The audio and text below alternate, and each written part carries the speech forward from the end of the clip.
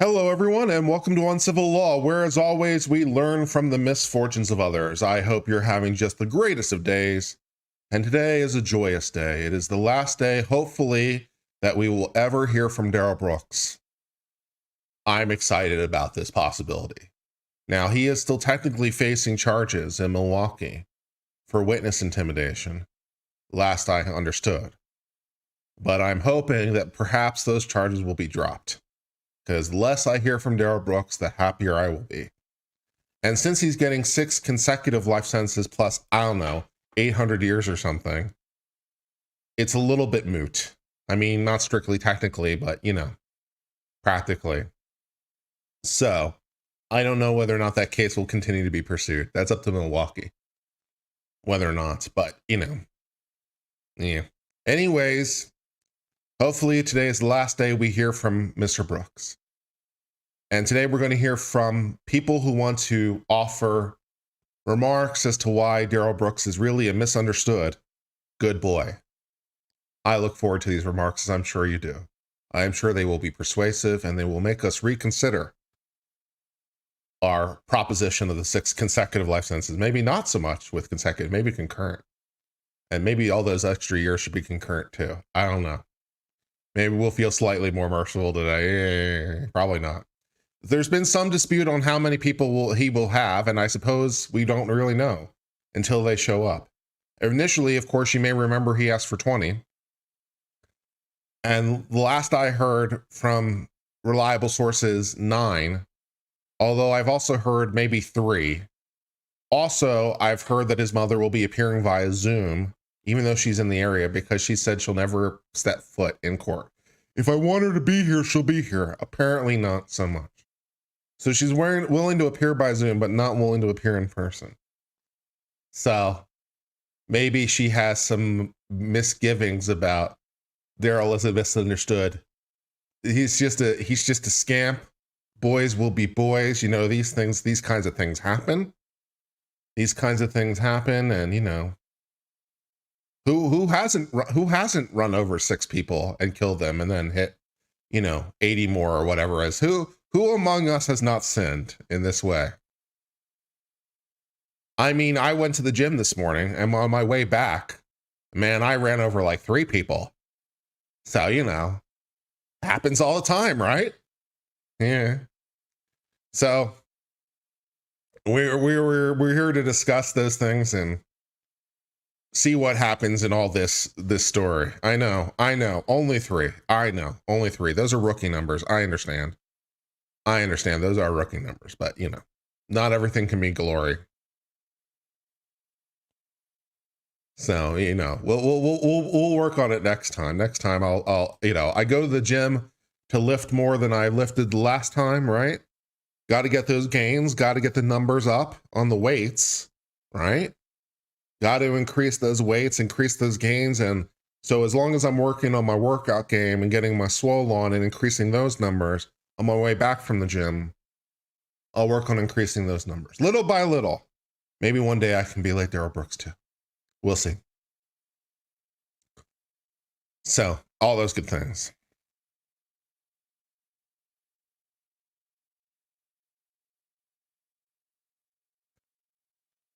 So I'll just say hello to everyone while we're waiting. Good morning to the people who are here, of course. We always appreciate John Marshall, apparently first one shot today, Camden Wagner. Thank you for your nice thoughts on my personal growth. It's encouraging. We're heading in the right direction. It's positive. Jen B, A Captain. Apparently Spidey said the same thing as me, that Darryl Brooks' attitude during the trial pales in comparison to how we acted yesterday with lack of empathy. Yeah. Camden says almost makes you want to commit a crime to find him in jail. That's an idea. Rebecca Halprin.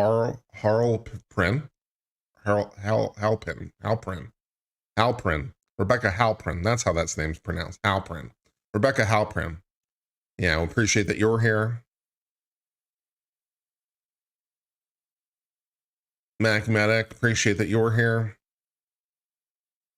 Running with Scissors, Camden, Kalisha, Sarah, Jen B, just Kalisha, just some of the uncivilians that are here. We appreciate all the uncivilians who help us support this channel. Arlene, Unseen, Rebecca Halprin. It's me, Josie, 81. Glad that you're here. Umbrella, Ella, A. Looking into my umbrella, Ella, A. American Legend, Railroad, Michelle Curl, just another Ghost 62. Arlene Unseen, I see you very plainly. You cannot hide from the chat. John Rhodes, S. Moore, John, Ev M, Have Tome, Mr. T, Workby, with what I assume is a call sign for ham radio. Sophie, American Legend, thank you all for being here. So yeah, we'll see how this is going to go. So Darryl Brooks will have some number of people who will speak on his behalf, or perhaps they won't. I don't know. This is the moment of truth. Maybe they'll show, maybe not. It would be hilarious if no one showed. I think realistically, we're looking at his mother and perhaps other family members. And that's about it. Jen B gives $10, say, thanks for sharing your journey with us, Kurt. You're not alone. Also, thank you for your content, which I love. Thank you. That's very kind of you. Gwen Thompson, appreciate that. Zal Storm. Jeremy Roast Coffee. Glad to have you Uncivilians here. Camden Wagner. Appreciate that you're here. Appreciate all the Uncivilians that are here. So yeah, we're going to hear from some number of people, and then of course Darryl Brooks himself will have an opportunity to address himself to the court, which I'm sure will go super well. Miss B 265 becomes an Uncivilian. Thank you very much for hitting the join button. If you don't see the join button, then hit the link in the video description, and if you don't see that, then it comes up from the bot from time to time, and you can click on that join to become the Uncivilians. Thank you, Miss B 265. L444 says, you have a beautiful heart. Tough to do this day and age. I appreciate that. Thank you. Disgruntled Taco, Tiff, Tammy, just another ghost. Ty wants to hear the soundboard. It's a little early for soundboard time. The prosecution is done with their witnesses. Yes, prosecution is done with their witnesses. Today is all defense. Today is defense day. So we're going to see how many people will show up for Darryl Brooks. Apparently, he turned in a list of 9 names, I think. But whether or not all 9 of those people show up is a whole nother proposition. Richard Corwin becomes an Uncivilian. Thank you very, very much, Richard, for hitting that beautiful join button. Incidentally, by the way, if you want to give super chats, gift memberships cost the exact same and are a little bit preferred, because I think that maybe some of them will then choose to become members permanently. And, you know, that's a good thing. So, but either way, I appreciate it. And if you don't want to give super chats at all, because either way, it's 70% to me, 30% to YouTube. If you prefer to not do that, I also have Stripe and PayPal. You can also go to the tip jar merchandise QR code that's on your screen. Streamlabs just gave you the link to join if you were interested in that kind of thing just now. Fire Pixie becomes an Uncivilian. Thank you very much. And if you donate via Stripe or PayPal, it's more like 3% goes to them rather than the 30% that goes to YouTube. So it doesn't cost you any more or any less, but more of it winds up to me. So that's also an option. But no matter how you choose to donate and support the channel, it is extremely appreciated. New York Upstate gives $5 to say the person Darryl Brooks, who the defendant is settling, will appear and testify on his behalf. Excellent. Lazarus says, love the show, Kurt. Keep up the great work. I'm glad to see you're doing better lately since leaving your own job. Yeah, that helped a lot, didn't it? That helped a lot with the mental well-being. Running with Scissors gifts 5 memberships. Thank you very much. The judge said 3 on his behalf is expected. Yeah, I've heard different numbers. I've heard different numbers.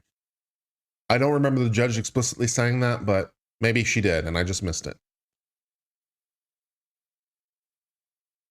If they bind and gag him, will they also get the anti-spit hood? Oh, okay, guys. Looks like we're getting started. Thank you for the 5 gift memberships, Running with Scissors and A. Capterin. A capitan. A capitan. A capitan gives $1.99 and say, let's do this for some laugh.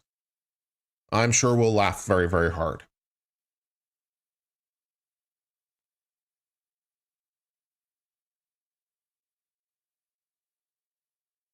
She said that after the prosecution finished yesterday? Okay, then I just missed it. Fair enough. Maybe it's 3. I heard the number 3 floating around. The press had said 9. So, we'll see. Yeah. It's some number of people. We'll see for sure. The Redneck Graham gives $5. Say, what the business we discovered today is that subject matter jurisdiction is definitely not proven. The Peanut Gallery gives $5. Wouldn't it be entertaining if his peeps were just like his witnesses and just sink him harder? Lol. That would be pretty entertaining. It would be entertaining for sure if mom shows up and mom's like, nah. Lol. Bailiff has a smile on his face. Yeah, he can see the end. The bailiff can see the end. The bailiff is very, very excited, I'm sure. Whoever you are, bailiff, in the background with your nice sort of blonde buzz cut, we salute you, sir. You've had to be here and deal with the stupid every day. We appreciate your service. You're a god amongst men.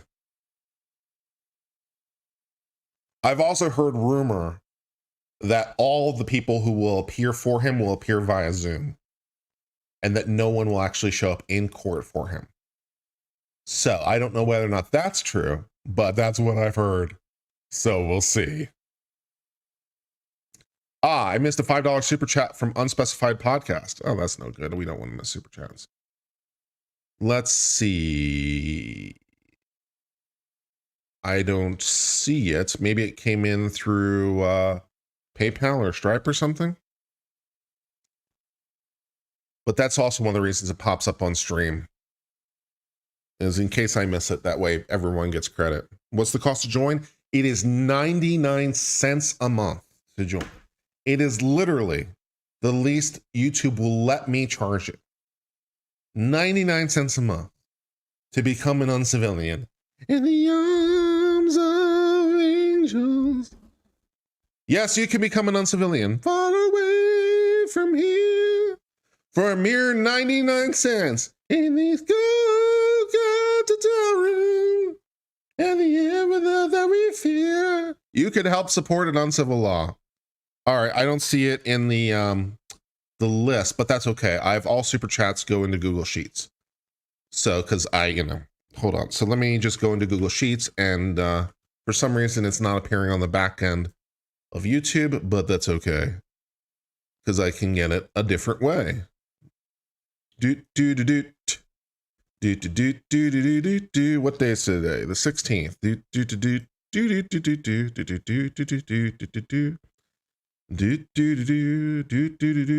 Let's see. Unspecified Podcast and Review gave £5 to say thank you for your coverage yesterday. It was hard, but I'm thankful for your efforts. Well, thank you very much for that super chat. It is appreciated. I'm not sure why it didn't show up on the back end of YouTube, but that's okay. I have all the super chats go into Google Sheets so I can look them up. LMK gets $4 to give me a pear having some coffee. I've got my coffee concoction right here.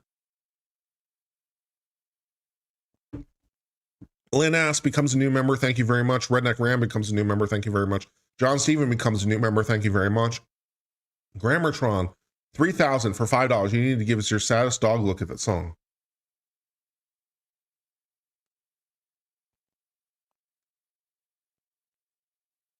In the arms of angel.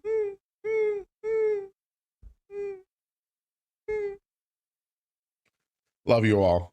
Lost and Found is a member for 2 months. Thank you very much. Patty C, DECP Bespoke gives $1.99 and say morning all. Let the lawful law begin. If someone at some point will tell me what the hell lawful law means, I'd really appreciate it. I still have absolutely no idea what it means.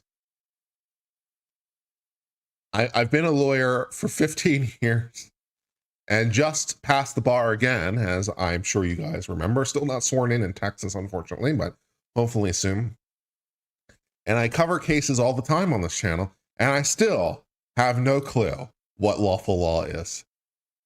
I don't know. I got nothing. Is that lawful law? I have no idea what lawful law is. I don't know.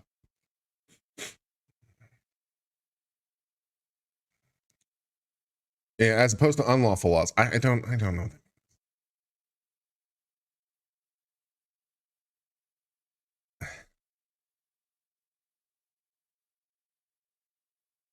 Yeah, Brooke, I know Brooke said it during trial. I know what he said. I just don't know what it means.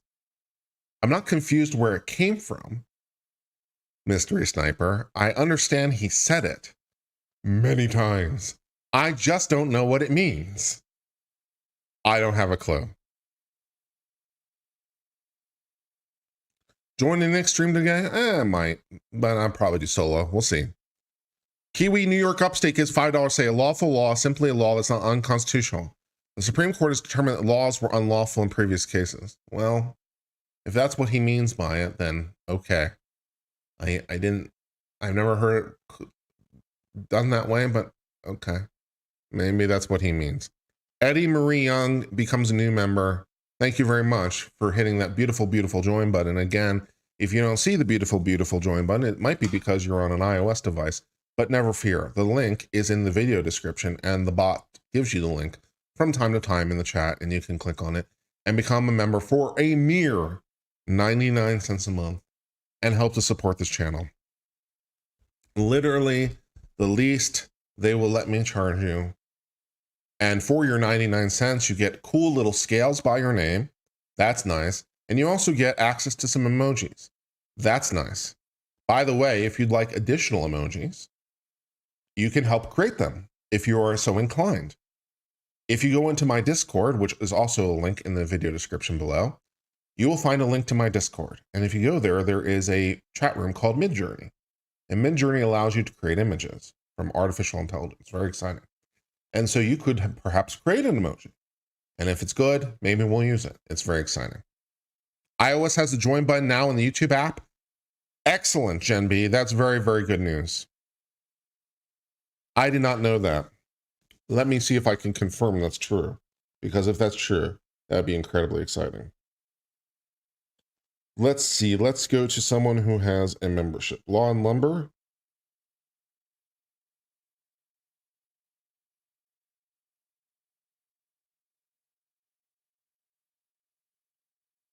I'm not sure if I see it, but okay.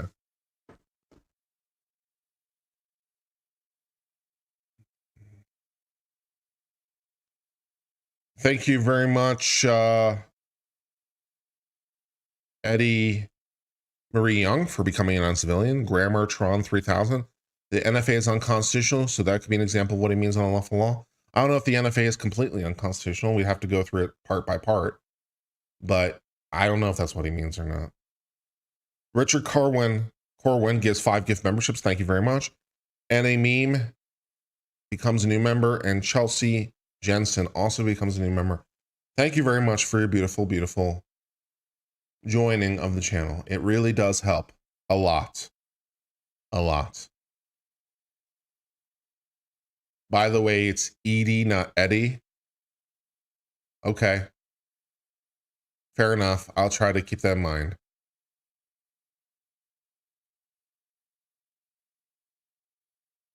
The judge was talking, yes, I heard for about half a second. When you're watching a video, it shows up to the right of the creator's name? Cool. Let me find out. Oh, I can sign in under my alt and watch myself.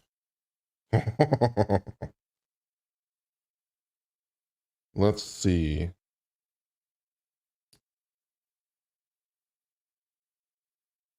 When you're watching a video, it shows up to the right of the creator's name. Yes, it does. Excellent. Very good.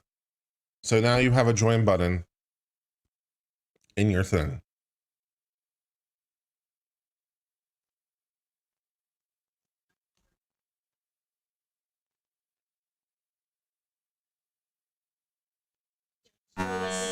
said which shall appear to the state of the Senate.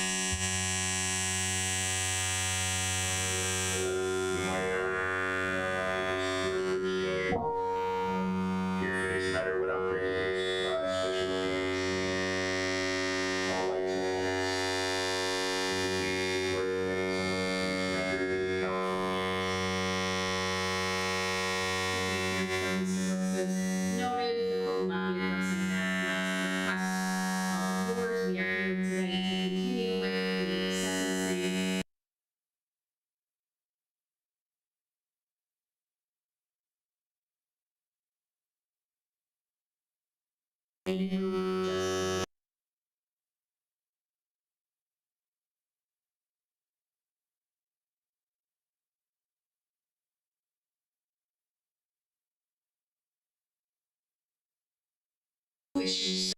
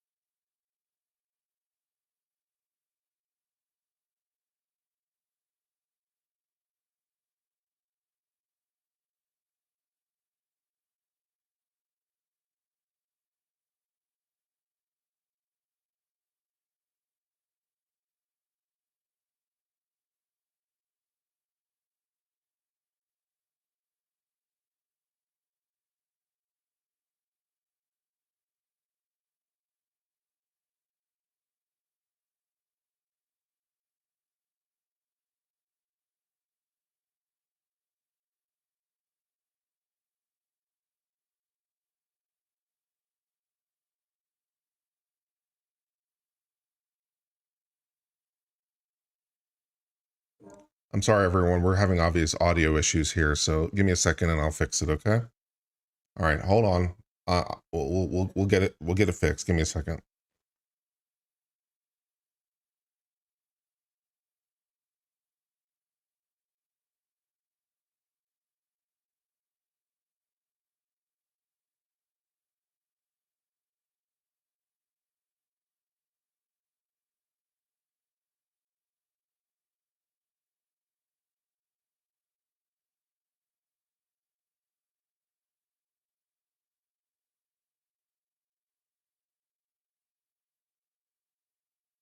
Family members. Yes, I just wanted to let the court know that there will be, in fact, 4 people speaking on my behalf, if that pleases Your Honor. All by Zoom? Yes, correct. Are they all on your list? Yes, they are. Okay. No new entries. All pursuant to what I submitted to Your Honor. Madam Clerk, do we have 3 or 4 individuals on by I Zoom? have 3. I guess I just wasn't clear if the 4th was going to be. Is the 4th with another of the individuals that already is on our Zoom? Do you know? I believe the 4th was trying to access the Zoom link. They expressed that they had already had the Zoom ready to speak on my behalf, but they were having a little bit of trouble, I guess, accessing the link from the courts. Tell us the individuals you have on by Zoom right now. I have Mary Edwards, Dawn Alworth, and Dawn One, that I assume is Woods. All right. Who would be the 4th then? So Miss Marsha Winters. Marsha Winters. Okay, we don't have a Marsha Winters on. I know your mom has the Zoom information. It's an ID, a meeting ID and a password, not a link. So hopefully that can I be. think he sent the link too. He created the Oh, link he as created well, the link. so All right. there should be both. I'll have Madam Clerk also put in the chat to the Zoom the meeting ID and password once again and indicate that it can be provided to Ms. Winters, Yes, Miss Winters, correct. should she need it. That might be the mix-up maybe she was having. Maybe she thought it was a Well, on the plus side, we're all awake I'm now, not so we sure. got that Can be a going link, for us. and the clerks have that as well, so Oof. we'll get it. Okay. We'll Yeah, put it in the broadcast. There's a chat function. We'll get it in there so they can pass it on, and hopefully at the appropriate time she'll be able to join. Thank you, Your Honor. You're welcome. All right, then with that, if Brooke would like to stand up, I know it's a minor. And thank you, the microphone is being handed to her. All right, go ahead, and thank you for being here. Thank you. Hello, my name is Brooke Lynn Sorensen. Five. I'm Virginia Sorensen's granddaughter. The things I miss about my grandma are me and my sister Mackenzie doing foot races around the driveway, and my grandma would do commentary and time us. She always cheered us on at all of our activities. I would DJ at dance day granny parties and carry the banner at parades with my grandpa while Grammy danced. When we would get on the school bus, she would say reading is the key to learning to be nice, kind, brave, and angels watch over you. After school, we would talk on the porch. Other times when we came over to her house, we would play games together, go to the playground, have drawing contests, dance parties, and work on granny routines. She would give us snacks when we watched some of our favorite movies like Polar Express and Coco. When we first found out that she was gone, I started to cry, and I would cry every night. I missed her so much and still do today. Darryl, Brooks, you took her from me, my sister, and my family. The things we will miss the most are not seeing her again, her smile, her laugh, being able to talk to her, and doing fun things with her. My sister and I pray every night for our Grammy and our family. Grammy, I will see you in my dreams, and I know you will be watching over me. Thank you. Thank you, Your Honor, for accommodating that request, and we have nothing further at this time. All right, then we will bring in the individuals who are on the Zoom, and then I'll give them some instructions on how that should proceed.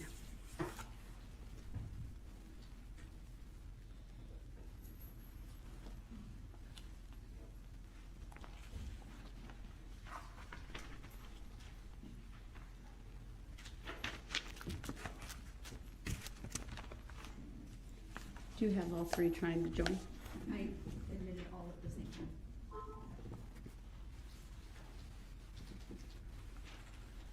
Yeah, so I guess what happened is she gave the statement, but it was during that period when Darryl Brooks was out of the room or interrupting her or whatever. And so she asked permission to give it again. So I guess that's what happened there. So fair enough. Is this your mom? All right, so I can see Dawn Woods on the Zoom. Miss Woods, can you hear me? This should be good. Let's see what mom has to say. Yes, ma'am, I can hear you. All right, thank you. I know you have your camera on. You're unmuted. There are two other individuals on the Zoom. They currently have their cameras off. I believe they're both muted. I would just simply ask that we take one person in turn. You are on the Zoom. It is viewable in the courtroom. I want to acknowledge, ma'am, I did receive what I believe is a written statement that you faxed to the court. Yes, ma'am. All right, and then if that is, I'm not sure who joined us at the moment. All right, is that Ms. Edwards? All right, Ms. Edwards, if you could please, I'm gonna have Ms. Woods talk first, and then I'll have you next. If you could keep your camera off and your microphone muted until it's your turn to talk. That way I can give my full attention to Ms. Woods. Sure.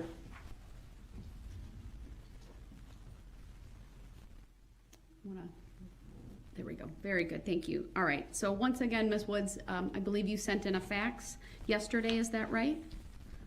No, I believe it was this morning. Oh, this morning. All right. I have Yes, that, ma'am. and I've read it. Go ahead. What would you like to tell the court? And thank you for being with us today. Yes, thank you. Good afternoon. I have two things I would like to tell. One is a written statement, Your Honor, and then I have a poem I would like to read after my statement, if that's permissible. Sure. Read your Okay, poem. Thank you. Thank you. Mental illness affects everyone. It destroys lives, families, and hurts society. For far too long, it's been a dirty little secret in families that no one wants to talk about. Mental illness is the elephant in the room that so many pretend it's not there. People who suffer from it are often shunned by families and friends, rejected by society, and made fun of, the subject of bad jokes, ridiculed, and judged on YouTube, podcasts, Facebook, and other media posts, used in campaign ads, disrespected, stripped of their dignity. No one cares. No one sees their pain or hears their cries and pleas for help. They are the forgotten ones and viewed by many of not having a place in a society. It is no fault of their own that they have become ill and began to change from the person we all knew. Once viewed as fun, loving, and kind, are now the outcasts of society. We say what's wrong with society? They're idiots, unfit. They need to be disposed of, thrown out with the rest of the trash. They serve no purpose. The same my brother's keeper doesn't apply to them. And the Bible, in the book of Philippians chapter 2, verse 4, it says, let each of you not look only to his own interests, but also the interests of others. Mental illness caused them to do the unthinkable. They must be punished. Yes, I agree. There should be some accountability for their actions. But we also must render help. What good is punishment without correction to prevent the act from happening again? In their cases, or many of their cases, treatment, therapy, medication, hospitals, and institutions that specialize in helping those who suffer with mental illness need to be offered. And I believe these places can help those who suffer become mentally well.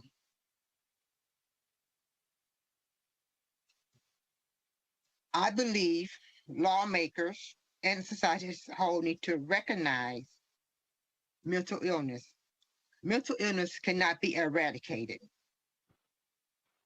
with prison bars.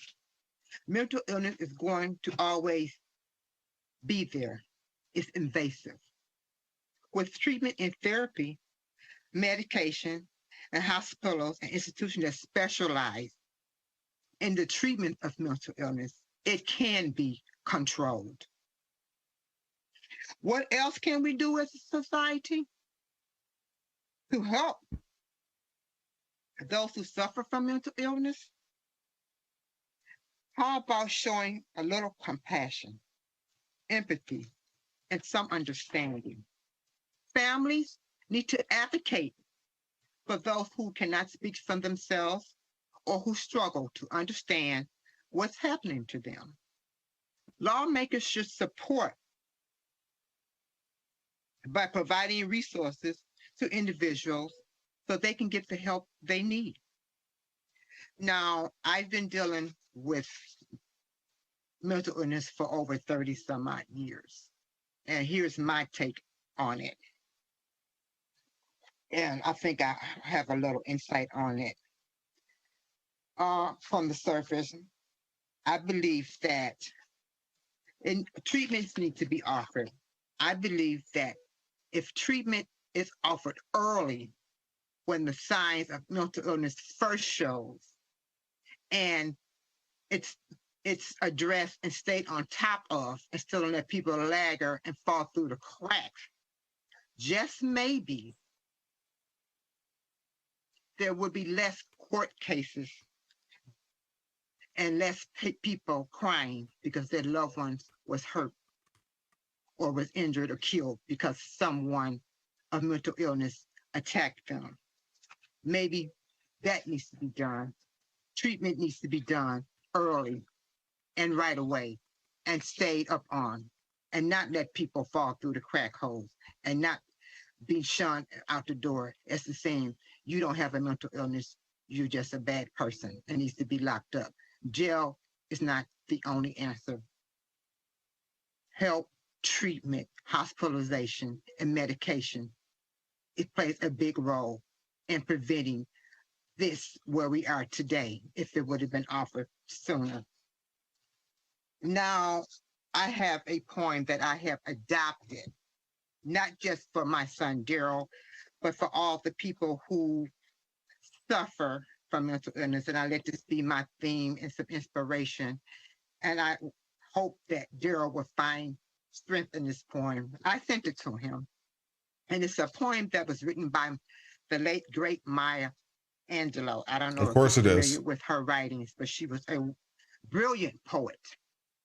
And she wrote this poem back in 1969 for a totally different reason. It was during the racial injustice era, but I believe it applies to those who suffer from mental illness as well.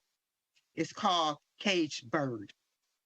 A free bird leaps on the back of the wind and floats downstream till the current ends, and dips his wing in the orange sun rays and dares to touch the sky. But a caged bird that stalks down his narrow cage can seldom see through his bars of rage. His wings are clipped and his feet are tied, and he opens his throat to sing. The caged bird sings with fearful thrill of things unknown but longed for still, and his tune is heard on the distant hill, for the caged bird sings of freedom. The free bird thinks of another breeze, and the trade winds that when soft winds with soft signs through the trees, and the fat worms waiting. Well, at least on the Darryl Brooks is lawn showing something right that resembles long, emotion right now, so that's a and he plus. names the sky his own. But a caged bird stands on the grave of dreams. His shadow shouts on the nightmare screen. Their wings are clipped. Their feet are tied. They open their mouths to sing. The caged bird sings of fearful thrills, of things unknown, but longed for still. And its tune is heard on a distant hill. The caged birds sing of freedom. Everyone who suffers from mental illness is caged. All they want is to be free of their illness and become mentally well. I believe But as a society, we have an obligation to help those didn't you become say earlier that mentally well that wasn't achievable? with Didn't you say that mental treatment, illness will always be with us and stuff? medication, hospitalization, Okay. or sent to an institution where they can get the intense help. And if they have to stay for the rest of their lives away from society, at least they are getting the help they need to become mentally well. We are our brother's keepers. And I also want to say to the families who lost loved ones, If we are our brother's that I- keepers, then and Darryl those is who also his suffered brother's injuries, keepers now, isn't he? that I know their pain, See how logic and I works? pray that the Lord would continue to comfort and heal each of them. Thank you for allowing me to speak. Okay, Thank great. you, Ms. Woods, and I should have said this earlier. I have 3 monitors in front of me, and the monitor that I'm pointing at right now is the monitor that the Zoom shows up, so that's why I look like I'm turned away, but I'm actually watching you. Thank you, ma'am. All right, thank you. I agree with her in significant part. Then I'll turn next In the case to at hand, however, there are notable Mary Edwards. and If you wanna somewhat turn your persuasive camera on and countervailing unmute, and then Ms. considerations. Woods, if you Yes, would. ma'am. So, yeah.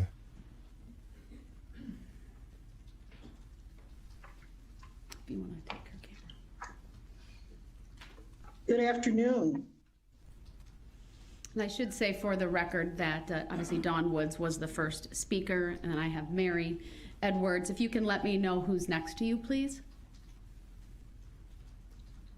Oh, there's no one next to me at the moment. Thank you.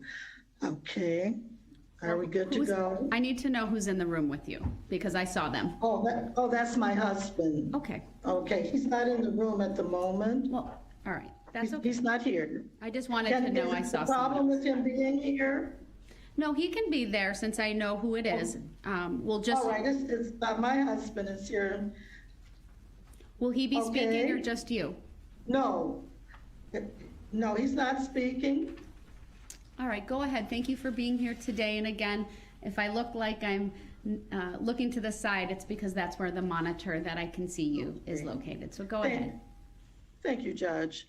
For the record, my name is Dr. Mary Darlene Edwards, and I am not the wicked grandmother of the West. I am the grandmother of Darryl Edward Brooks Jr., and I asked to be here today for two reasons. First of all, from the bottom of my heart, I want to offer my sincere apologies to those who have been hurt so badly. Well, thank by you. what has Someone happened said here, it. this, Grandma tragedy for that's the been win. caused Thanks by for my someone saying, I'm children. sorry for the victims. I want to Damn. also apologize to the family of the little boy. I understand their name is Sparks. And to all of those whose lives have been damaged by this overwhelming tragedy. As a minister of the gospel of Jesus Christ, I want to give the family and those who've been hurt so badly the scripture, "Blessed are those who mourn, for they shall be comforted." And I say this, please know that it's my prayer that my grandson will sincerely and humbly apologize and ask all of you and God for forgiveness for this horrible, terrible deed. Some of you have said that you will never forgive him. Please do not be like the man who drank the poison and hoped his enemy would die. Unforgiveness is a terrible disease, just like mental illness is. Truly, there have been many losses because of this tragedy. Darryl's mother has lost a son. I've lost a grandson. Darryl's children have lost a father. And Darryl has lost his mind and his life in the outside world. Darryl's behavior, including his voice, should get the attention of the powers that be, both near and far. Darryl has suffered from bipolar since the age of 12, and it was that disorder that caused him to drive through that crowd. It is my prayer that he will be treated for this illness and managed in a facility that addresses mental health. There are a lot of people with concerns. bipolar disorder who live Start with a younger generation. successful lives. Finally, I've known I'm lawyers 80 who live years with old, bipolar disorder. and I have been an ordained minister for the gospel of Jesus Christ for 47 of these 80 years. Okay. If you look at my background, you will see that God has used my life to bring about positive change in multitudes of residents in the city of Detroit and beyond. I share this information not to boast. That is not my intention, but rather to let you know that I care about people and their well-being. I've spent more than half of my life helping what the Bible calls the least of these, AKA society's rejects.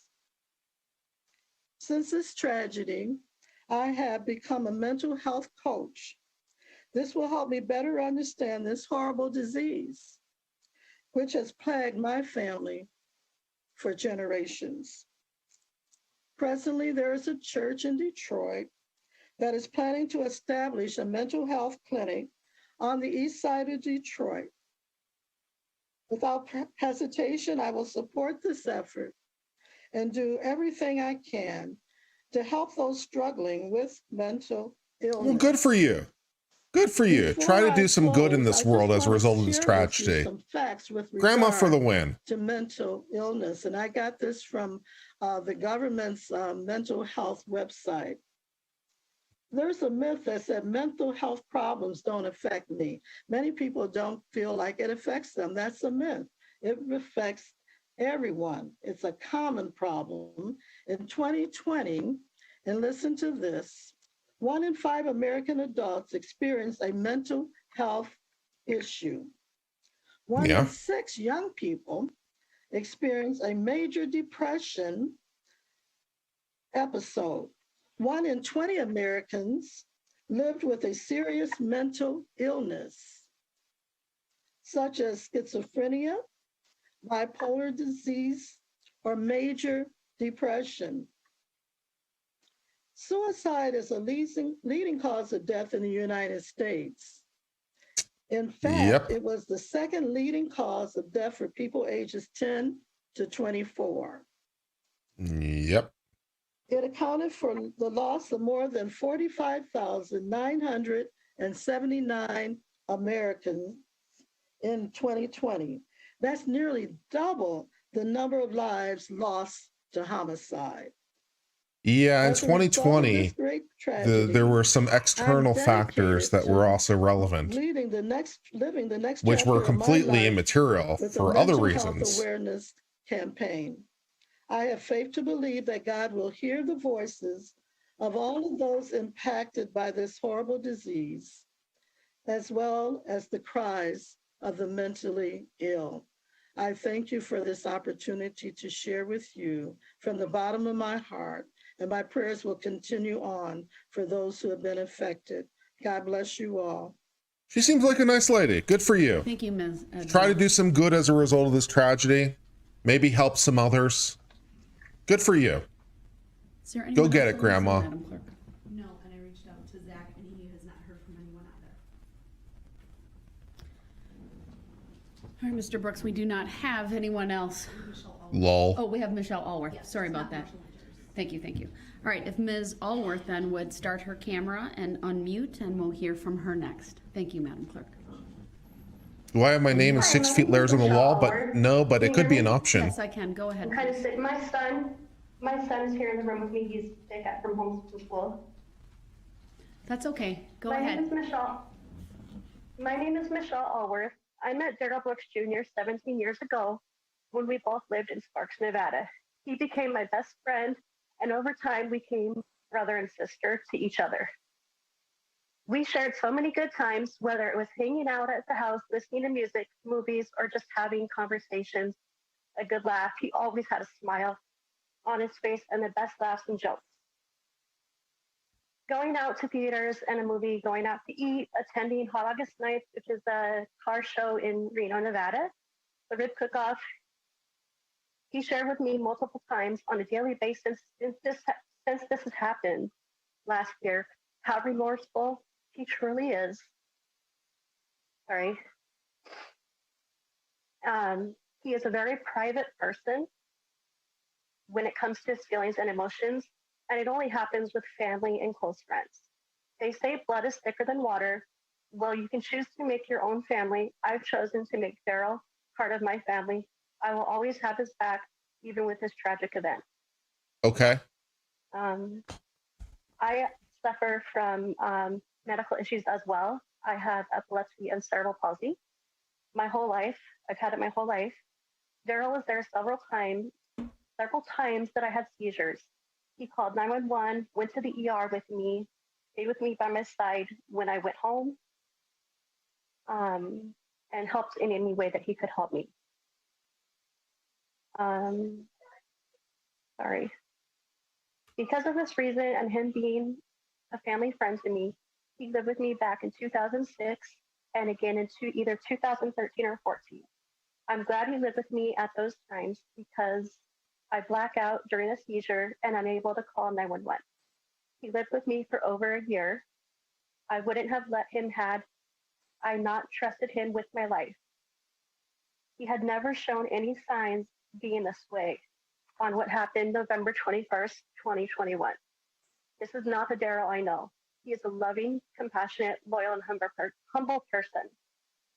He would give a complete stranger that needed it the shirt off his back, the last dollar in his pocket, or a place to stay. During manic episode, he had blacked out the whole incident. I have prayed a lot since 2016 because of my medical issues and almost losing my life to a seizure, and even more now since this has all happened. I know what happened with those lives being lost and people being injured is terrible. It's something Darryl will have to live with for the rest of his life and always carry that with him, knowing this happened. I hope that he gets the help he needs for his mental illness. My hope as well is that he gets help in a mental facility. And that's it. Thank you very much for your time, everyone. Thank you. Darryl finally showing something that might resemble an Anyone else join emotion. the Zoom? No. All right. Then at this time, the court will close the Zoom. The proceedings are being live streamed and family and friends can watch that way as well. Mr. Brooks, I'll turn it over to you then. This is your opportunity to address the court. Bring it to us, Mr. What, Brooks. if anything, would you like to say, sir? She said, what if anything? Okay. I do have a lot to say. I'm sure you do. I'm here for it, Mr. Brooks. Let's go. I'm gonna like to stand up if I may. You can stand.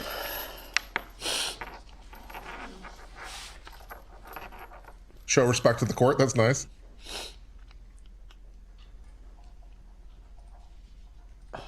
It's emotional. I apologize for taking so long. That's okay. We got some time. Well, I want to start first.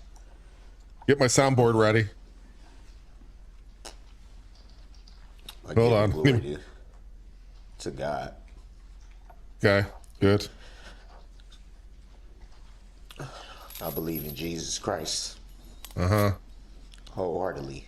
Do you? Do you, I though? believe that Jesus Christ is the Son of God. Uh-huh. I believe that he was sent here by the Father Uh-huh. to die for all of our sins, everybody. Uh-huh. Everybody in this courtroom today, everyone walking this planet, Uh-huh. mostly for those of us who will believe. I believe that he was crucified on the cross at Calvary and he shed his blood on that cross and he died and he was buried and that he rose again after 3 days to glory. Took his glorious place at the right hand of the Father. The Bible says that he was exalted, given a name that is above all names. So that the name of Jesus, every knee shall bow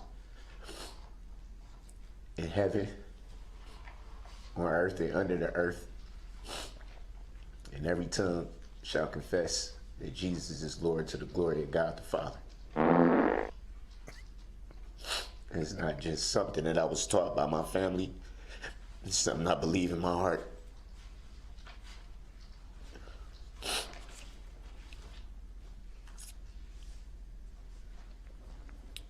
I just want to clarify one thing. Uh-huh. You feel sorry for the victims. A lot of references was made to one of the things I said regarding my conscience being clear. Yes, I remember that part. And I remember you saying having the that. time to think about it last night and Uh-huh. to understand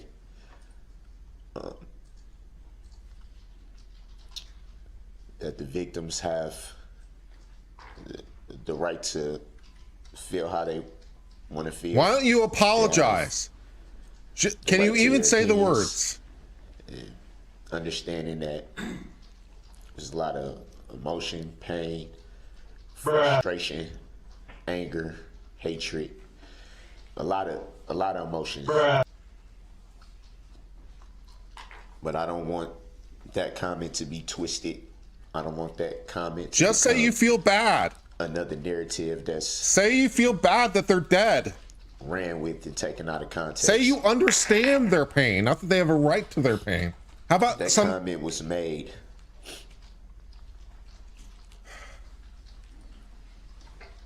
is because I made the decision to rededicate my life to Christ Uh-huh. when this tragedy happened. In no way did that comment refer to not having any remorse, not having So say you have remorse. any understanding. Dude, you've said that you don't understand repeatedly during this trial. I remember that part It was too. strictly made to that point that I have repented, No, you haven't. that I have asked God for forgiveness, that I have Isn't there a verse in the Bible that says before you ask God for forgiveness, you have to ask for said man for many forgiveness? words up. Did he read that part of the Bible?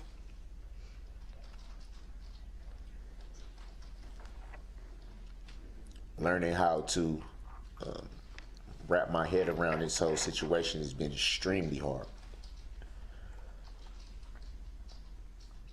Extremely hard.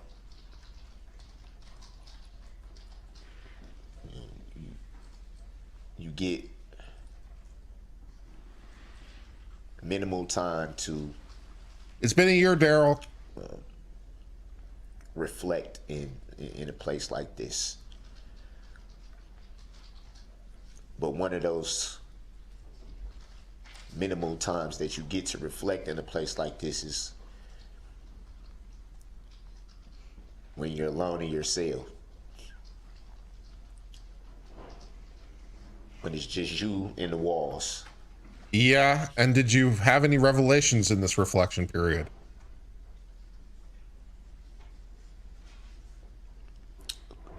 Say you're sorry. Say you feel One of the bad. victims made a comment about Atone. trying to understand why this happened. It was you, Darryl. That's a question I struggle with myself. The why. It was the how. you.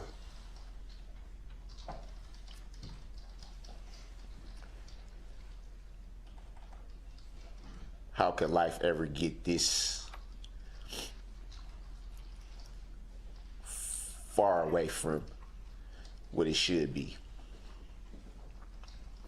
Huh?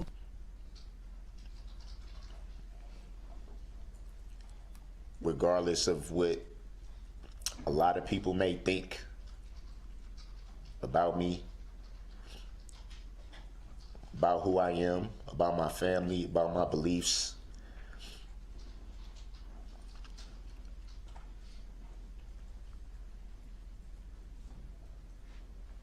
I know who I am.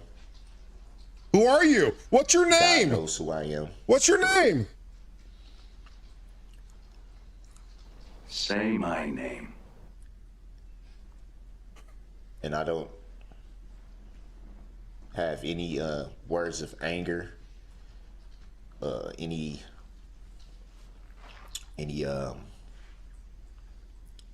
shots, so to speak, to throw back. As I said before, I had to look inside myself and understand why the comments was being made. Uh-huh. Did you understand? Did you reach understanding? Why people feel the way they have the right to. Uh-huh. How do you feel? Do you feel sorry? Do you feel regret? Do you feel bad? May what? You need to turn forward, sir. I don't know that they're ready for that yet. Respect it. Uh-huh. It's important to state why I did want to turn. Comment was made about this mask. It's something that I've worn the whole year of this Yes, we know. We've seen you wear the mask. incident.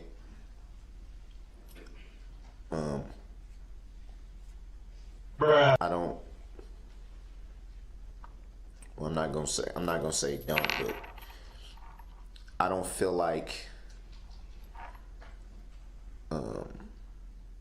I needed to go in too wild. Chose to wear this. We know you want to hide. There are a lot of different reasons why. You want to hide. Ah, But it shit. definitely has Here we nothing go to do with again. hiding anything. Uh-huh. Sure it doesn't. There is nothing to hide.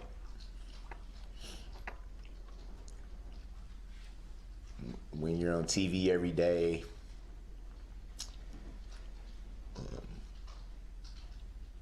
when your life is being dissected for the world to see, when your family's on TV every day in some capacity, when you're on pretty much every social media platform. This is What you. is there to hide from? You've been a victim. I understand, Darryl. You've been a victim of this process. You've been exposed to the world. You are a victim. I am so sorry about all that. I want each and every victim in this incident, Say it. Say it. family members, Say it. those who lost loved ones, those who are still healing.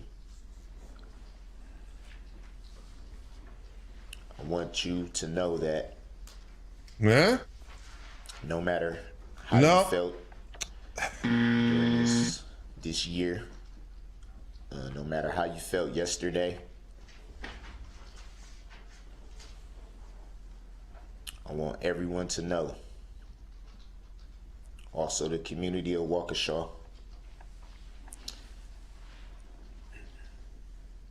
I want you to Is he know going to that do it?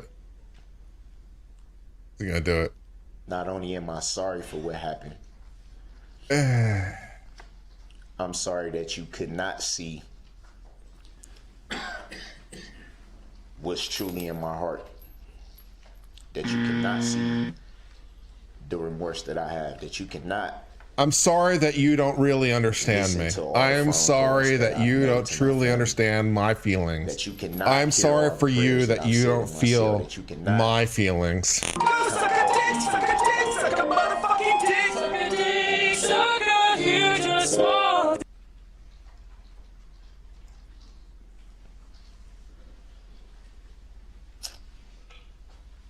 The truth is hard a lot of times.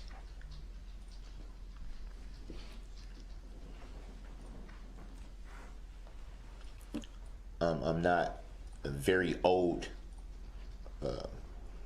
by age standards, but I've been alive long enough to understand that I think you're the same a lot age as of me. people are comfortable with hearing what they want to hear, being told what they want to be told.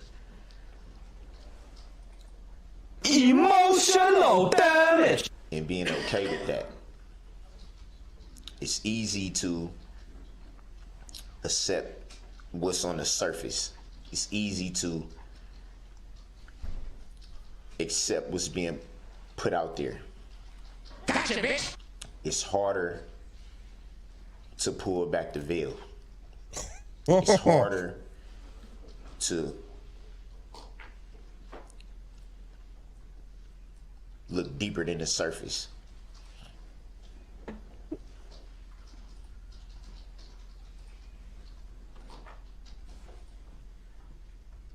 And regardless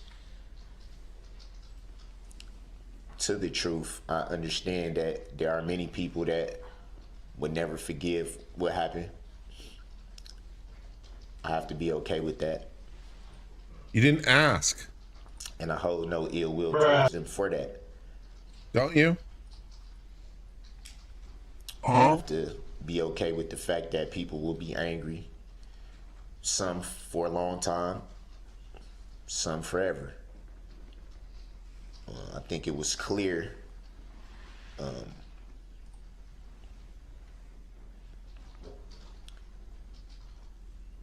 with respects to how I'm viewed.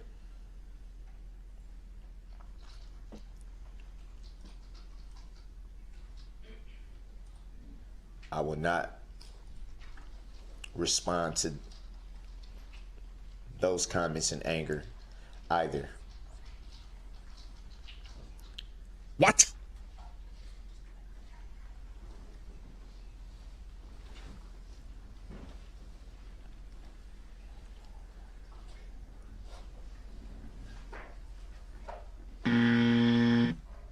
I want to also say that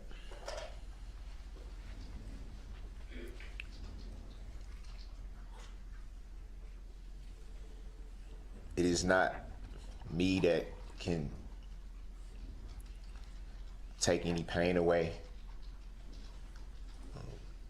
replace what was lost.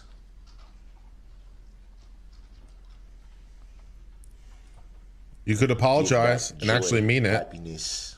Express some actual contrition. That'd be There's nice. so many other things that was lost that day. Bruh.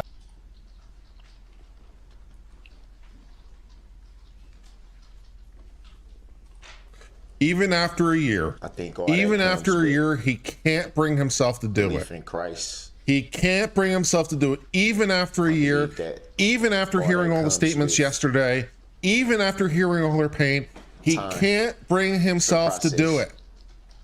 What a jackass. Suck a dick, suck a dick, suck a motherfucking dick, suck a dick, suck a huge or small. That we all have to go through.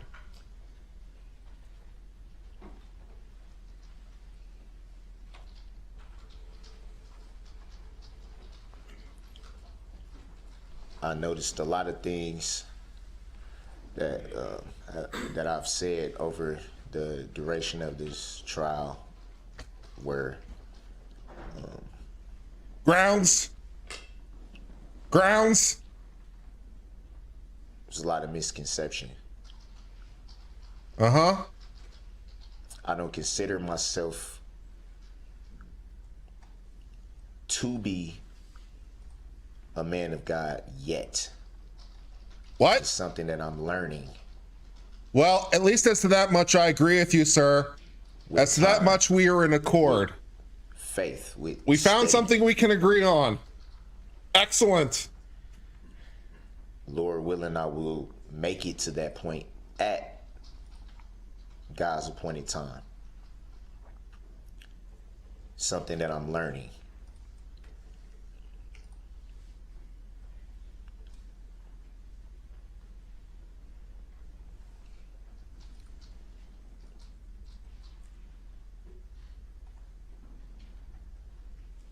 For anyone that doesn't think that I've spent time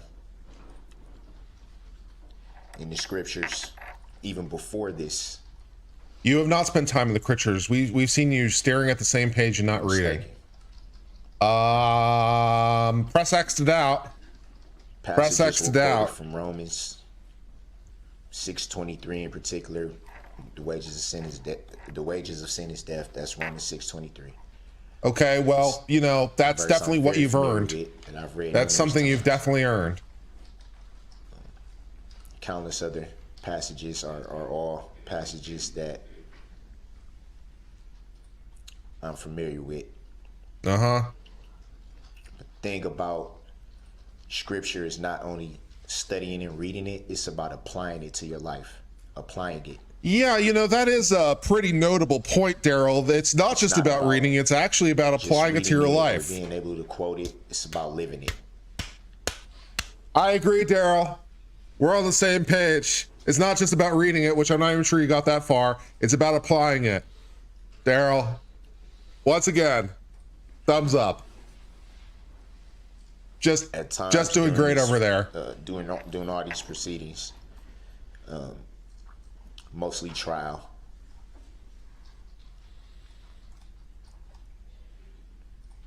I've become Look at the frustrated at judge. times. Whoa. The judge doesn't seem to be particularly buying this. If I had to if I had to do my Spidey body language read of the judge, I'm not sensing that she's feeling it. I want the entire court to know that. I'm not sensing that she's really feeling this. I'm like, yes. That's not the sense I'm getting from her. What you may think about those particular incidents, they were not personal. Uh-huh. Bruh. Being here throughout this year and the constant learning how to deal with everything, learning how to take everything in, what you see, what you hear, things being shouted at you, the threats, and you know, everything that you have to deal with just being here. Bruh. It was like a culmination. Sometimes you get so frustrated because you feel like your hands are tied. You don't know what to do. And for a person like me, it's easy for me to get to that point. And so they would come out in frustration. I take responsibility for that and apologize to you, Your Honor, in the court. For that, you take responsibility. Nothing about it was For that, you take responsibility. How about, you know, the 6 dead people and the 60 other things? How about that? No, God! No, God, please, no! No! No! Able to defend myself. And I think it was just the pot boiling over.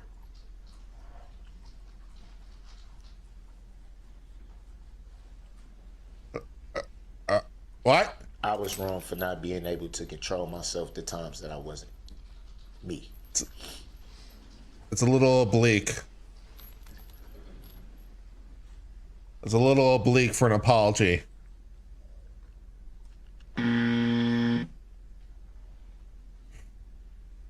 For long as I can remember,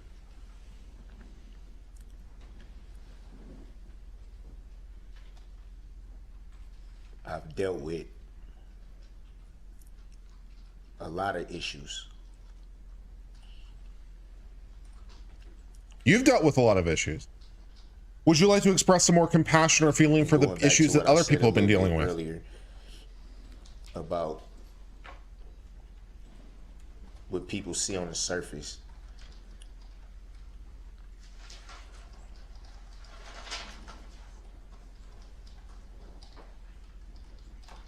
A lot of people don't understand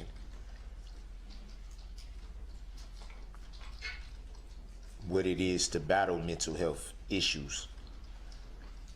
Not just that, but the difficulties of life in general. Life is hard. Life is suffering. What else is new, Darryl? The childhood I had.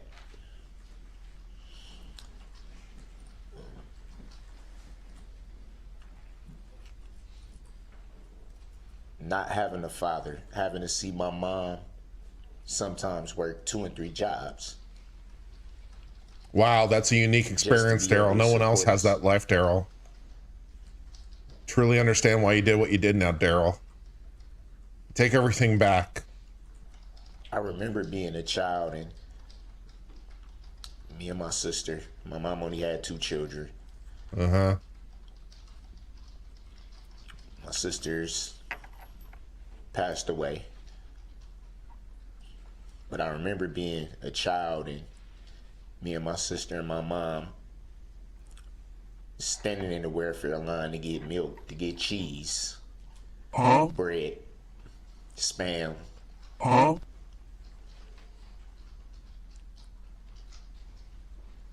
when you're a kid, you don't understand that. You think normal.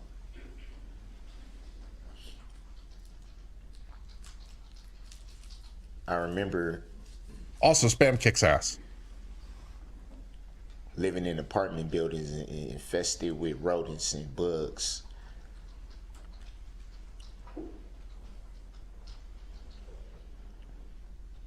Pouring in cereal in your bowl and having bugs in it.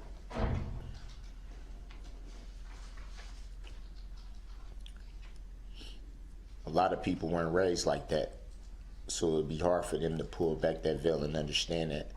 A lot of people were raised like that, Darryl. A lot of people overcame that, Darryl. Also, a lot of people raised like that haven't committed murders, Darryl. Physical abuse.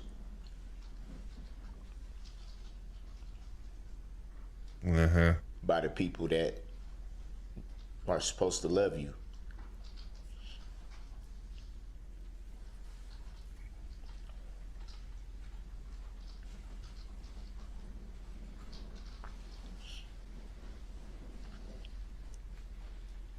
Trying to understand why your mind thinks the way it does.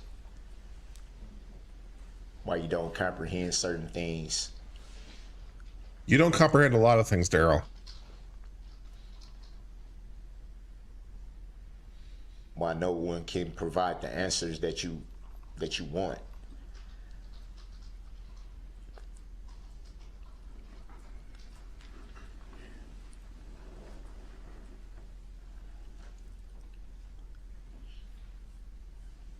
I really don't care very much, Darryl. Fact of the matter is, that's sad and all.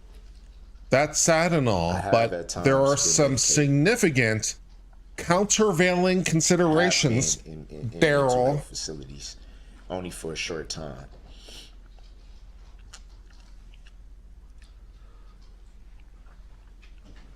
Yeah, Nate the lawyer. Nate the lawyer in chat says he was raised like that. That's right. And look what Nate the lawyer did. He became successful. Exactly right, Nate. Right. I can honestly say that life was better. It helped.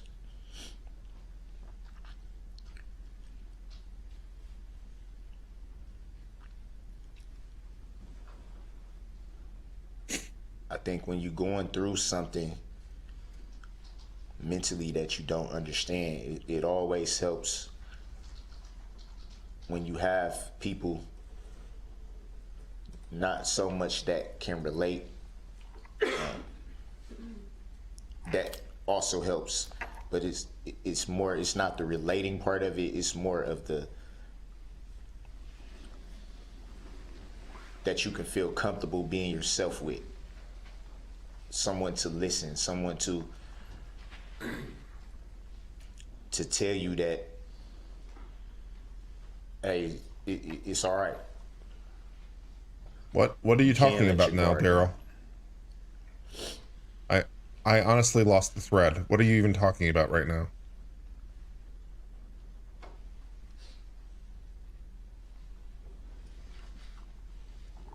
I held in there for a pretty long time, Darryl, but I've lost the thread. I don't know what you're talking about anymore. It's a lot.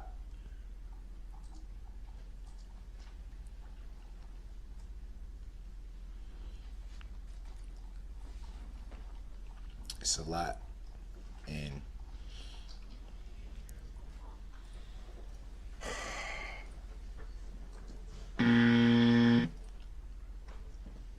back to what I said about truth. Darryl, I'm not sure that you know a lot about truth, and I don't think you're the person to be talking People about are going truth. to, like I said, believe what they want, and that's okay.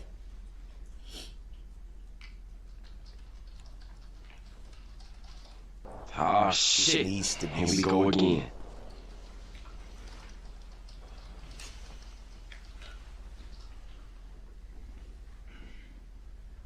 What happened on November 21st, 2021 was not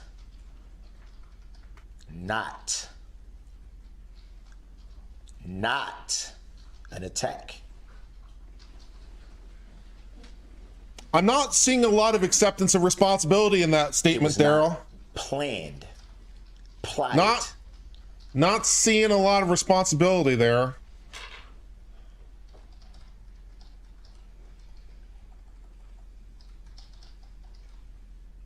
When you constantly hear that perpetuated, constantly pushed, Emotional damage. constantly pushed. Bruh, bruh, bruh, bruh.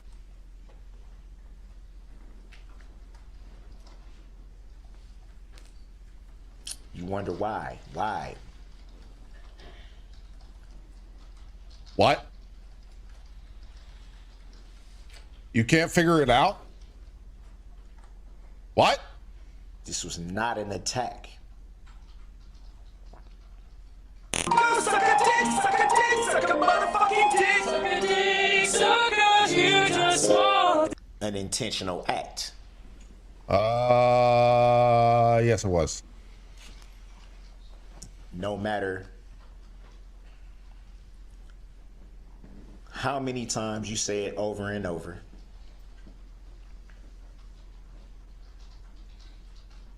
it was not. Okay, do this again. Suck a dick, suck a dick, suck a motherfucking dick. Suck a dick, suck a huge small. Well, if the judge had any doubts about the sentence before, I sincerely hope she doesn't now. I have a lot of, and this has nothing to do with the victims, the families of the victims. Probably should have something to do with them. I just, you know, out of... And as a matter of fact, I'm grateful that they had the opportunity to voice their opinions and their frustrations and Are you? and their angers, because I believe and hopefully that will alleviate some of the wounds. I could never point a finger at them and say they're wrong for what they said, their opinions, how they feel. Never. And I won't do it. I won't do it now, and I won't do it ever. They're well within their rights Well, to yay. feel how they feel. But they're wrong, right? They're wrong.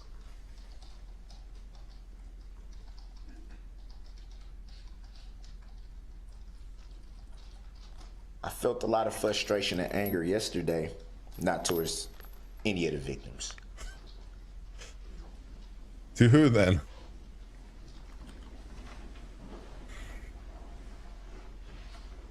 It was towards Miss Susan L. Opper.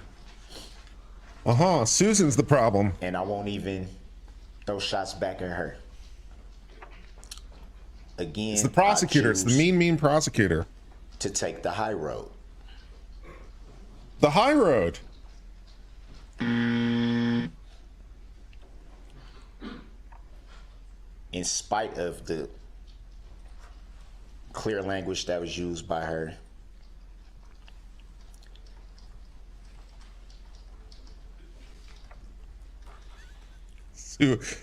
Sue over here is not feeling great. I'm not maybe the body language expert, that Spidey is, but I'm looking at Sue and I'm thinking to myself, she doesn't seem like particularly pleased or happy, but maybe that's just my read. hell yeah. Hell yeah. Bruh, bruh, But so what? bruh, bruh.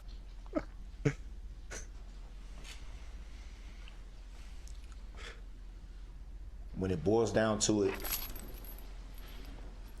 the whole prosecution team had a job to do. Can't be mad at somebody for doing their job. You just said you were 5 seconds ago. I remember you saying it.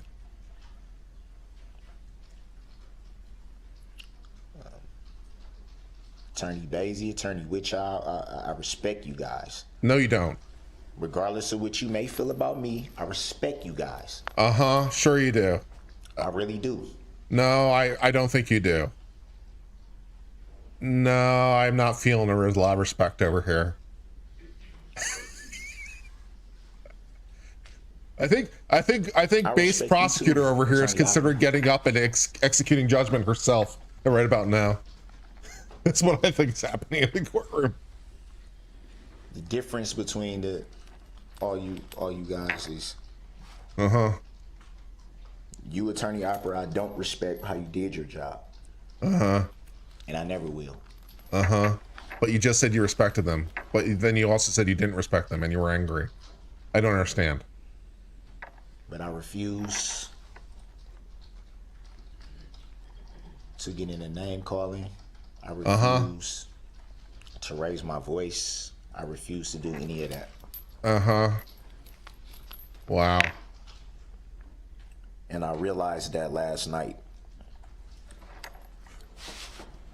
The part of me that I don't understand why it goes the way it goes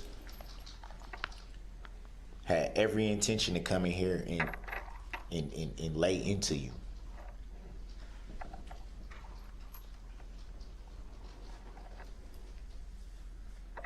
Out of frustration and out of the fact of feeling that I needed to defend myself by some of the things you said.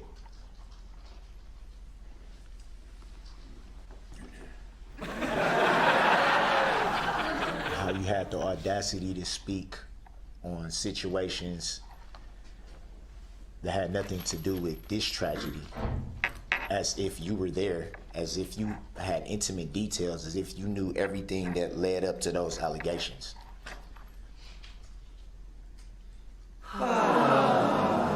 Just by reading the police report.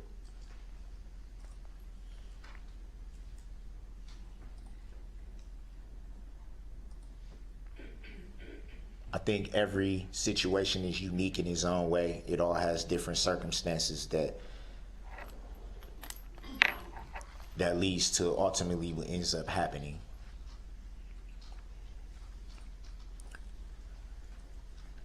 Reading the police report doesn't give you the right to pass judgment on a situation that, frankly, is none of your concern.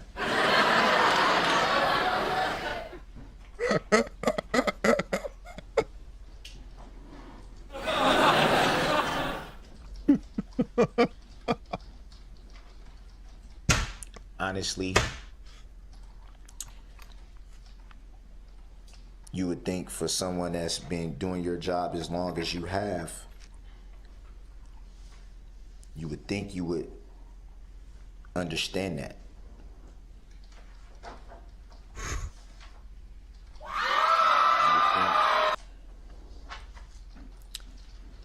That you have some kind of integrity.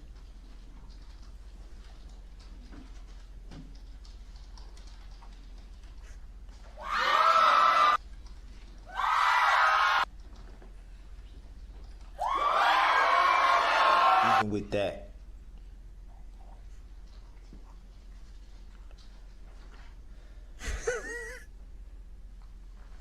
not gonna bash. Not gonna say anything disrespectful. I'm not gonna call you anything other than your God-given name. What's your God-given name? Darryl. You.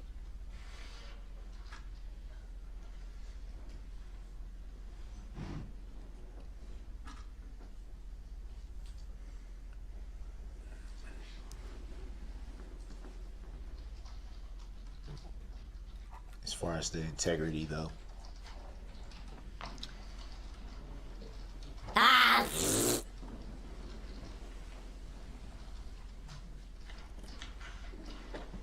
I won't ever be able to wrap my head around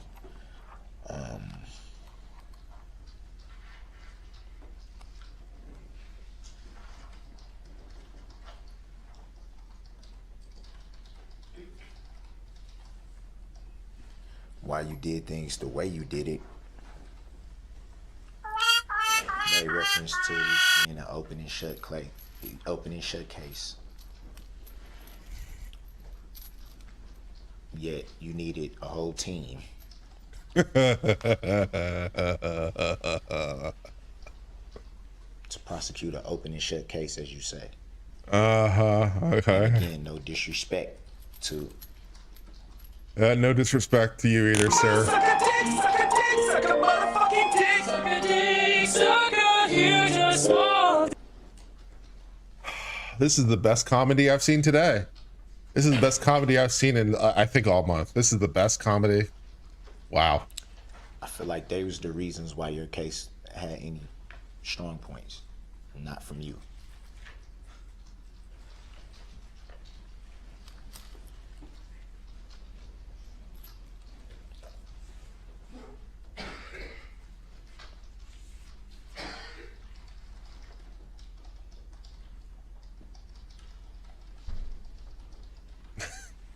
Doesn't care. Judge is just thinking about like her lunch order right about now. Yeah, you did say 31 years that you've done this. She's a competent prosecutor. I wouldn't say she's exceptional, but she's very competent. She did a great job.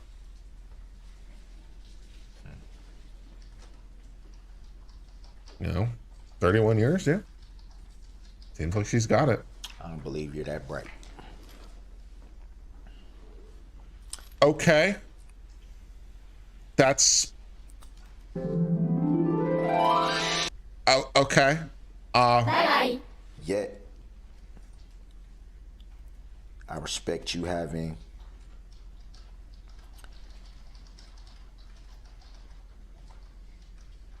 the resolve to take on something of this magnitude for this community. Can't do nothing but respect that.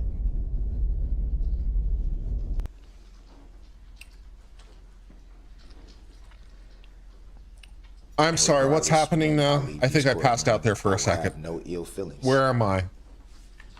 Welcome to Uncivil Law, where we learn from the misfortunes of others. What's happening? I'm sorry. Am I on stream? How long have I been doing this? I think I blacked out. I know this is being live streamed. I believe even in other countries. I've gotten some mail from Germany, Belgium.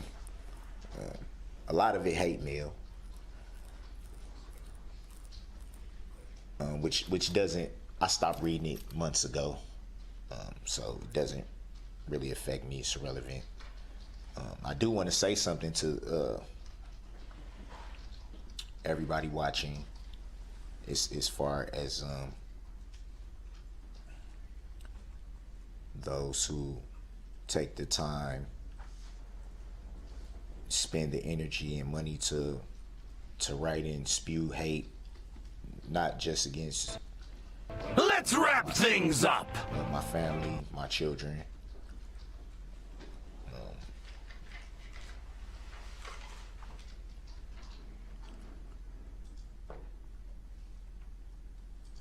I have no value in anything that you say. Doesn't bother me, doesn't affect me. Keep up the bad work. On today's episode of How Fucked Up Is Fucked Up. That's fucked up.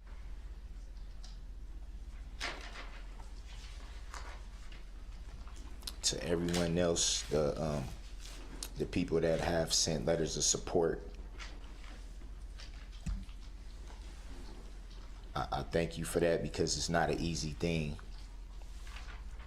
to show love and support to someone who's the most hated man on the planet at this point right now in time. It's not easy. It takes a lot of courage to do that. I thank you for that. My family thanks you for that. Shut up, bitch!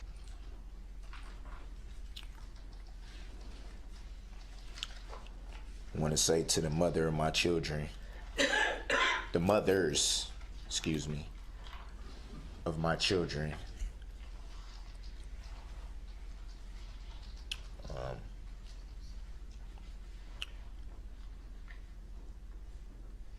Obviously, I think I should start with the obvious, Erica Patterson. I want you to know, if you're watching, I always have love for you. You're one of the mothers of my children. I can never hate you. I refuse to go that route.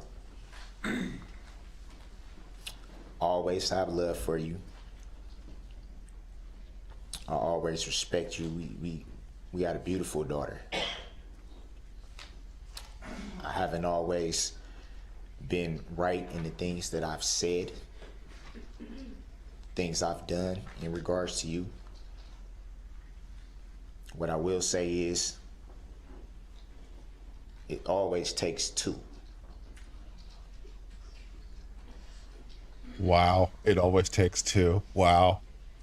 Wow. He can't bring himself to accept responsibility. It's amazing. I pray that at some point, what are you going to pray? You will reconcile with your children. Uh-huh. And that you remember who I am here in my heart. That you remember that. My oldest son, who's an adult, his mother, beautiful, beautiful spirit.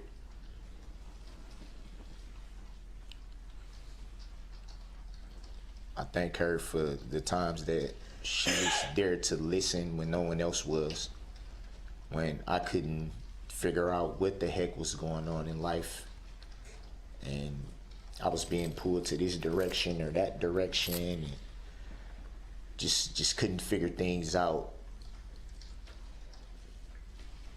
She would take the time to sit and listen,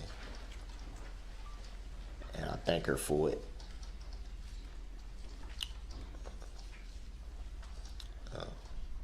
Times where I had nowhere to go, she would find me in the back of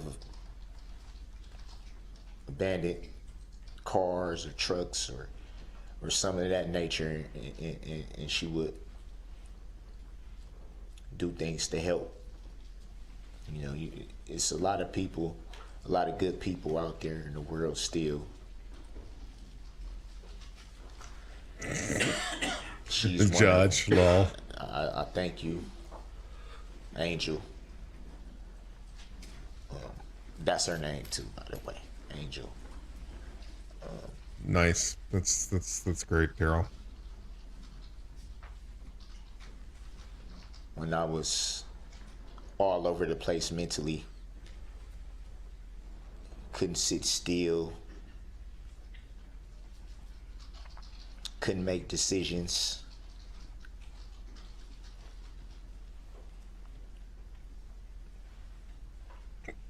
Trying to figure out how life would go being young parents, the both of us. She never once judged me. She never once ridiculed me and downed me because of my issues. She always, "Shut the fuck up, you nasty bitch, I don't know." I'm eternally grateful for that. Jessica, my youngest daughter's mom. Let's wrap things up.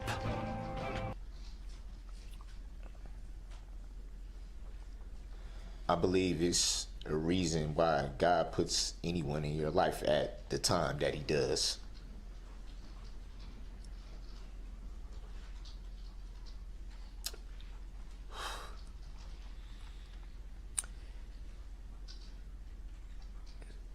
You came into my life at a time where everything was chaotic.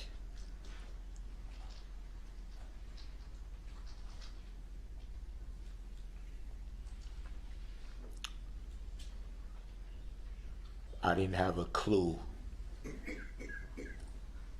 how to even begin to put one foot in front of the other.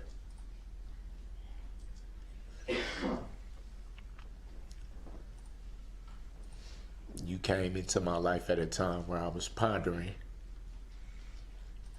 what did I even have to live for? Emotional damage.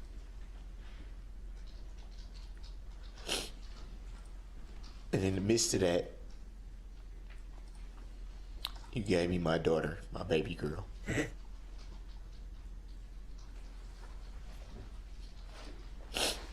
I always get emotional talking about her in particular, because she's such a daddy's Someone girl. wake me up when it's over. We're very, very close. Very close. Take a nap. Not.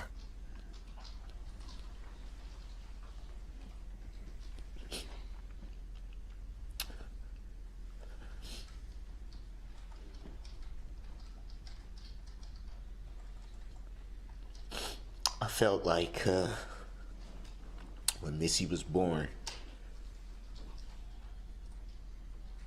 that was God giving me a chance to make good on the mistakes I made with my older two children at the time. I felt like that was redemption. Everything that I didn't do right before, I had the chance to right that wrong.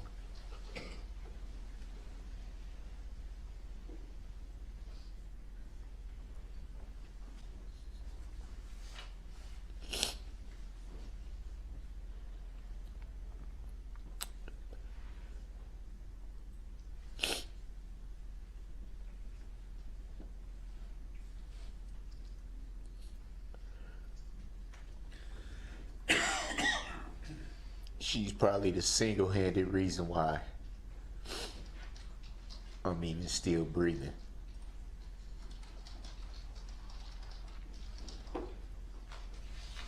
She's such a light in my life. Such a light. Well, I'm glad you have some source of light, Darryl.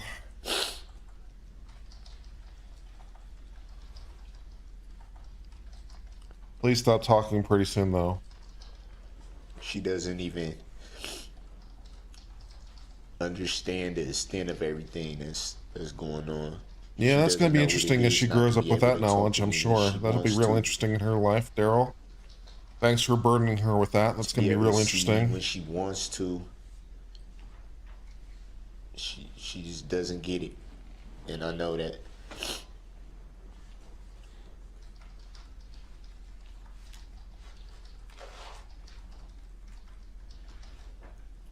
And I'm mindful that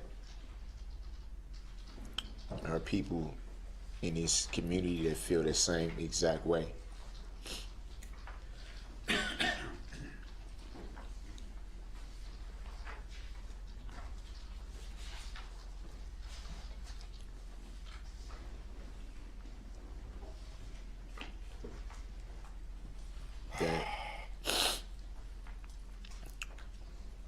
That lights in their life that were taken.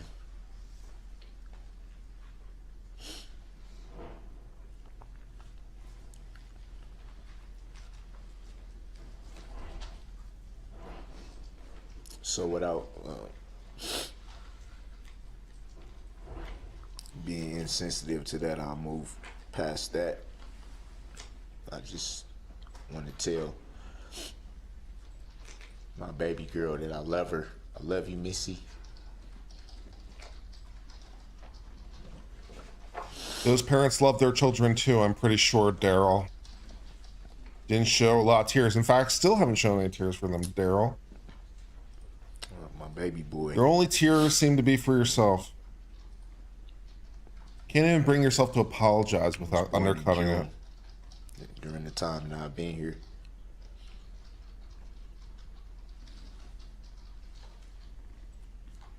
His mother, Quita.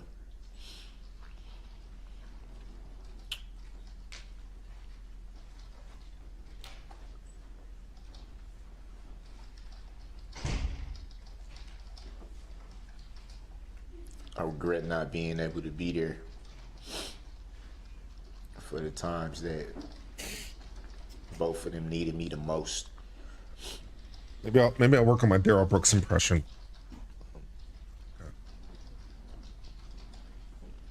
It's not an easy thing for a woman to go through a pregnancy with virtually no help.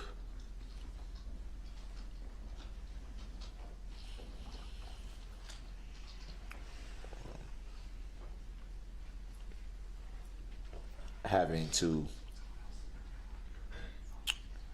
move residencies because of this tragedy, not feeling safe while she was pregnant, not feeling safe, receiving threats, things like that,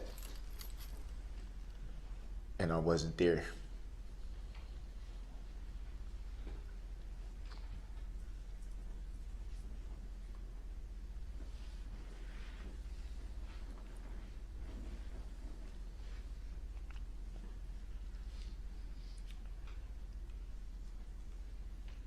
I know what it's like to. I'll do my Judge Darryl impression. The birth of your children and see them born and cut the umbilical cord and to do all those things. I've done that.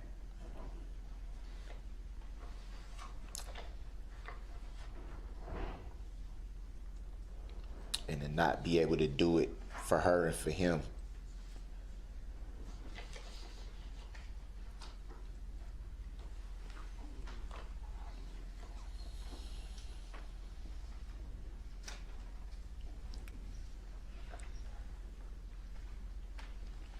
To only know what he looks like because of pictures.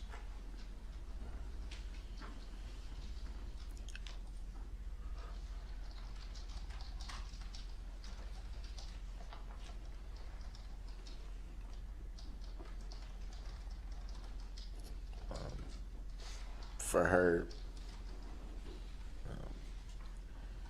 to not feel safe to be in the city or be around my family members to build that rapport, because she can't mentally. Who taught him the word rapport?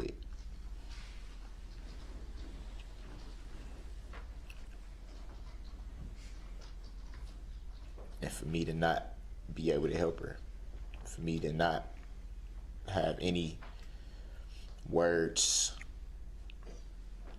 to uplift her.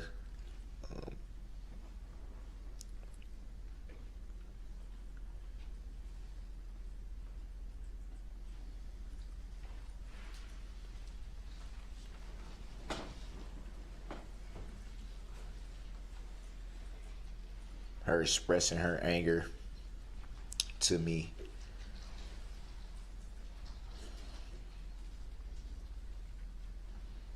Not knowing how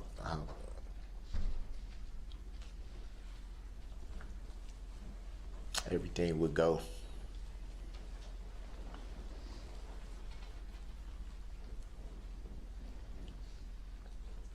It's hurtful.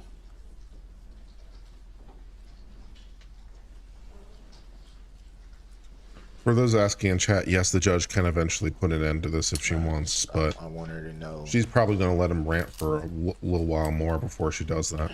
I believe God has a plan for everything. And if I were guessing. She's tuned him out anyway. She doesn't care. Why should she? It's about doing the best you can inside of God's will.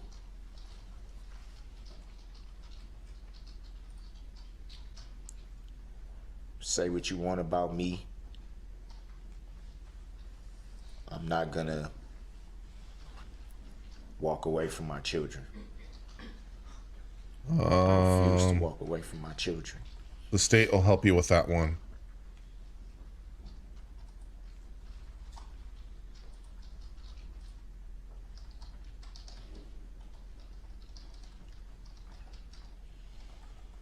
What percentage of the time did he actually spend speaking about the victims and his actions?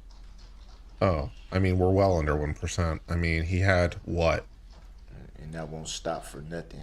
Like 2 lines in there, what. maybe? Depending if we're being really generous.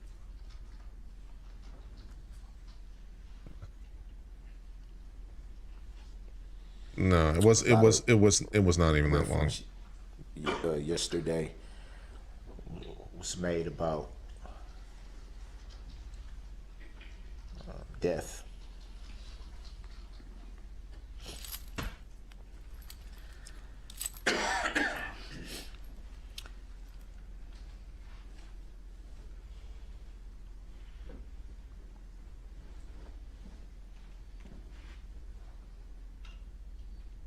In reference to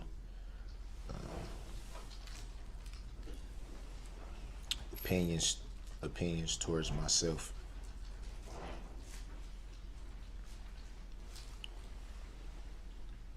I do not fear death. Good. Not one bit. Excellent. Good for you.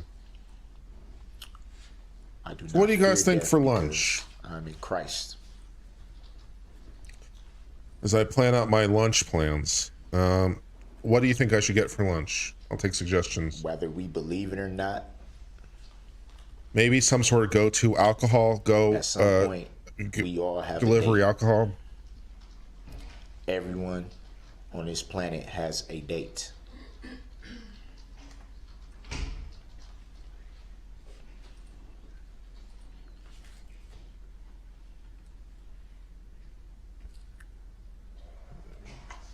In the word, it says that it is appointed to man once to die.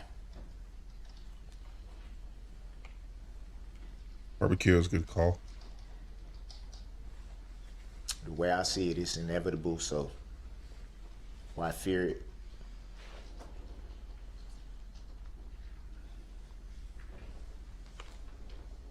I'm 1,000,000% confident in where I'm going when this is all over.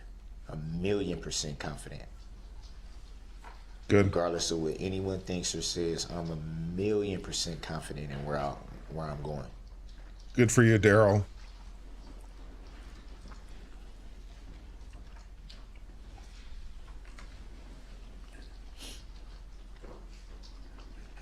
Tequila sunrise and fajitas. That's a nice one. Maybe we'll go out for lunch. We all got to stand before the judgment seat of Christ at some point.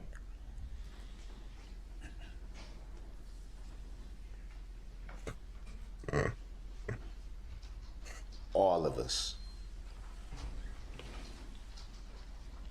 Nobody's any better than the next person.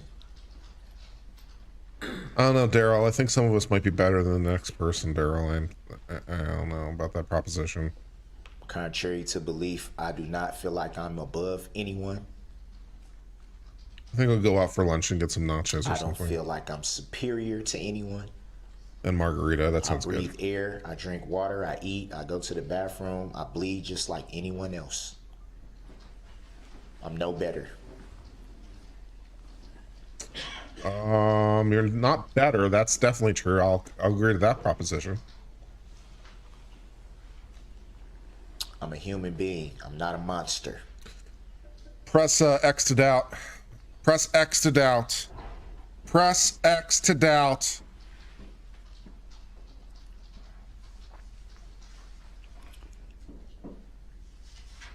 I'm a human being that's been trying to figure out for 35 years.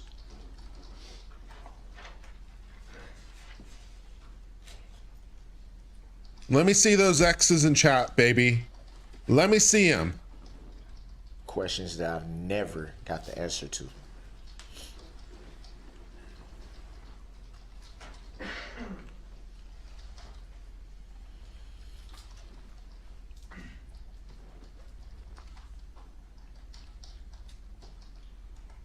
I noticed yesterday in a lot of the victims' statements that a lot of the victims are going through the healing process.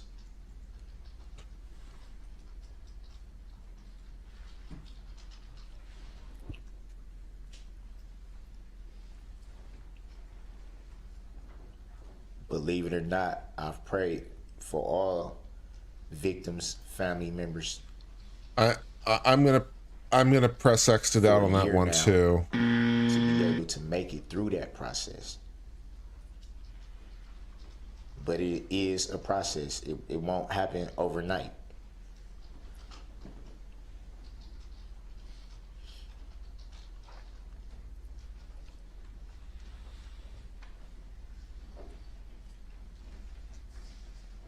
There was a big question of if I was paying attention, if, you know, this, that, or the third, which I won't really get into. I definitely was paying attention. And I heard in a lot of those statements, people that were having their own mental health issues. Some recognizing what it was, others not so much, but that's what it was.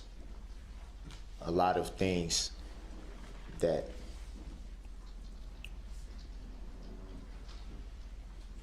you just can't quite wrap your head around.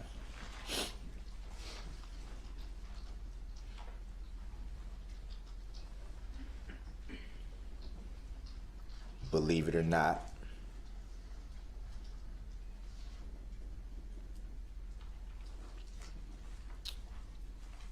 you were talking to someone that's dealt with those same types of questions for a long time.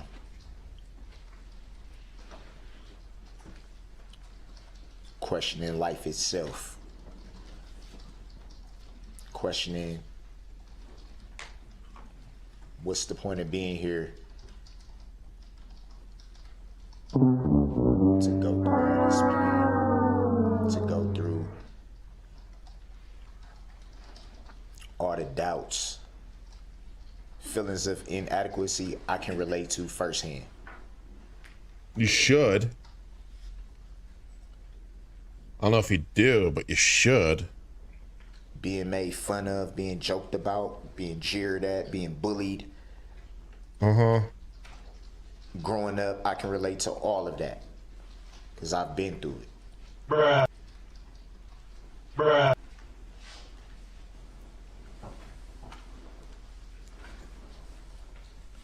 Not knowing if you even want to wake up after you go to sleep. I've been through that.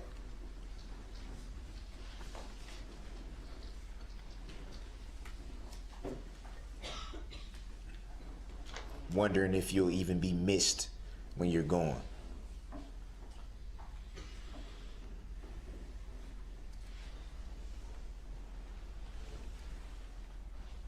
The weirdest hours of the morning, just sitting up and just finding something to stare at.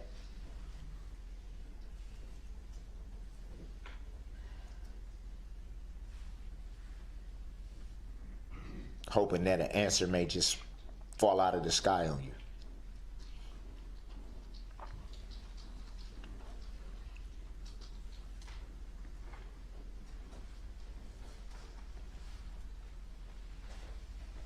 Me, myself, I've, like I said, raised Christian, but it's been so many times through the years that I've doubted God. It's time. I think everyone in this room can say that. If you believe, you've doubted, you've questioned, you've wondered.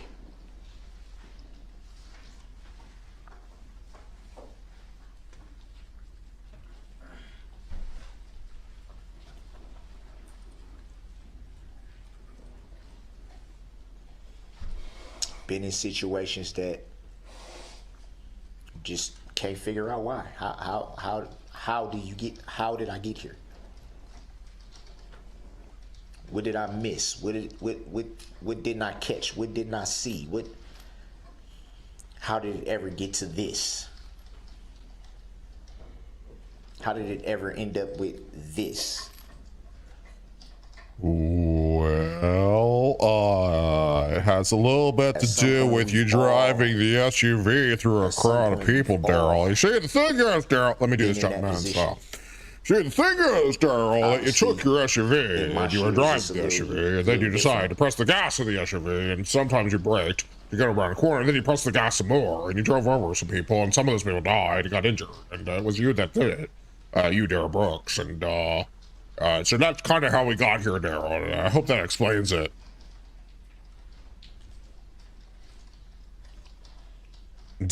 Mandy,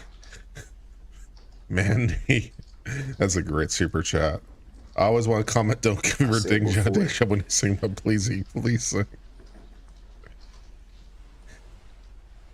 For the people that don't have any understanding, I can't sit here and be what people want. Sound like Strong Bad and the Burninator? I don't think that's a compliment, I guess. We're all individuals. We all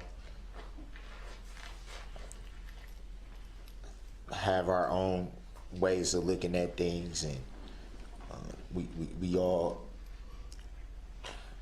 have our own personalities or whatnot. That's what makes us unique.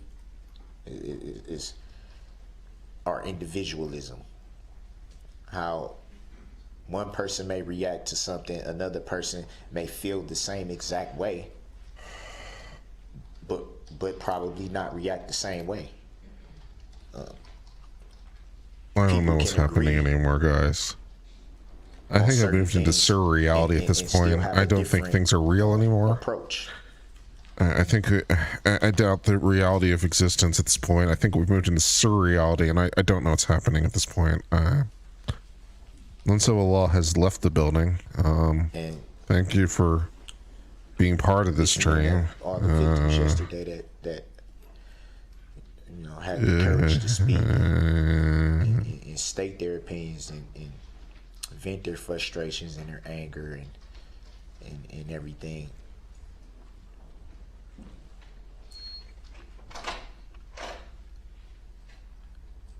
I heard a lot of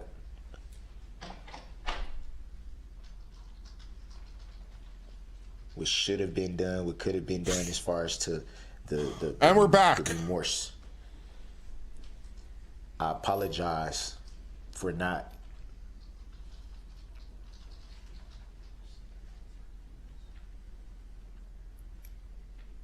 showing people what they wanted to see. I just ask that there be understanding to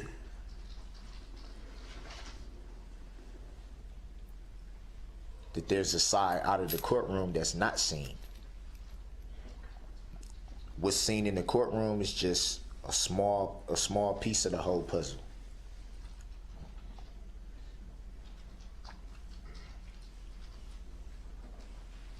Just a fraction.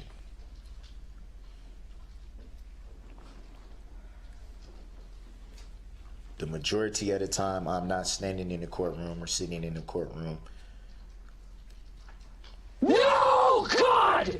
No, God, please, no! No! No! No! It's not a day. All right, I'm now taking It's not an hour that goes I'm now by taking that I haven't karaoke requests. What's your pleasure? Look up some lyrics. What do you want me to sing? That I haven't tried to wrap my head around how something like this could happen.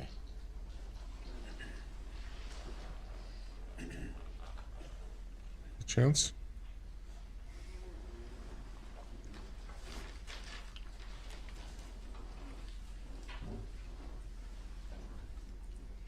Where I haven't thought about the pain that you all are in.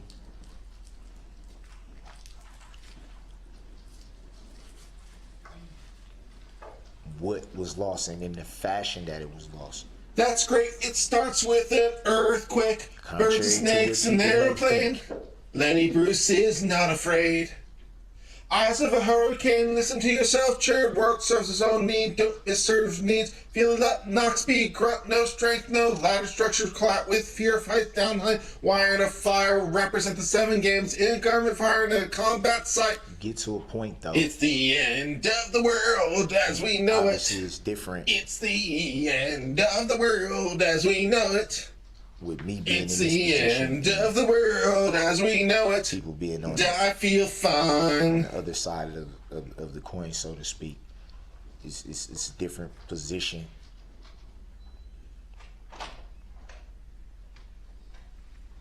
On my end, you get to a point to where you're just tired. You get to a point where you've cried all the tears you can cry. You've prayed all the prayers you can pray. You never stop praying, but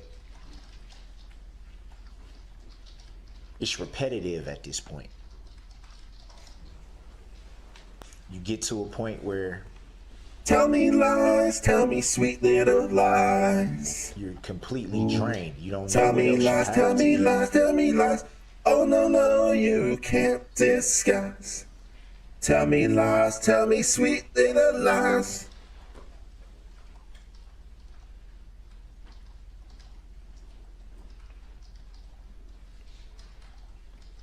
There was many court dates in the beginning of all these proceedings that Alright, I'm now gonna grift for super chats. I wasn't even sure I'm now if taking- I can even come in the courtroom without Yeah, breaking behind down. blue eyes. Yeah, I'm grifting for super chats, that's fine. It was times where I didn't even feel like I was going to make it through Might as well do something productive out of this thing. a court proceeding.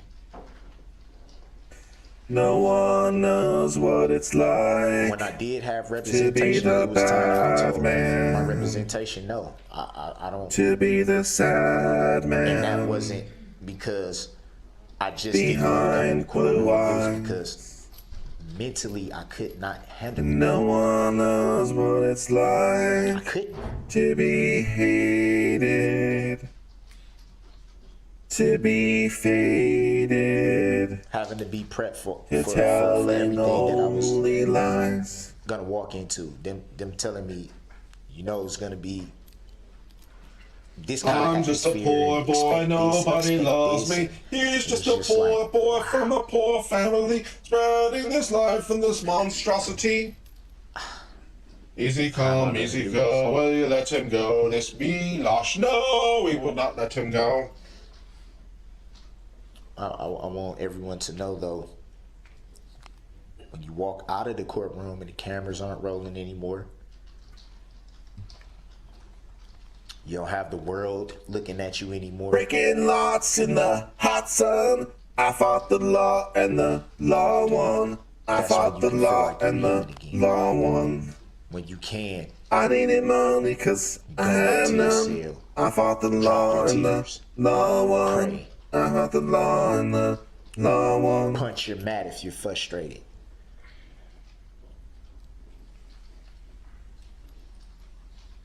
Sleep it off. Sleep it Whatever off. you may choose to do.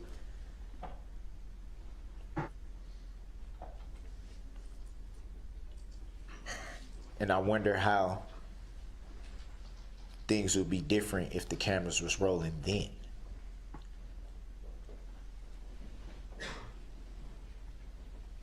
When we remove all this courtroom, Don't fear the Reaper. how would it be then?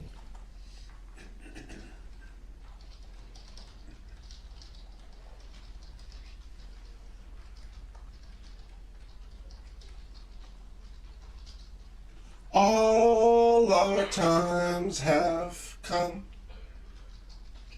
We've all here, but now they're done gone. things in our life that we regret. Seasons don't fear the that we're not proud Reaper, of. nor do the wind, the sun, and the rain. We can be like they are.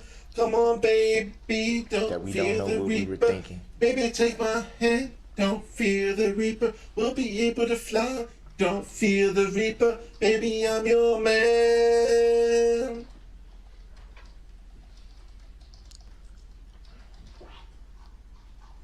That's been like a roller coaster for me in this year, a roller coaster.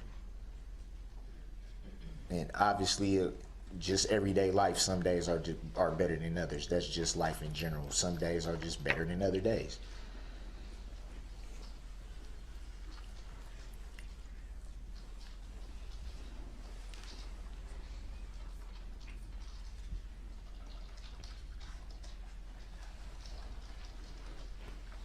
Like a virgin, speak hey, a little bit earlier. touched for the very first time. Like a virgin, when your heart beats next to mine. Gonna give you all my love, boy. My fear is fading fast. I guess it would been saving it all for you, cause only love can last. You're so fun, and you're mine. Put on a smile. Make me strong, yeah, you make me bold. Oh, your love thawed out. Yeah, your love thawed out when it was scared and cold. Long before November 21st, 2021. Long before that day.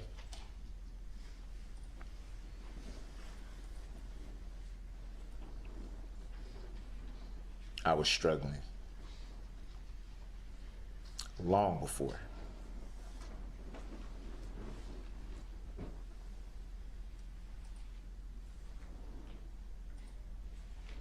Feeling dead inside. That you feel dead inside, I believe. That is definitely something I believe. Feeling hopeful. Thank you, Annie, for the super chat. Then feeling depressed. Then feeling Thank happy. you. Thank you, by the way, as well to David Mankey and Bri K and Diesel and Mandy Demote and Here for the Truth and Diamond 90% of the time, and not even knowing why Henna you going from and Bri A to K B. and Tarkina Meyer and Why is it Thor going like Theo. this? I appreciate all your super chats. Thank you. Doing debug by EU. So I Bobby think you Brett. Oh, are you going to stop talking? do a lot of things to numb that. Some people have different things that help them numb it. Some people turn to drugs. Some people turn to alcohol. Some people turn to SUVs and driving through parades. Some people isolate themselves. Some people, however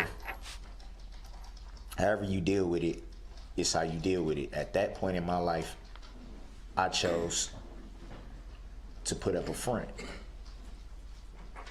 No one seen me for how I truly felt, then there would be no questions.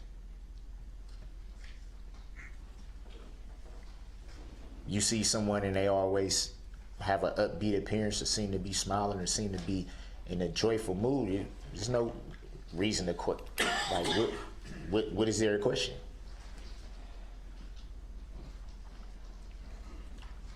How much turmoil could it be? The first thing they would say is every time I see them, they're okay. It's not okay.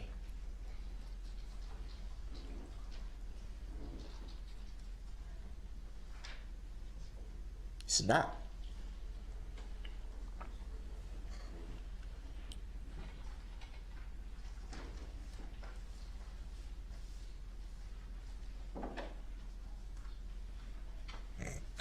Miss B, that's a nice comment. I'd rather listen to my ex for 2 hours than this.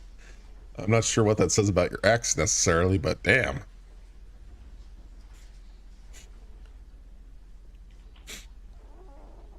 But I do believe one thing though. As long as you have breath in your body,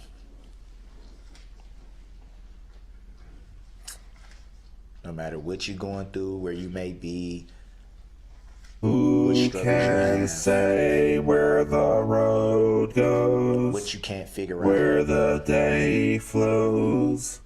Only time. Have to find a way to press And forward. who can say if your You have love to keep faith, grows and you have as your to heart press forward. shows? Only time. Ba ba ba. I think the Apostle Paul said it best. Apostle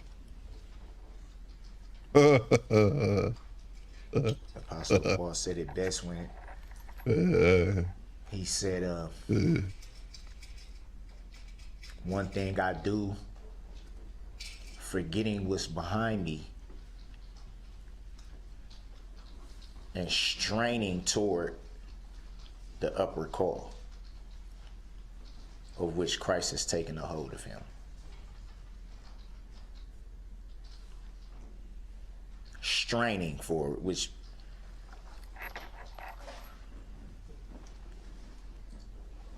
acknowledging that it's difficult, acknowledging that there'll be opposition, there'll be hurdles to jump, there'll be mountains to climb. It's not gonna be easy. Acknowledging that by saying straining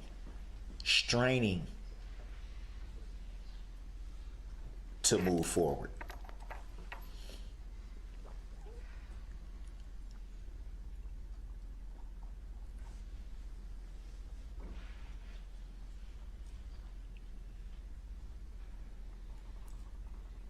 That's what I've been learning.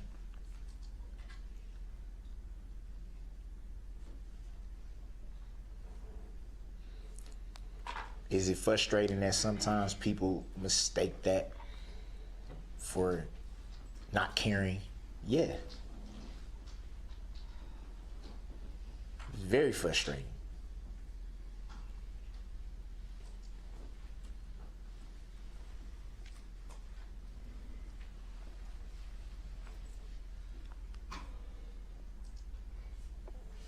As hard as it is, you cannot turn back the hands of time. You can't. If I could turn back time, if I could find a way, I'd take back all the words that would hurt you, and you'd say, if I could reach the stars, I give them all to you. Look at life going forward, not backward. I have to look at reality.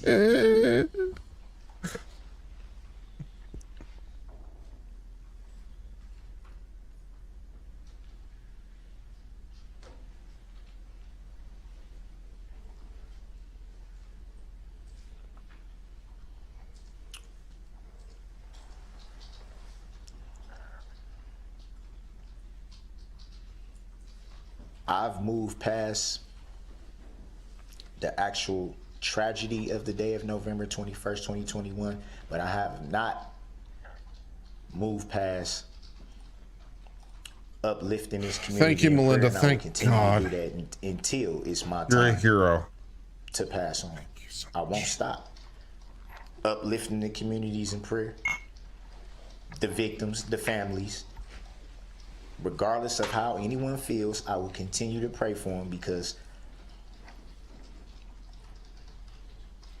that's what I want my heart to reflect. And I don't want it to be misinterpreted what I'm saying by that, by saying I've moved past the actual day. To clarify that, so there's no Melinda is a hero. misconception. Melinda is best hero. Thank you, Melinda. It's that none of us can go back and change what happened. We can't.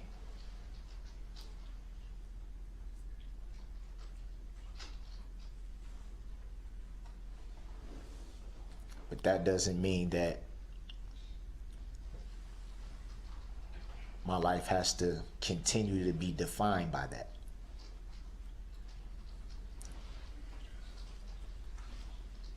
I refuse to continue to live at that time because that time is past.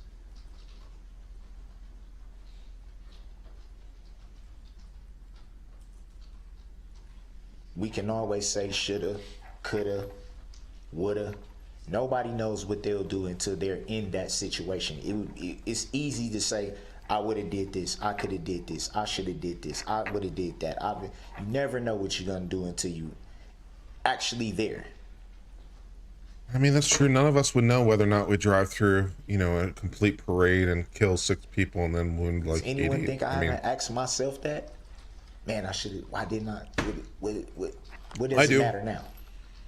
I do think that. I don't think.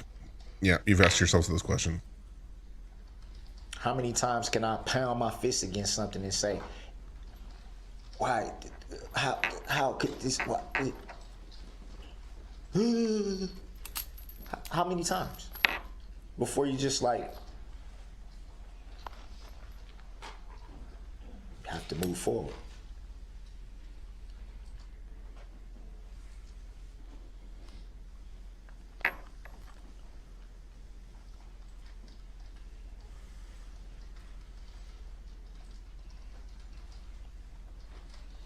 Forgiveness.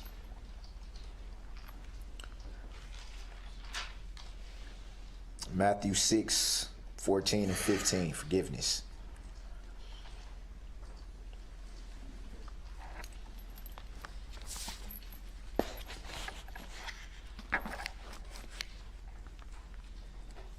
For if you forgive other people when they sin against you, your heavenly Father will also forgive you. But if you do not forgive others their sins, your Father will not forgive your sins.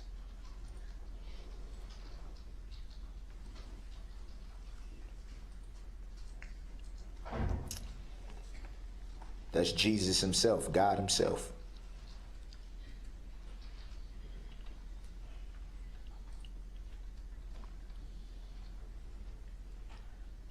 I point no fingers towards anyone in judgment. Emotional damage. Say this and out. Like I said before,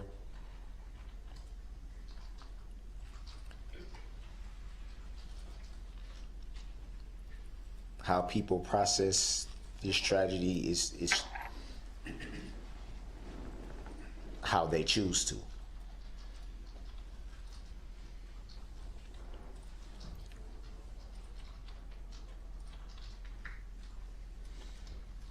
I could jump up and down and yell and scream about what was said in regards to me. But why?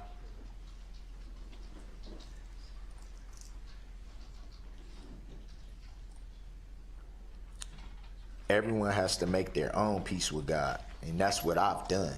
Regardless to what people think, I've done it.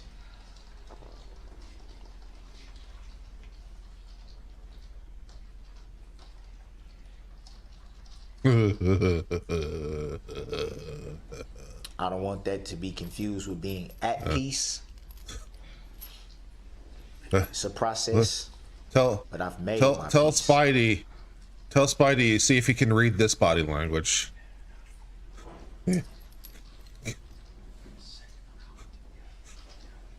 That is the only reason why it's a mystery.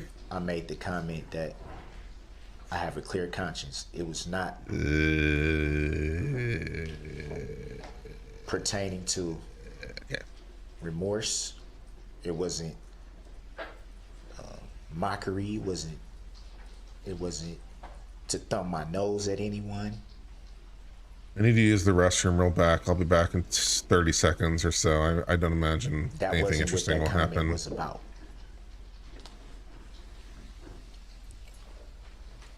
If it ends while I'm gone, then we'll consider that a win for everyone. I'll be right back.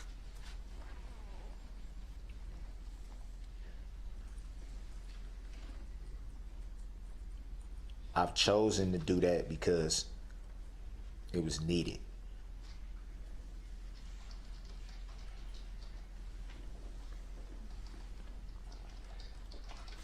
It's easy to lose your way in a world because the world is, as we all know, it's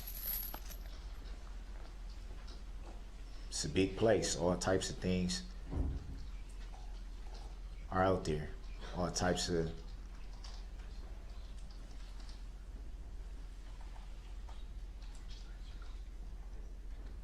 it's easy to get caught up in the world.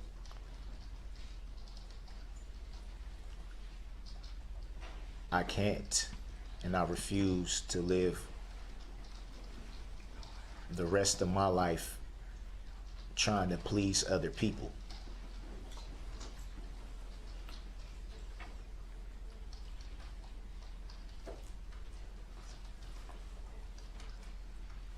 I still have a long way to go to get to where I need to be. But my life now is about pleasing God. It's about what He wants, not what I want. It's about what He wants, not what everybody else wants.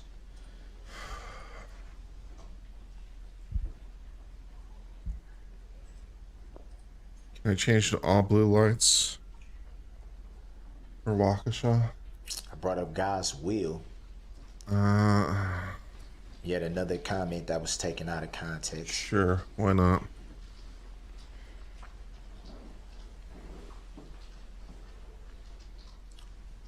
A comment that again was not meant in a disrespectful manner in any way. Was not meant to thumb my nose at anyone in any way.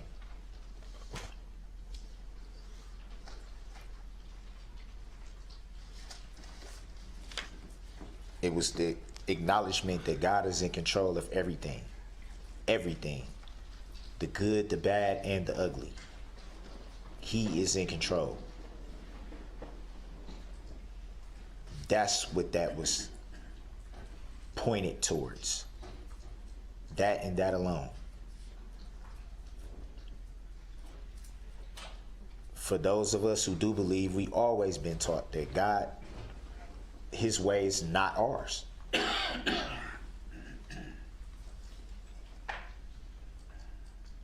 What He sees fit to do, we can't stand in the way of it.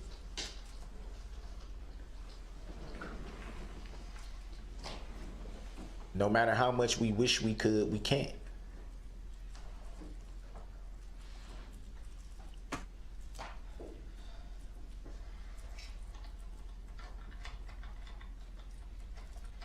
Frankly, sometimes that sucks. I know what happened. I never thought I would be standing here not being able to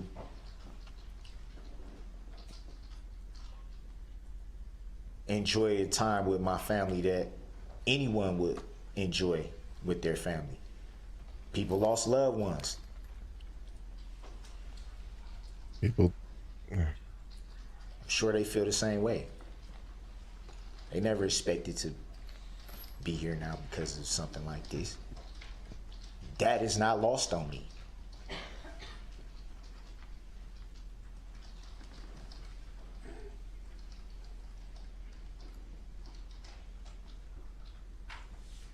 To suggest that I don't care. You haven't shown a lot of caring. Out of everything that's been said during this whole year, that's probably the hardest one. Really? Is it really hard to say? Really? You have a difficult time with that one?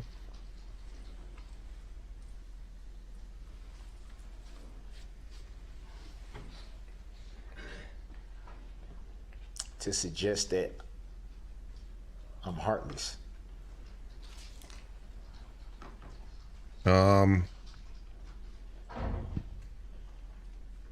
Dude, you're pretty heartless, dude.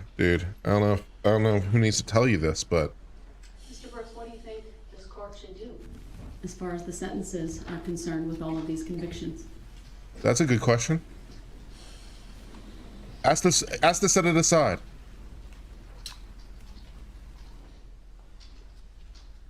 Ask to set it Honestly, aside. Your Honor,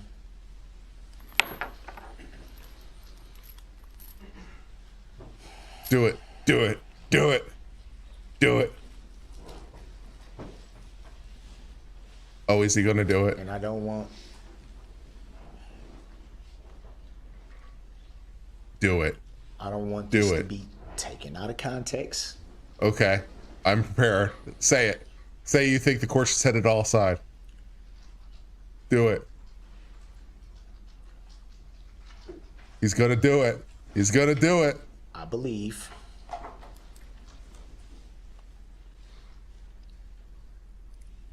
Say it.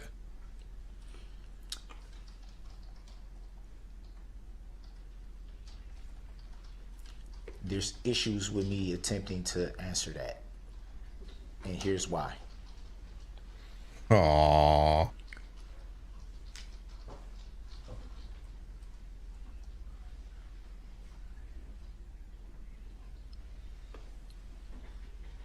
I'm still confused.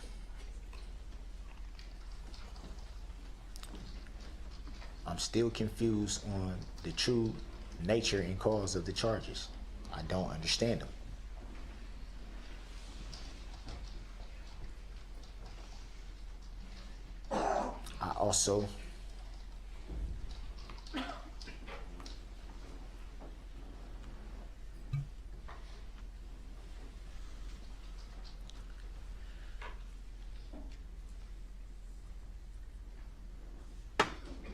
I also believe a decision was already made before we even got here. And I could be wrong. That's not a shot. It's not a slight in any way towards Your Honor. It's not. And I don't want that to be taken out of context as well.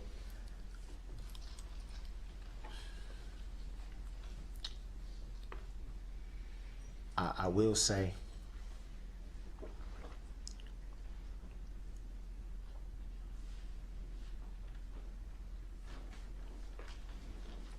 help is needed. What?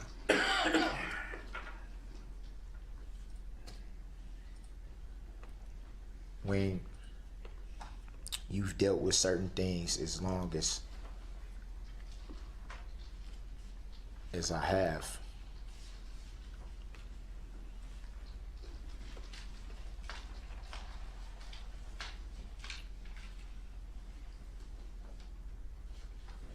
we have so many questions about where to start.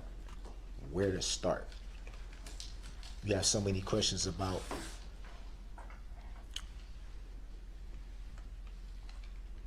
what can give you the help you need.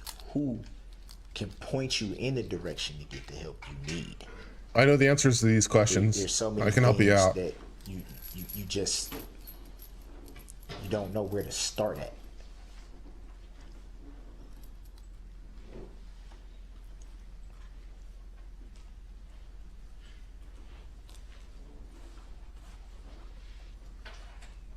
Your Honor, do it, do it, do it, do it, do it. I think that throughout these proceedings, and I've noticed this, that you've been very observant.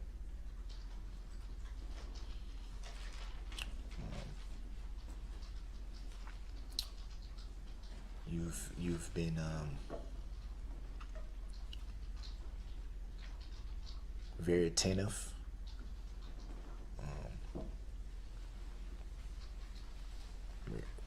Regardless of me being frustrated with some of the things that has been, I can't do anything but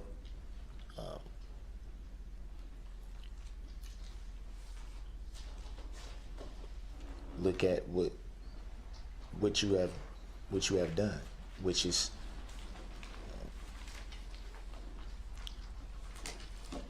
you have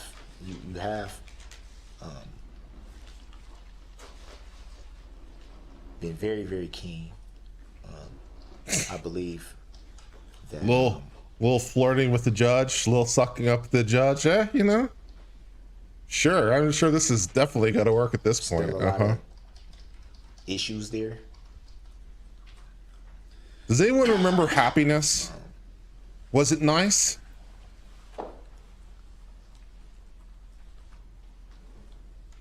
I can't remember. I believe that because of the issues I have, sometimes I may have said things that you probably didn't really understand what I was meaning by it.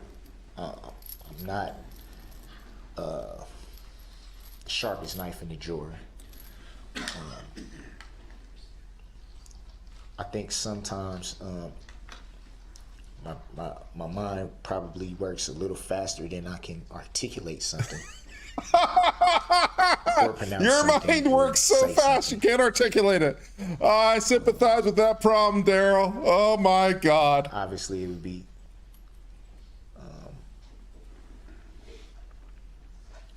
hard to top what was already said about you thus far.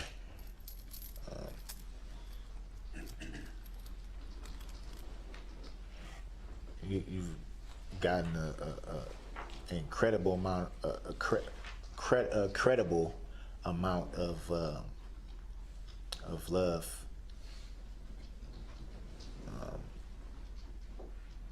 For your job in this matter. Some even say superhero. Some people. Would I work as a judge? Sure Hell yes. You know this, but hell yes. Some people have even dressed up as you for Halloween. Lol. I'm not looking for accolades from anyone. I'm looking here today to sentence you in this case, and I'm frankly more interested in your thoughts on that than your opinion of me and how I conducted myself during this trial. Wasn't my opinion on that part. I have a job to do today. It's not an easy one. There's 76 counts. I'd like you, if you can and if you want, to tell me how you think I should do that.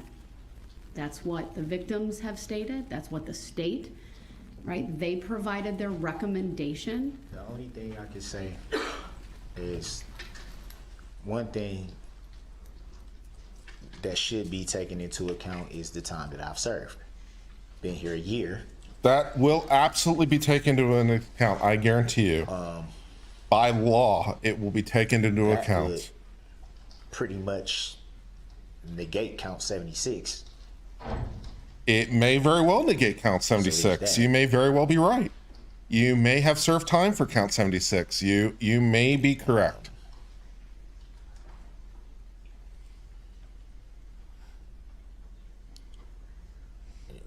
Your Honor, I'm confused. I don't understand the true nature and cause of the charges. So this is where the judge should say, "Well, thank you, Mr. Brooks. I'll take that under advisement. Go back to our chambers and finalize it." To be sentenced when I'm still trying to, I don't understand. Sure you don't. Cut him off. Now's a good time, Judge. Now's a good time. It's like, well, thank you, Mr. Brooks. If you don't have a recommendation, I'll take what you said under advisement, and I'll be back in about 10 minutes.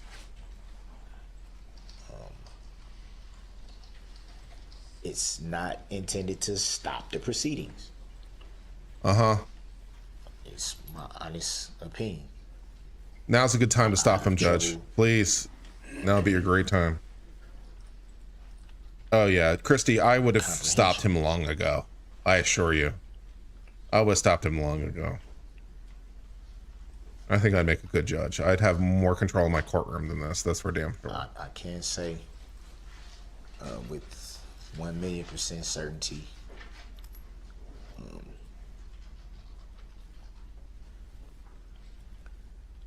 Judge, now's the time to cut him off. That every everything. We've been in court for 2 hours and 30 minutes, Judge. Now's a good time to stop.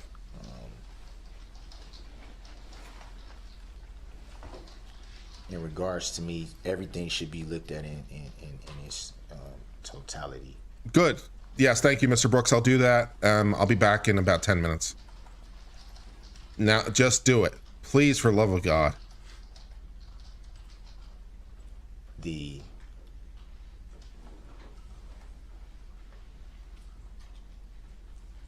Thank you, Diane, for using some wonderful emojis. Diane, as an uncivilian, has access to some cool emojis. I hope you like them. You've seen them rear their head at I created them for you. The uncivilians. I believe that. I know that you've seen that rear his head at times.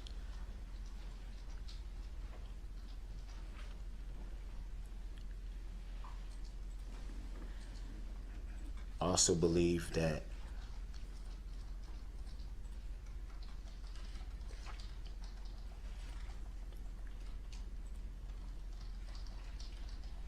you recognize the need for the help that's needed.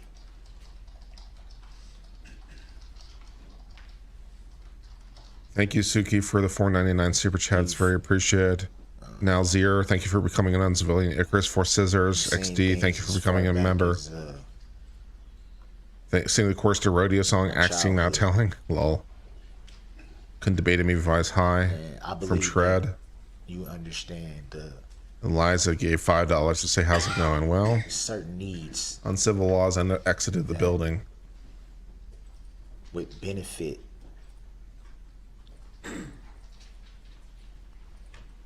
At this point, I'm thinking maybe we could start like a Fall Guys stream or something and play Fall Guys in the background. I don't know. While we're waiting for him to wrap up or something. So we could, you know, at least do something to be entertaining ourselves. Lol. I've been trying to address for a long time. A very long time. And I don't know where to start. Stop. Please stop him. Please. Please. I can tell you that I want to be able to get to a point in my life where I can have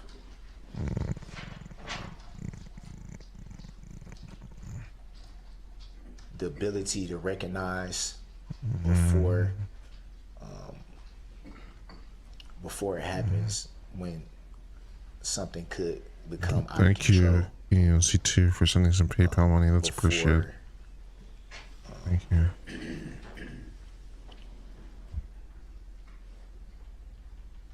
An outside source can maybe pinpoint it and say maybe something's wrong. I would want to get to a point. Thank you for your $25 donation. I appreciate it. Thank you. I want to get to a point where I don't have a mind that's jumping back and forth and all over the place, and these moves, they go from here to here to here to here to here to here to here, and then it's like, oh, I'm cool, and then it's here to here to here to here. I want to get to a place where I can combat that. Your Honor, this has not been easy, and not just this, but life in general. It has not been easy. It's not easy to wake up every day and try to figure out how to stay grounded, or how to stay grounded. Stay in a grounds. I don't want to say a box, but I want to say a box. I really want to say a box, very, very much. I want to say a box. 6x9 or 7x10. In a Either way is fine. To be able to take life as it comes. To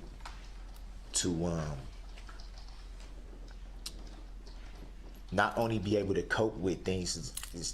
Things are gonna happen. Problems happen. life itself isn't easy.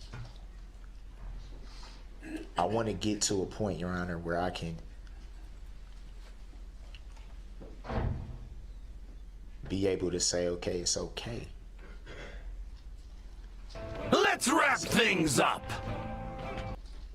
Let's wrap things up. I can. Let's wrap things up. I can say, you know what?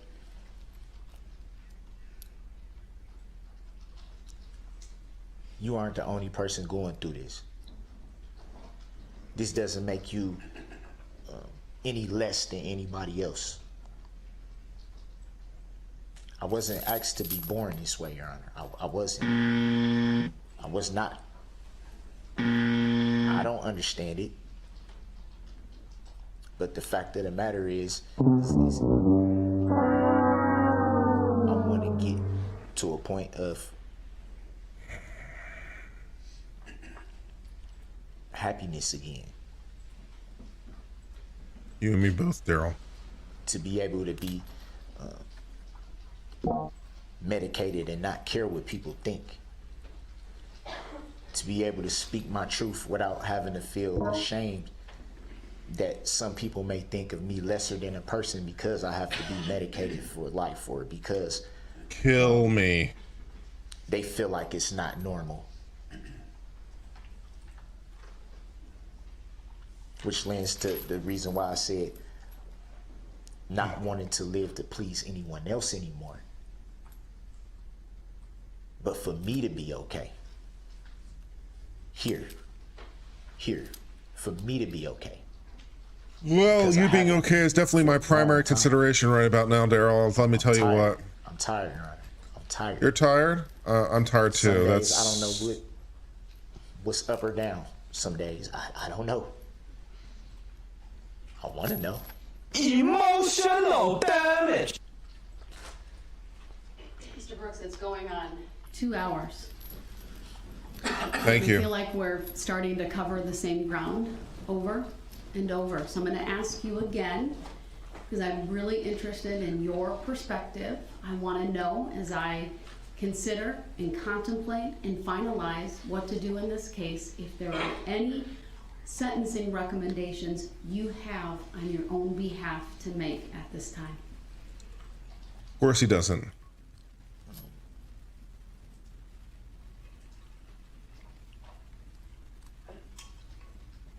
I just want to be helped. I don't.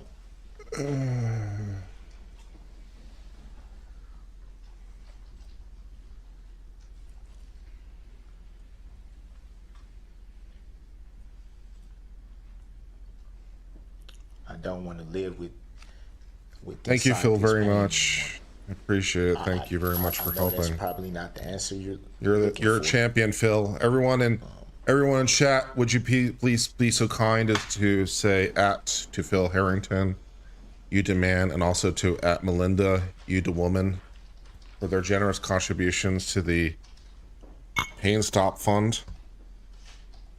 Your Honor, I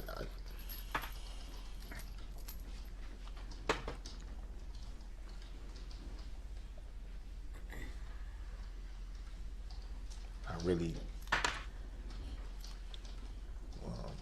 Fish tacos. Yeah, fish tacos, Kaylee. Yes, sir. 6 of these counts that you have been convicted of are intentional homicide charges. The options for the court are very limited. Life without the possibility of extended supervision. Life with the possibility of extended supervision as early as 20 years, that's the statute. And third, anything in between. And then lastly, related to that, there's an enhancer of 5 years for each count based upon the jury answering that special verdict question, did you commit the offense of intentional homicide by using a dangerous weapon? Thoughts on that? Well, 6 times 5 is 30, so it doesn't really matter very much, does it? Do you think you should spend the rest of your life in prison without ever seeing freedom outside bars. That would be extended supervision. Should these counts run consecutive or concurrent? Meaning one after the other, or serving them at the same time? What are your thoughts on those things?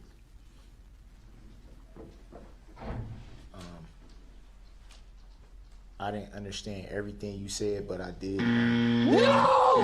No! God! No! No! God! No! God, please, no! No! No! No! So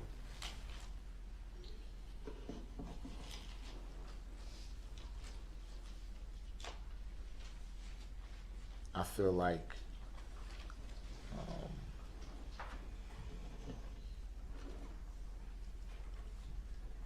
I should be able to go somewhere where I can be helped, where I can be properly evaluated, where I can be properly medicated. If that is an extended period of a long, long time, at least I know that I'm getting what I need. Not what I want, what I need. At least then I know exactly what you need. I would be able to say,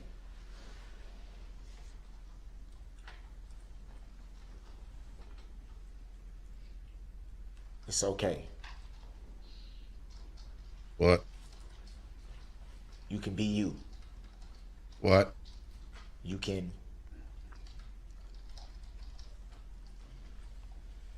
be grateful for the fact that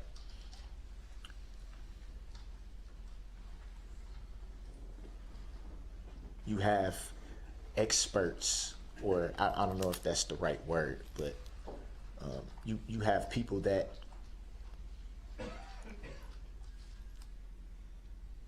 know exactly what to do, that recognize exactly what I needs to be can done give you and some what should experts who know be done. exactly what to do. I can definitely accommodate you on that one, Mr. Brooks. To be able to No problem.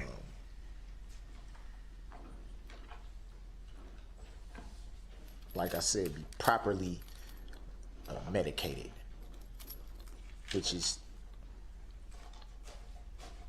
extremely needed. I don't know if that Unconscious law? answers. I'll follow it up again. What I hear you saying, sir, is that you don't have a specific recommendation in terms of how long the sentences are, whether they're life, whether they're consecutive, whether they're concurrent, but you're asking me to take into consideration your mental health needs and your desire to get help. Would that be fair? Yes. All right, great. Thanks. Great. I got it. Got it. Great. Thanks. Bye. Got it. Great. Thanks. Bye. Stop. Stop. Stop. Stop. Please. Stop. Please. No. Stop. No. I think Stop. it should be, Stop.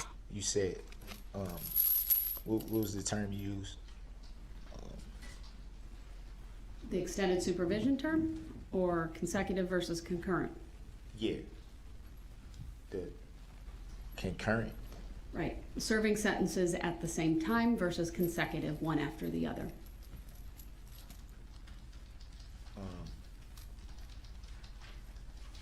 Serving all together. Okay. Great. Thanks. At least it's an answer to the question. Thank God. It's an answer to the question. I'll take it. Which also, incidentally, doesn't really matter that much either way. My main thing But fine. is, you know, like I said, regardless, is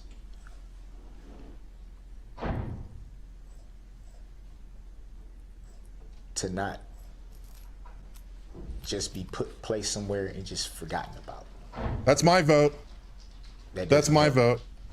That's my vote, to be put someplace and forgotten. That's definitely my vote for whatever happens. If you want, Obviously, I don't know how that all works. I can inform you, or more to the point, someone else will inform you. But All right, Judge, now's the time. Let's wrap it up. Let's wrap it up, Judge. Let's go. Let's stop it. We got the answer on he'd like it all served at the same time, and he'd like some mitigation in his mental health. I'm sure. Like I said, I can properly evaluate it and medicate it with the things that I need. Great. It could Got be it. something that I haven't even discovered Got yet, it. or Understood. not me myself, but it could be something that maybe way near that could have helped me years ago that I probably wouldn't never have known up until this point that could have immensely helped. I want the I want the opportunity. And again, we're starting to repeat some of these topics There, that Judge, we covered, and cut it I understand off. what you're saying, and I Cut it off. I want to beat this. I Please. want to beat it. Stop. To show that it can be beat. Stop. At this time. I don't have to live like. Stop. You know, I want to show. I want to show that, regardless of anything, that there is still hope. I want to be able to show my children that, regardless, you can rise up. You don't have to. I believe I understand and comprehend your desire to have your mental health issues addressed and met. You've stated that multiple times. I understand that. I can certainly address that in my sentencing remarks here today. At this time, it's been over 2 hours. I appreciate all of the words you've said here today and the fact that you've made a statement. I apologize for the length. I didn't even. It's not about the realize. time. It's okay. But at this time, I would like to take about a just shy of 20-minute break, come back at 3 p.m. and start my portion of this sentencing hearing with my sentencing remarks and the sentence. So at this time, we will be in recess until 3 p.m. Thank you, everyone. All right, guys. I've been waiting to play this sound clip for a little while now. And I think this sound clip may never have been more appropriate than it is right now. What you just said is one of the most insanely idiotic things I've ever heard. At no point in your rambling, incoherent response were you even close to anything that could be considered a rational thought. Everyone in this room is now dumber for having listened to it.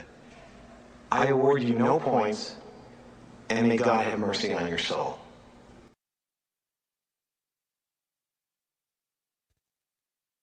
And because I feel at this point like I've really earned it. What you just said is one of the most insanely idiotic things I've ever heard.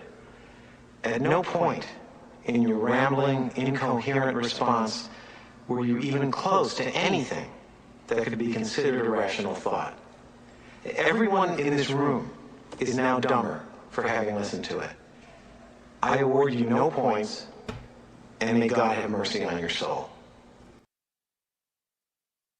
Okay.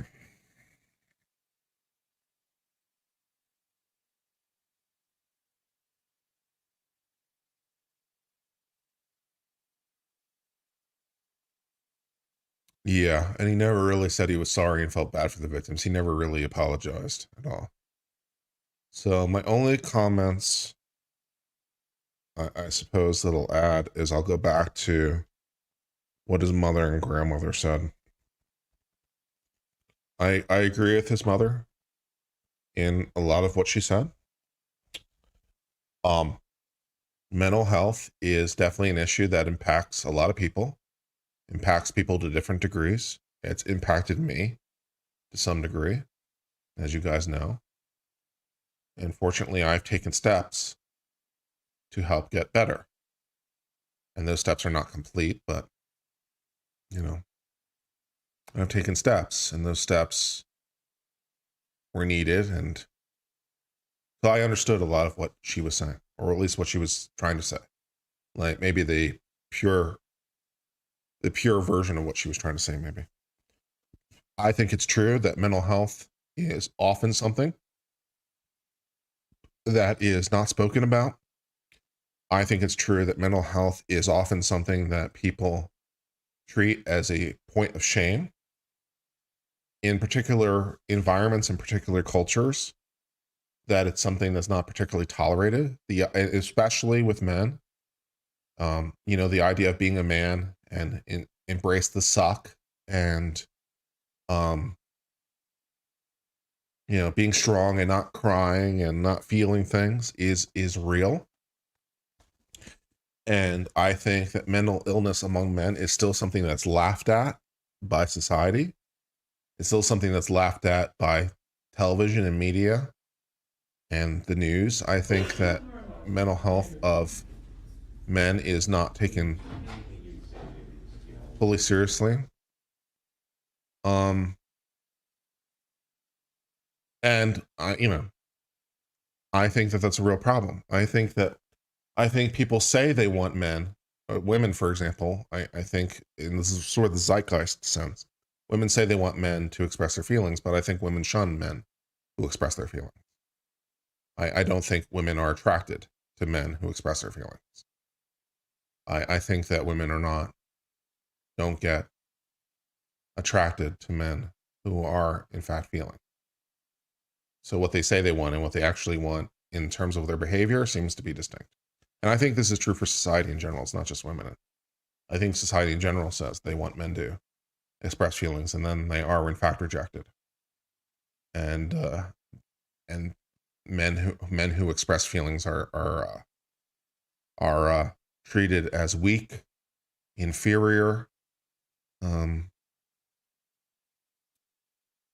A lot of you, for example, on this channel have said things like, you appreciate me being open about my own mental health difficulties or depression.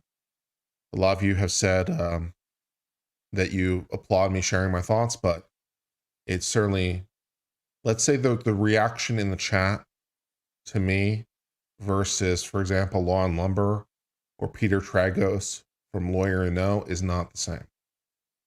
And that might be because they're better looking. It might be because of other factors. So I'm not saying it's, but I don't think, I don't exactly have the same, what would you say, groupie crowd that some of those do.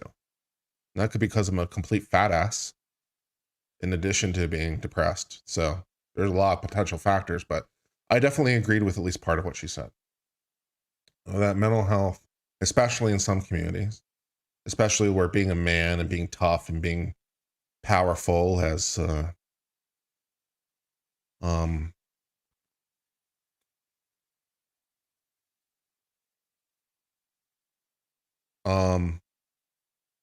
can be a real problem. That being said, of course, I, for my part, sought help. And I took steps to try to alleviate those problems. I took a lot of steps to alleviate those problems, incidentally, because I've been dealing with this problem for like at least 5 years. And I took a lot of steps to try to deal with that problem. Part of me moving to Texas was trying to deal with that problem. Part of me, I've gone to psychiatrists and psychologists and medication and lots of things. And then eventually left my job, which was a fairly drastic step. But it was a step that ultimately turned out to pan out in my favor and turned out to be very necessary. Because in the almost 4 months, and I guess it's been a little bit more than 4 months now, in the 4 months since I've left my job, you guys have commented how much happier I have been and how much you've seen me grow. Right? So that decision turned out to be, whatever its economic consequences will be, the decision turned out to be a very good decision for my mental health, which, has an important consideration. And it was a dramatic step, so I tried a lot of other things first. I went to therapy for years, medication for years, tried moving to a different location, thought maybe that would help, working from home, and stuff like that. So I tried a lot of remedies before I took a fairly dramatic remedy, and the fairly dramatic remedy was one that at least alleviated a lot of it. And again, it's not an on-off switch. It's not something where I'm all better. It's not something where I won't necessarily regress. It's not something where I don't still have bad days or even bad weeks. Because you guys ask me how I am, and some days I'm not feeling great that day. And I've even had periods where I had a 2-week period where I wasn't feeling good, which, is still an improvement on the whole, but, it's not an on-off switch. It's not something that's, understandable. But I definitely feel the stigma of mental health. I feel it. And even talking about it makes me feel vulnerable in ways that are not exactly encouraging. So I understood a lot of what her comments were. A lot of her comments resonated with me. That being said, of course, Darryl Brooks had the opportunity to get help. His mother had the opportunity to get them help. He could have seen someone, talk to people, got in medication, seen people. And even if he didn't do all those things, he still isn't excused. So, I believe every word she says. It just doesn't do a lot to bounce the scales. This is the thing that, I'm not sure she necessarily appreciates. It's that Darryl Brooks suffers from some sort of mental health issues. Okay. I believe that. Sure. That she believes that, there should be more done. Okay. I believe that. But to the next step of he's not responsible for his behavior? No, I don't believe that. I don't believe that. His actions show a willful, intentional, and careless disregard for human life. As the prosecutor pointed out, it wasn't that he ran into a farmer's market and hit, 6 people, which would be different. It would be different because it would go to show his intent or not, right? That he hit 6 people by hitting them in a continuous fashion.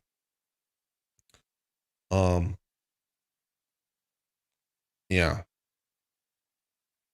Mac Turner says, look in the mirror. You're awesome. You're smart. You're successful, cute, loved by many. You're even tall. You're a top percentile man. Do you understand that? You're like gold. Well, Mac, all I can tell you is that my experience with women doesn't bear that out. So I do not understand that. No. My experience with women does not bear that out. So I do not understand that. No. Carolyn Ross says, what you've just said makes you more attractive than good Brad Pitt. Keep your work chin up. We have your back. Okay. Mandy DeMont says, love your honesty, Kurt. You're helping others. Okay. Kit Kat 80 says, I tell you all the time, Kurt, I love you. Okay. Well, Jen says you'll marry me and love me. Well, if you want to send me an email, if you're actually interested in trying to get to know me and see if it will work out, my email address is available on my channel. It's business@uncivillawllc.com. So if you really want to, try to see if something will work, let me know. But where was I? But yeah, I can't obviously, whatever mitigation his mental health might provide, which is perhaps not nothing, whatever mitigation it might be, it's not enough to overcome the scope of his evil. Again, if he had hit one person and then stopped, even if that person died, we'd be talking about something different, right? Because,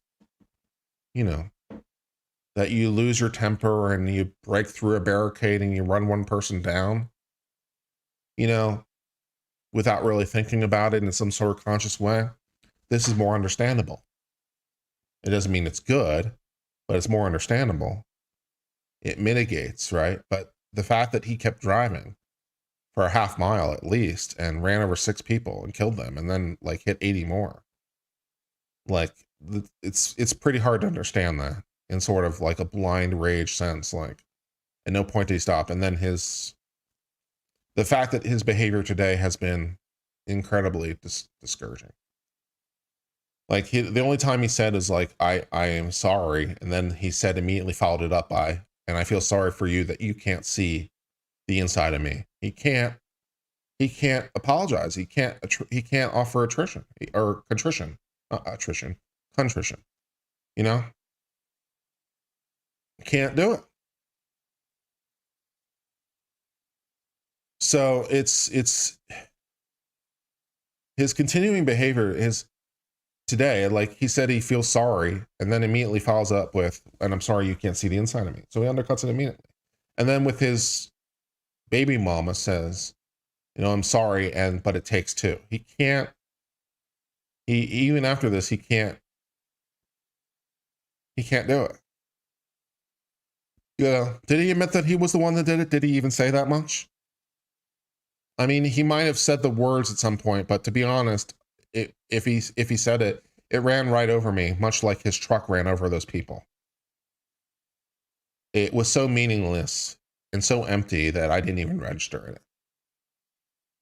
And, you know, it's just complete bullshit. So, like, even if he had said the words, it's so empty that it went one ear, one out the other. It's just so bullshit. Yeah.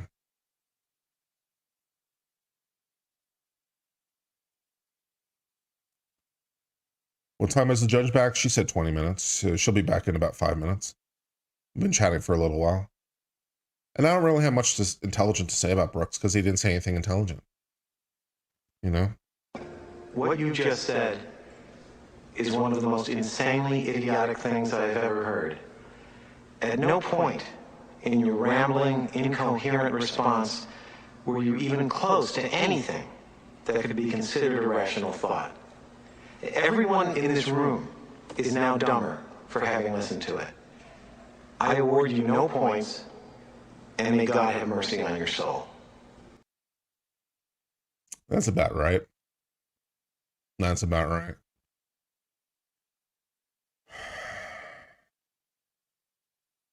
Yeah. So we're just waiting for the judge to come back. It'll be about 5 minutes. Maybe. That's what she said. What's the worst he can get? The worst he can get is 6 consecutive life sentences without the possibility of parole, each of which has an additional 5 years, plus all the years for all the other crimes served consecutively, which people have done the math, is something on the order of 6 consecutive life sentences plus 800 years. I can't swear to that exact number, but that's the kind of range we're talking about. And I would imagine that's the number we're going to get. I'd imagine that's the number we're going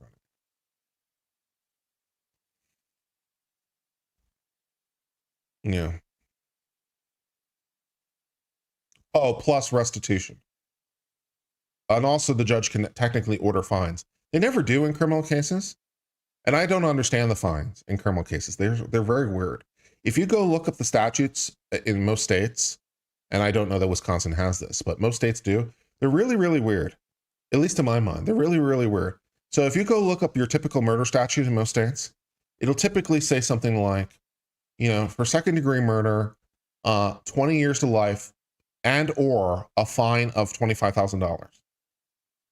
Which technically means that, you know, because and or, you could just have them pay $25,000.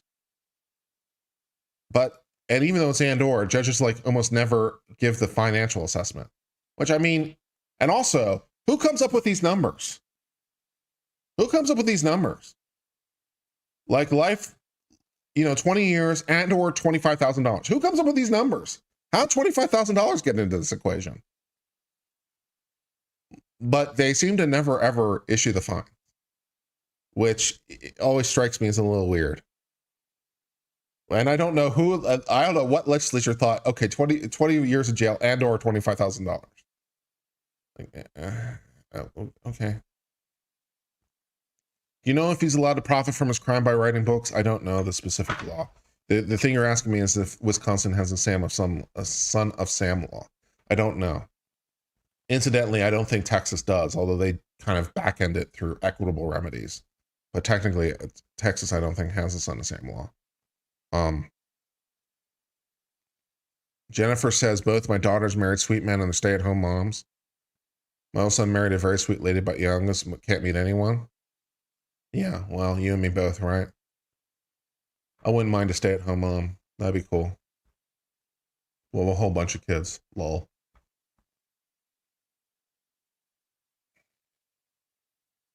Sonny says, you're a man that many women like to get to know. You're intelligent, articulate, caring, good-looking, blonde hair. Well, more strawberry blonde, but still. Blue-eyed dude. You need an accomplished, intelligent woman. Thank you.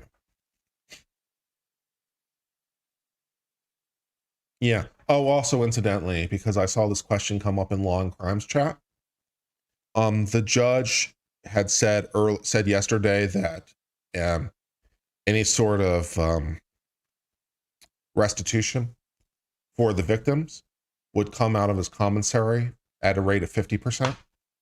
And someone in the Law and Crime chat had noted that in the Parkland case, in the Parkland shooter case, the judge said 100%.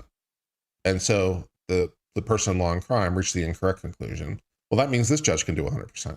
It doesn't mean anything like that, right? Of course, whether or not you can attach to the commissary and whether or not, and what percentage you can, is of course driven completely by state law. So apparently in Florida, yes, you can do 100%. Apparently in Wisconsin, not so much. You can only do 50% because that's what the state law allows for. So apparently in Wisconsin, you can only seize 50% of the funds, not 100% of the funds. So, yeah, okay. That's just what the state law says. So the judge in Parkland may have said 100%. The judge here may say 50%. That doesn't mean the judge is being lenient. It's just what the law allows for. You know, amazingly, the law in different states is different. All right, here we go. Thank God. Let's wrap this fucker up. I'll put a fucking bow on his head. All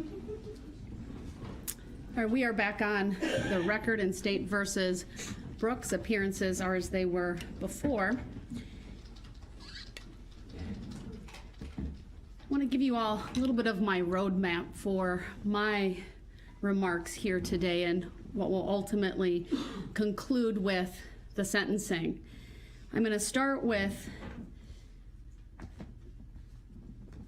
a review, frankly, of Mr. Brooks's NGI plea. Now, wasn't going to start out doing that, but I feel compelled to make a record of certain things in light of many of the statements that were made here today by Mr. Brooks and his family.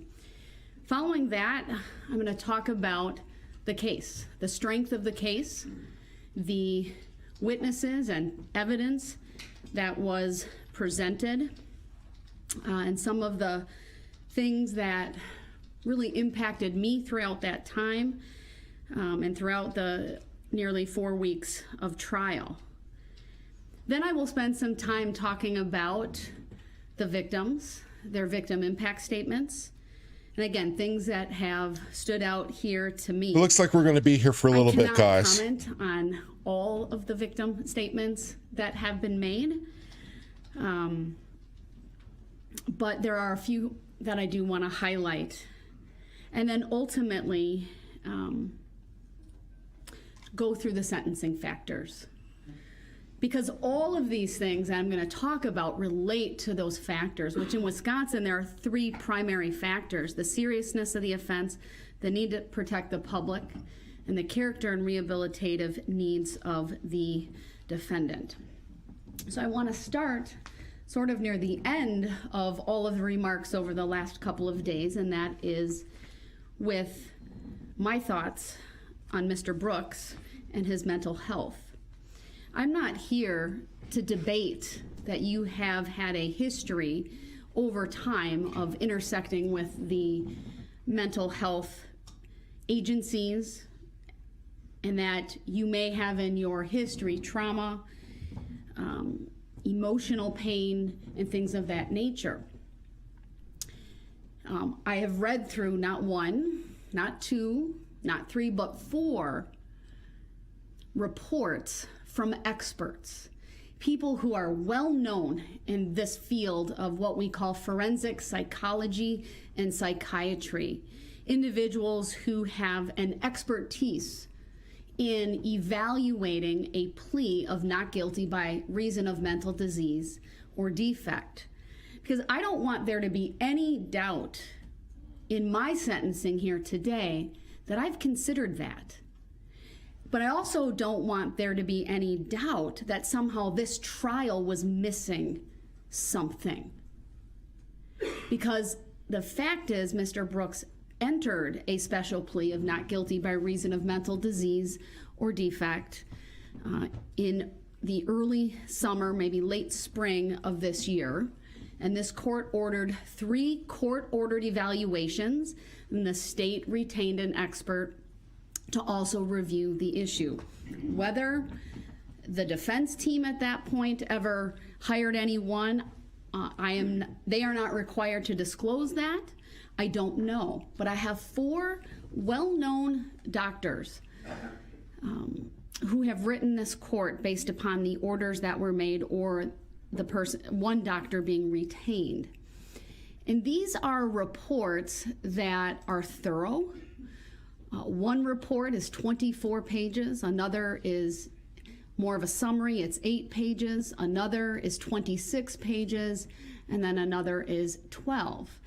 And they look at the discovery information, so police reports, videographic evidence, things of that nature. They have access to any mental health related records from prior stays or things like that. They look at a history, they meet with Mr. Brooks. I've referenced this in the past when competency wasn't so much raised by any of the parties here, but during the trial there was, as Attorney Opper wanted to make a record one day of Mr. Brooks's competency.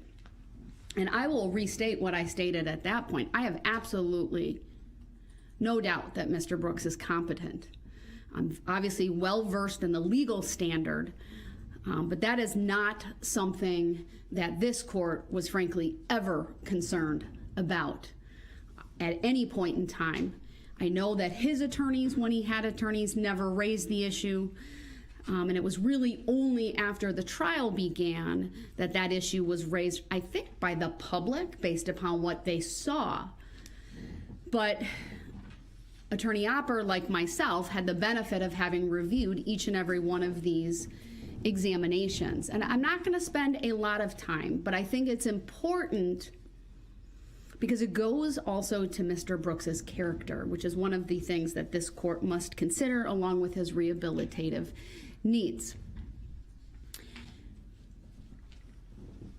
And I'm going to read parts of these evaluations so that you all understand the information that I have and why it is my opinion that mental health issues did not cause him to do what he did on November 21 of 2021, and frankly did not play a role. That's not to say that he wasn't diagnosed with something. I've referenced this previously, but that's an antisocial personality disorder. And this is what one of the reports has to say. They've looked at one doctor indicated that there was available evidence to sustain a diagnosis of cannabis abuse, intoxication, antisocial personality disorder, adjustment disorder with mixed disturbance of emotions and conduct. And the reports go on to describe what those things are and that they may qualify as an abnormal condition of the mind substantially affecting mental or emotional processes, and thus as a mental disease or defect as broadly defined by the Wisconsin jury instructions, and that's at least as to the adjustment disorder. Cannabis abuse or intoxication would not. The diagnosis of antisocial personality disorder, and this is what the doctor said, reflects converging support of an underlying characterological disorder versus a major mental illness. In Mr. Brooks's case, I would note his history of disregarding the rights of others and conforming to societal norms, including in the forms of multiple acts of violence beginning in his youth, contacts with the criminal justice system, lack of remorse as indicated by being indifferent, rationalizing, etc. The doctor goes on that it's her understanding that this characterological condition would not qualify as a mental disease or defect, as defined by the applicable statute, which also specifies that mental disease or defect does not include an abnormality manifested only by repeated criminal or otherwise antisocial conduct. Goes on to talk about her opinion regarding criminal non-responsibility. And the examiner rendered an opinion to a reasonable degree of professional certainty that there was not support for the defendant's special plea, that the facts at hand do not sustain a conclusion to a reasonable degree of professional certainty that because of symptoms of a mental disease or defect, Mr. Brooks was rendered to lack substantial capacity either to appreciate the wrongfulness of the alleged misconduct or conform his conduct to the requirements of the law at the time in question. In arriving at this opinion, the following considerations were significant to this examiner. While acknowledging Mr. Brooks' documented history of episodic contacts with mental health professionals beginning in adolescence, most of the time he has had such contacts or received mental health treatment when in custody. In effect, there is not a sustained, documented history of a diagnosed major mental illness for him predating the alleged offense or otherwise. Looked at a psychiatric review from April of 2010. At that point, the defendant was determined to have no medically determinable impairment on which to qualify for disability benefits. The consultant who conducted the review noted that Mr. Brooks' claimed mental illness was not, quote, well established, quote, that the statements that he made at that point were not deemed credible, they were inconsistent and not verified by treatment providers in the community. Factor number 2, the defendant's history of violence beginning years predating the alleged offense is significant. He faced multiple prior domestic-related charges. He was not permitted in his mother's home because of the history of violence. To be sure, the magnitude and lethality of Mr. Brooks's violence in the commission of the alleged offenses is more severe than what was previously known. However, the defendant's history of a pattern of violent behavior, coupled with other aspects of his history, and this case strongly suggests that his mental state, which produced the alleged offenses, was most fundamentally formed and fueled by contributions of his underlying characterological dysfunction, anger, and rage born of his conflict with his girlfriend moments before the Christmas parade tragedy. The examiner considered Mr. Brooks's episodic endorsement of auditory hallucinations, including on clinical interview with the undersigned, meaning the examiner, and in a couple of recorded jail phone calls subsequent to his arrest. She said this, "I am unaware of any objective corroboration that he presented, either in the hours leading up to or following the alleged offenses, as internally preoccupied or otherwise exhibiting signs of impaired reality, contact, or behavioral discontrol. To the contrary, the defendant's conduct within hours of the onset and moments following the alleged misconduct was organized, controlled, and purposeful. Moreover, he demonstrated the motivation and capacity to take efforts to evade detection and try to flee the immediate area of the parade carnage." She went on, "I have considered the seemingly inexplicable nature and magnitude of the violence and mayhem wrought by the defendant's conduct." I really like this from the judge. This is what I like. Deaths, dozens clear of legal injuries, reasoning, and terrorized clear hundreds of analysis, parade participants analytical. and thousands of spectators. This part's really, really good. There is no indication, As I said this in the chat as well, if she just had more control over her courtroom, she'd be outstanding. that at the time Her legal of the reasoning alleged and misconduct, logic he lacked is substantial fantastic. capacity to either control or conform his conduct to the requirements of the law, or that his reality contact capacity to appreciate wrongfulness was substantially impaired.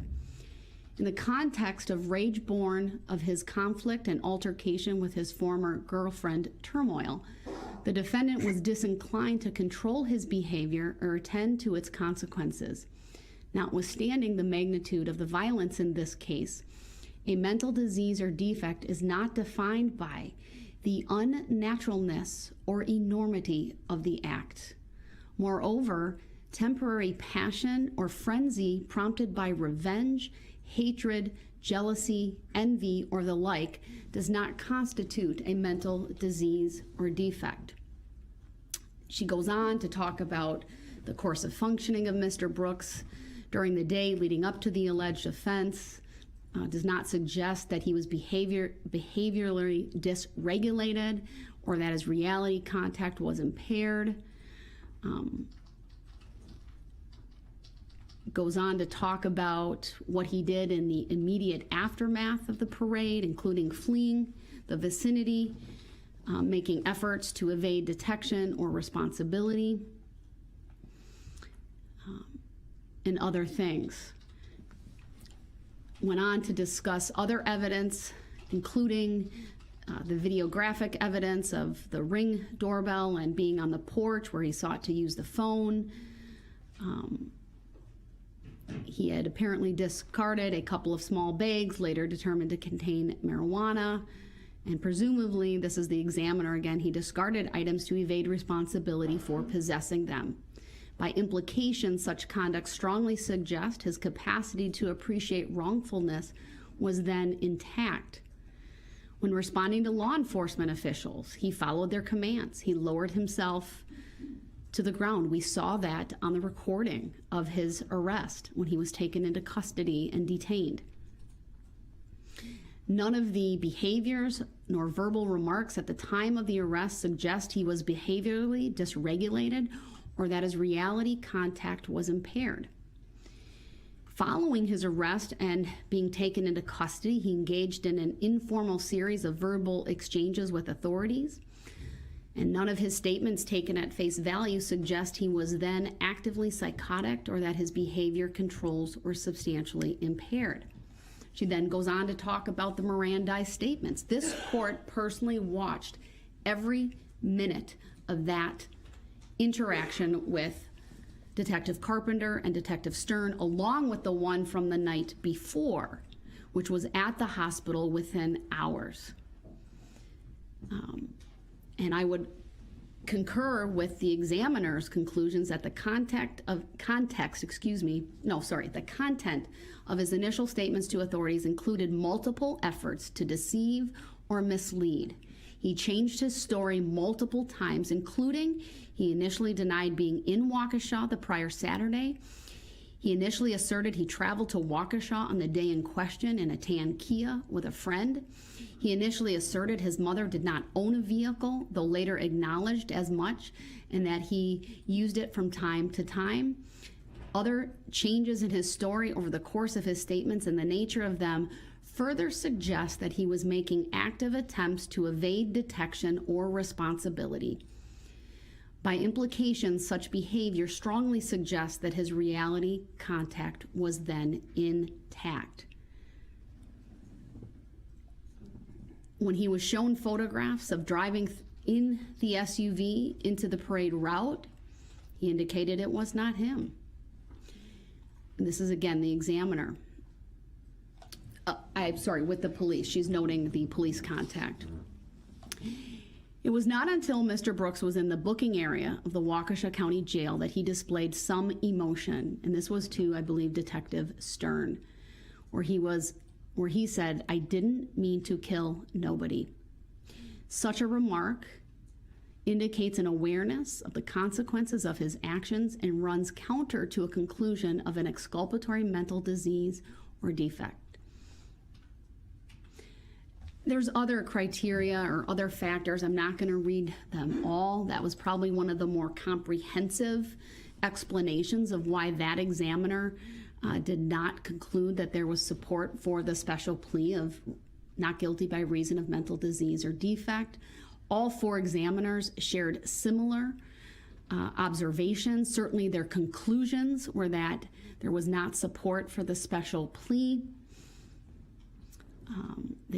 One examiner talked about, again, conduct after driving through the parade, abandoning the vehicle used in the act, altering his appearance by removing his outer layer of clothing, altering how he was wearing his hair, and then engaging in further efforts to leave the scene by securing transportation via a ride-sharing application.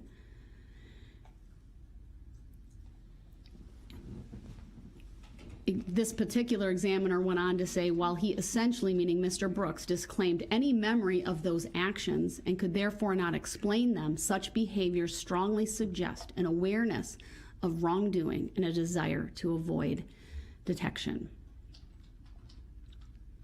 Another examiner had very similar things: antisocial personality disorder with borderline features, talked about the cannabis use disorder and full remission in a controlled environment.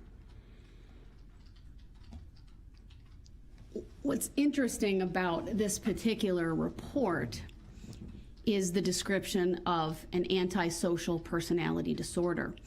The DSM-5 defines antisocial personality disorder as a pervasive pattern of disregard for a violation of the rights of others occurring since age 15 years, as indicated by 3 or more of the following: failure to conform to social norms with respect to lawful behaviors, as indicated by repeated performing acts that are grounds for arrest. 2, deceitfulness, as indicated by repeated lying, use of aliases, or conning others for personal profit or pleasure. 3, impulsivity or failure to plan ahead. 4, irritability and aggressiveness, as indicated by repeated physical fights or assaults. 5, reckless disregard for safety of self and others. 6, consistent irresponsibility, as indicated by repeated failure to sustain consistent work behavior or honor financial obligations. 7, lack of remorse, as indicated by being indifferent to or rationalizing having hurt, mistreated, or stolen from another. In addition, the individual a lot of those are a is bingo. 18 years old, and there's evidence of a conduct disorder prior to the age of 15. This examiner noted Mr. Brooks meets nearly all of the symptoms described above because he has exhibited a long-term maladaptive pattern of behavior involving a disregard for and violation of the rights of others, beginning in childhood and continuing through adult life. The borderline features reflect a general inability to sustain healthy relationships with others, including his domestically violent relationship with victim PPP. That examiner goes on with further analysis and conclusions, again finding that there is not support.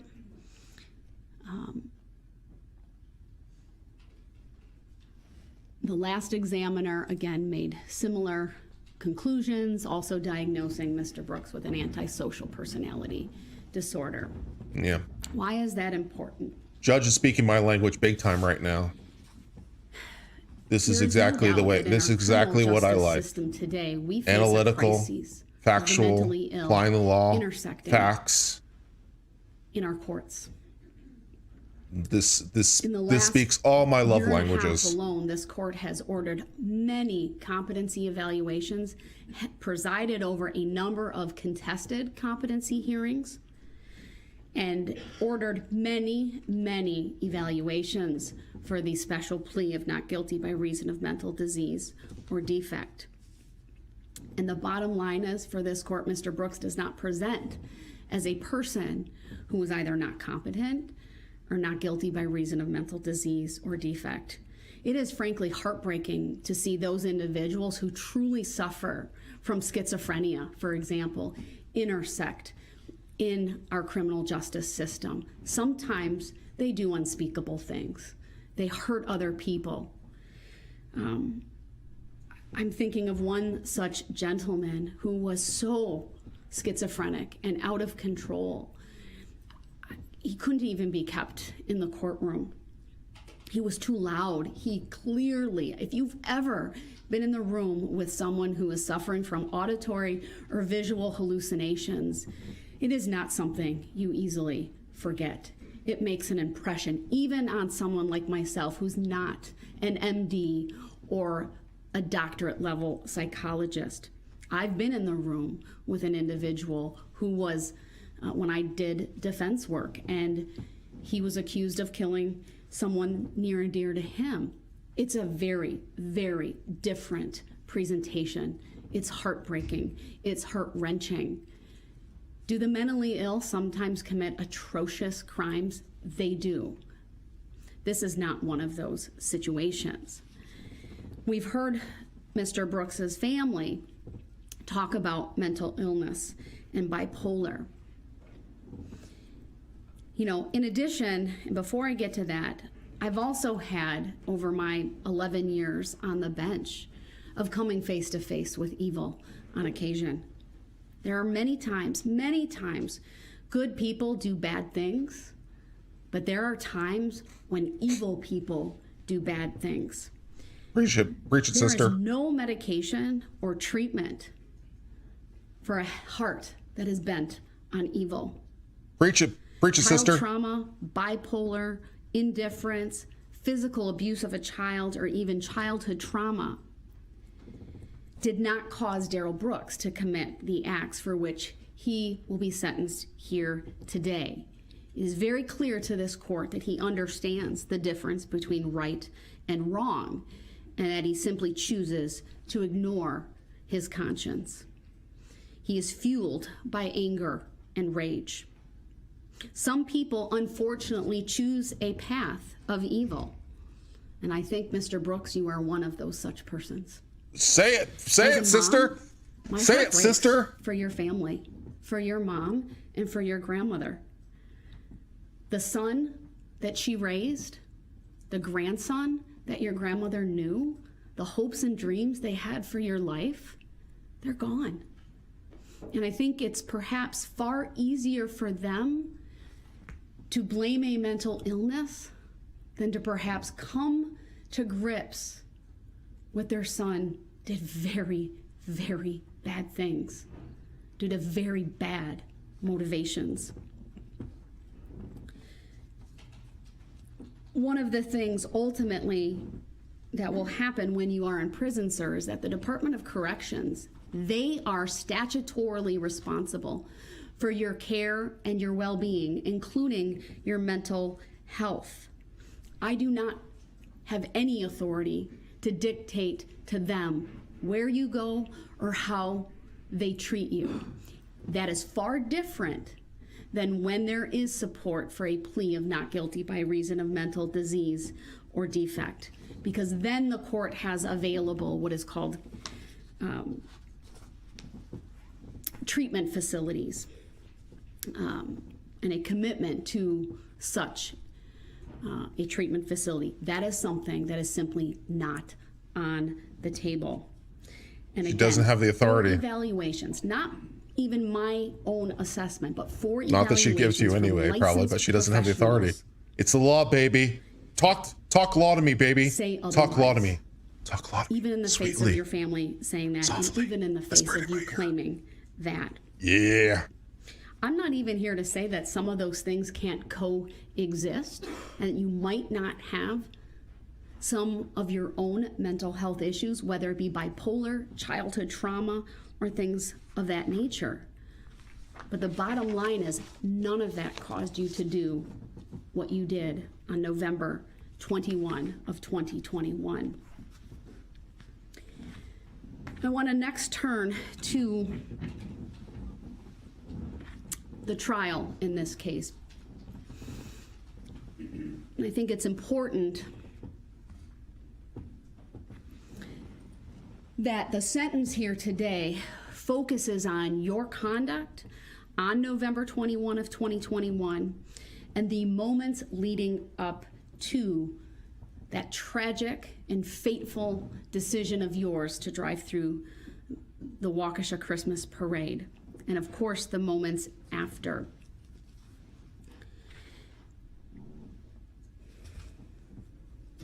I, of course, through my sentencing remarks and ultimately what I do here today, I can't answer all of the questions. I can't address all of the issues, including the why. Perhaps the one question that will remain unanswered. Why? Why did you barrel down White Rock Avenue? Why did you not stop? Why did you keep going? Many of us in this courtroom sat through the entire trial. And what we learned is that very early on in the afternoon of November 21, starting at around 1 p.m., the police got ready for the parade. The staging area was set up, and that was all along White Rock Avenue. Signs were put in place. Ultimately, barricades were put up at a number of locations on Main Street and surrounding that.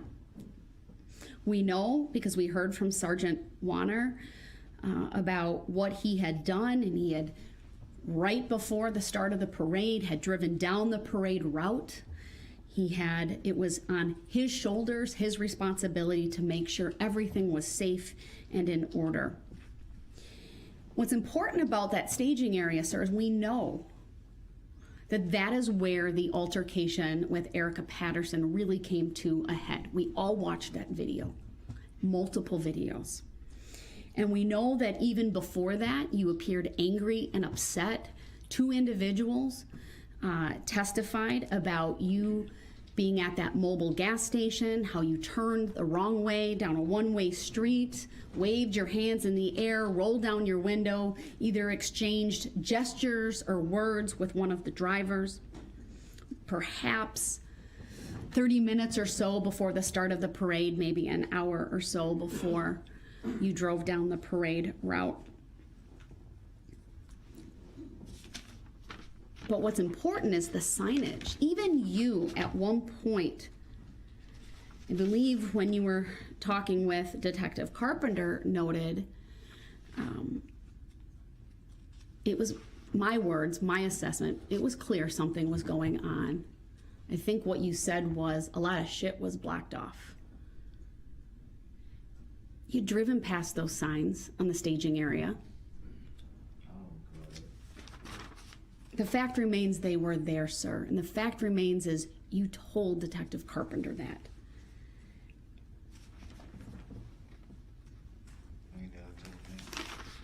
We then heard from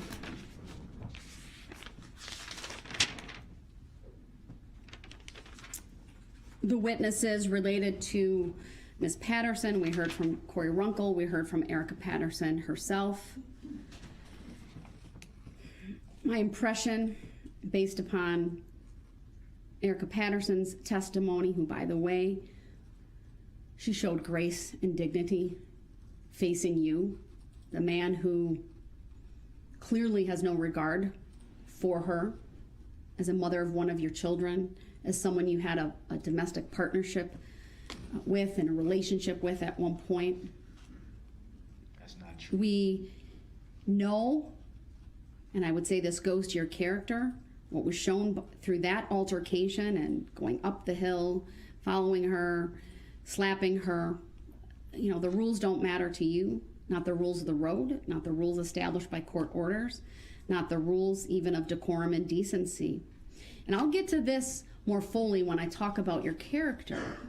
And I know you went hard at Attorney Opper for her bringing these things up, but those are legitimate, lawful sentencing considerations. And when I get to that point, I'll tell you the case law that supports that. Your character, your pending cases. Quote it, baby.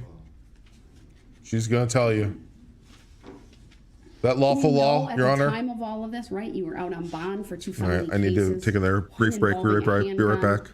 One involving the same vehicle and Erica Patterson, and one involving ultimately intimidation of Ms. Patterson. We know that on November 20th, and she was very contrite about this. She told you where she was. She invited you out there. And that you had contact with her on the 20th. There was some physical. Contact with her on the 20th. Mr. Brooks, this is my time. You need to not interrupt. That's the reason why the charge was dropped. Mr. Brooks, the state you need to stop. Said specifically, wrote you, Your Honor, and said that they know it was no incident that day. Mr. And now Brooks, you want to sit up here. do not interrupt me or you will be removed to the other And now courtroom. you want to sit up here Stop. and try to now. add something in that you know for a fact never even happened. You want to sit up here Mr. and talk Brooks, about every who has time- grace and all this. You talking about someone with 5 kids that don't have custody. You need to stop None of right them. now or you will be removed. Remove me then. All right, he will be removed. He cannot simply stay I don't quiet when consent this to being court talks. sentenced anyway. I don't consent to this, just like I told you. I don't know the. He'll be in recess until he's I don't removed even to the other understand courtroom. the true nature and cause.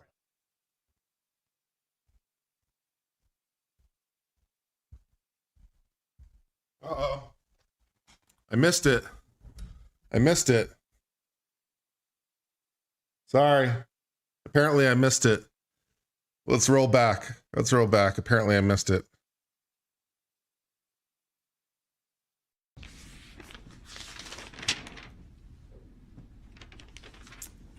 The witnesses related to Ms. Patterson, we heard from Corey Runkle, we heard from Erica Patterson herself. My impression, based upon Erica Patterson's testimony, who, by the way, she showed grace and dignity facing you, the man who clearly has no regard for her, slapping her, even your pending cases. I don't need no case law. That they know it was no incident. Interrupt. That's the reason I attacked with her. And that you had contact with her on the 20th. There was some Never had physical. contact with her on the 20th. Mr. Brooks, this is my time. You need to not That's interrupt. the reason why the charge was dropped. Mr. Brooks, the state you need to stop. said specifically, wrote you, Your Honor, and said that they know it was no incident that day. Mr. And now Brooks, you want to sit up here. do not interrupt me or you will be removed to the other And now you want courtroom. to sit up here Stop. and try to now. add something in that you know for a fact never even happened. You want to sit up here Mr. and talk Brooks, about every who has time- grace and all this. You talking about someone with 5 kids that don't have custody. You need to stop None of right them. now or you will be removed. Remove me then. All right, he will be removed. He cannot simply stay I don't quiet consent when to this being court talks. sentenced anyway. I don't consent to this, just like I told you. I don't know the. He'll be in recess until he's I don't removed even to the other understand courtroom. the true nature and cause. He doesn't consent to being sentenced. Lol. Lol.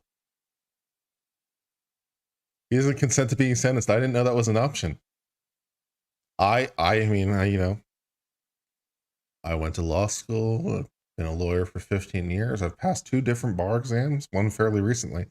I did not know that just merely not consenting to sentencing was an option. Did not know that. Missed that memo somehow in all my years. I've covered 1,400. I've done 1,400 videos on this channel, maybe 1,500 at this point. I haven't checked recently. Lots of Supreme Court cases, lots of courts of appeal cases, deep dives. Somehow missed the I don't consent to being sentenced memo in my criminal procedure. I guess my criminal procedure is not as sharp as I thought it was. Oh well. It's nice to learn things.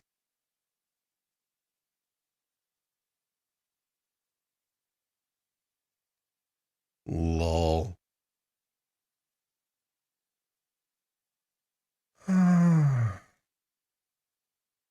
You know that didn't happen, Your Honor. If you say a judge knows sentencing 3 times, they can't sentence you. Missed that one, apparently. Need to retake the bar? I guess. Can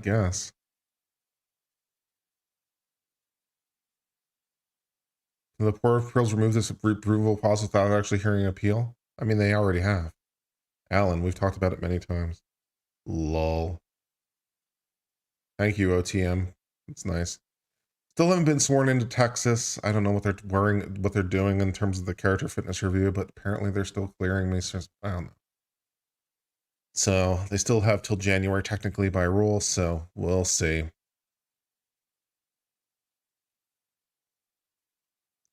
On the plus side, though, it means I get to arrange something more private, I suppose, when I get sworn in. So when I get cleared, I'll probably try to see if I can arrange something with Maybe one of the members of the Supreme Court will be kind enough to swear me in, or Court of Appeals or something. We'll see what we can do. I'll put up calls. Do you know someone at the Supreme Court? If so. I need to first confirm that Mr. Brooks is able to hear and see the court. We do have the audio and visual on. If someone, I can see on the screen, there is a headset on the table should he choose, but I have confirmation that the audio and visual are working in the other courtroom. Before I continue, of course, Mr. Brooks does have a right to be present for his sentencing. He's been present all along today up until his disruption. It was very clear to this court that he had absolutely no intention of stopping his Your tirade. only problem, Judge, is There's that you're really weak. No other way to describe Your it. only problem is that you're weak. And if you this could court improve needs that, to you'd go be a truly through outstanding its judge. Your legal remarks reasoning is right on uninterrupted. point. Your legal reasoning analysis, your And IRAC, given the history in your this IRAC case, is great. which is well documented, of his disruptions and inability You just need a firmer or hand. unwillingness to follow the very simple rules of decorum and courtesy, which include not interrupting the court. I felt it important under Illinois versus Allen to remove him from the courtroom, as that is, of course, one of the options, and we have the benefit of the wonderful technology here in this courtroom and the adjoining courtroom, which I believe is the equivalent of being present. What I have I'm sure the referred Court of to Appeals at will feel times that during too. This trial as the functional equivalent of being present in this very courtroom. But it is important that I go through this without interruption to make the record that I need to make.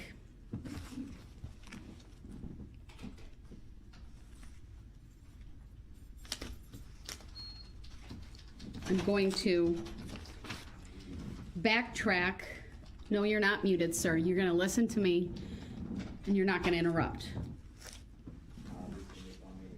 Mute him. Mute him. So I want to, I don't want to call it a tangent, but I'm looking for a note that I made.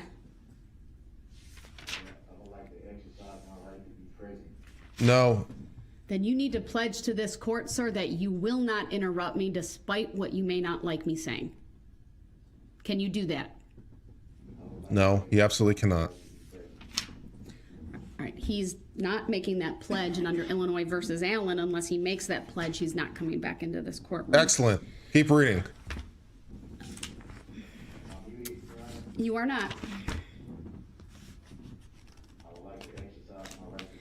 All right, clearly he's going to keep repeating that statement, so I have muted him at this point.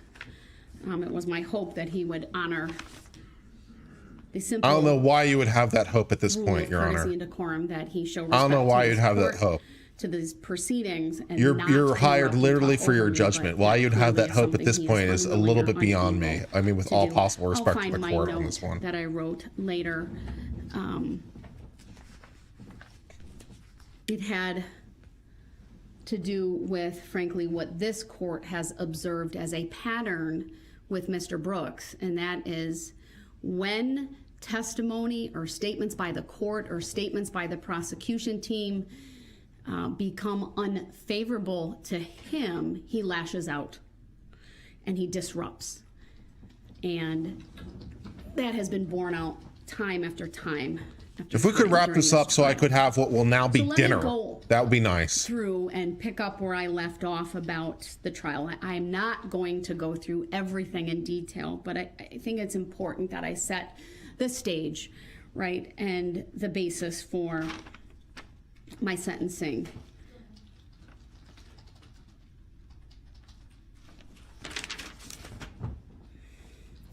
One of the things that I did note regarding Erica Patterson's testimony, because frankly I wasn't sure where Mr. Brooks was going to go with his own defense based on some of the remarks he made during his opening statement, which was actually later, but I guess I'll go back to my review of his recorded interview.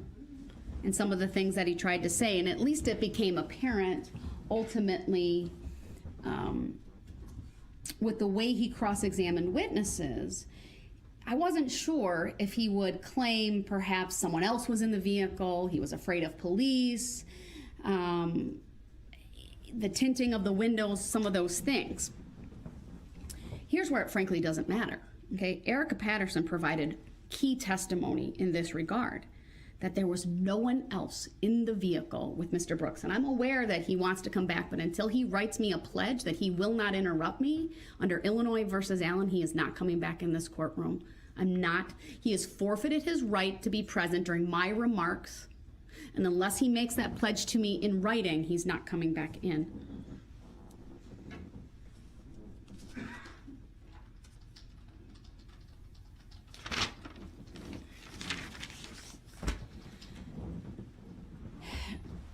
One of the things I tried to do in my preparation, and let me tell you, I reviewed all of my notes from this trial. I have, I think, 9 notepads.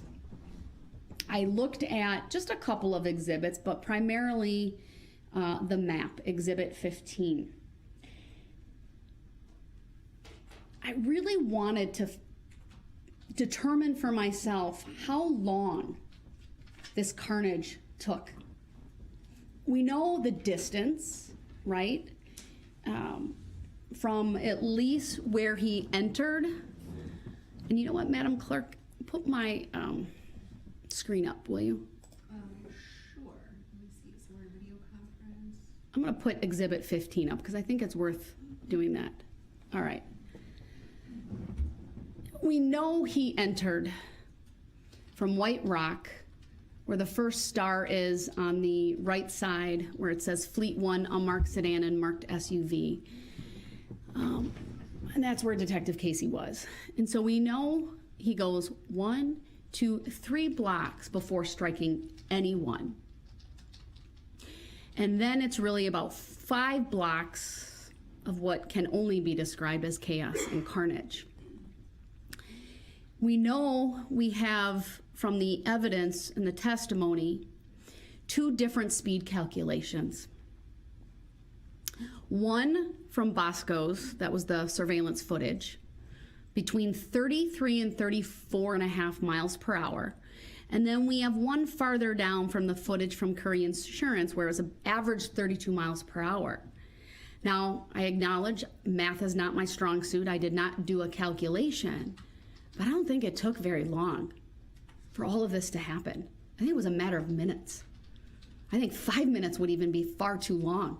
It's probably 3, maybe. And it was somewhat hard to gauge during the trial because of how the state presented, and I don't mean this as a criticism, but they were very meticulous in showing video, breaking it down, showing it at half speed, sometimes 30% speed, to really get an understanding of what was happening. And at no point did anyone ever tell me or tell the jury how long this took.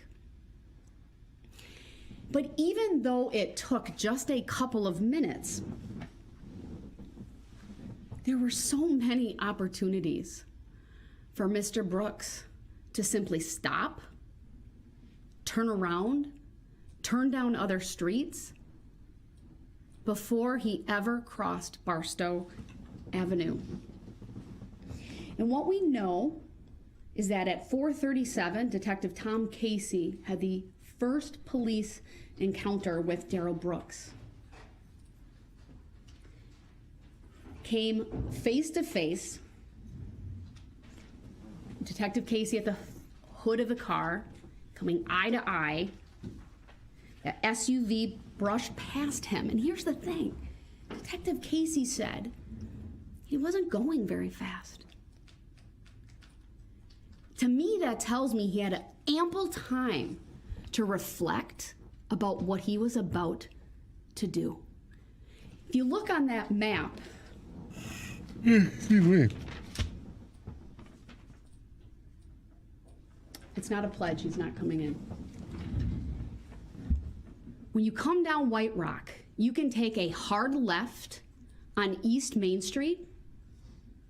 You can take what I call a soft left. I believe it's Pleasant Street. And Detective Casey, you can correct me if I'm wrong. I can't see it on the map.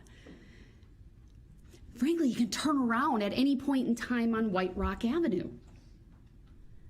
But instead, and I think if you all try to picture this, as difficult as it may be, there's squads with lights, there's barricades. I know I read in the other act's motion that Mr. Brooks claimed at one point he was having a panic attack, and he, again, maybe I think he was going to claim at some point he was afraid of police. Why drive toward them? Why take that right-hand turn? There's no reasonable explanation other than he was angry, he was full of rage, and he didn't care who he came in contact with, what he came in contact with, whether he drove past, through, at, he drove. Detective Casey pounded on the hood of that car, saw his face, again, was brushed by that SUV, thankfully not hurt. All of this preceded by the visual signs along White Rock Avenue of the staging of this parade. Floats, bands, banners, signs, people. And as you got closer to Main Street, the spectators lining those streets, which both, I believe, Detective Casey and Sergeant Warner said were thousands of people. Before he ever gets to Barstow Avenue, he comes in contact with, after Detective Casey, Officer Buttrin and Officer Schneider. He has an opportunity, if you look at this map, he could go right on Buckley. Again, there might be police, there might be barricades. You simply stop. You ask, can I get out? No doubt in my mind, any police officer there would have done just that. He could have gone left on Northeast Avenue. Continuing down, he could have gone left on Martin Street. Continuing on, Barstow Avenue. This is where the parade participants, unfortunately, he has contact with them, but he could have gone right on Barstow. He could have gone left on Barstow. And we know from some of the footage that we saw that his car was seen flying past, true, not hitting one at this point, but flying past. There's no logical understanding for Mr. Brooks. He can see them. Anyone driving a vehicle would see what's ahead.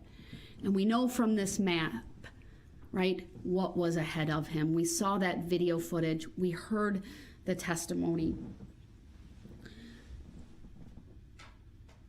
Many police vehicles at these intersections with their lights flashing. There's no doubt in my mind that Mr. Brooks would understand a parade was going on. You can turn off my monitor, thank you. We also know it was not yet dark. Dusk. This was from the battalion chief who talked about when he arrived after that first alert at 4:39, it was not yet dark, it was dusk. I think that aids to the visibility that Mr. Brooks would have seen all of these people. This is not under cover of night. It's, of course, downtown Waukesha. We saw city lights in many of the street lights I'm referring to in many of the videos as well that would have been on or coming on.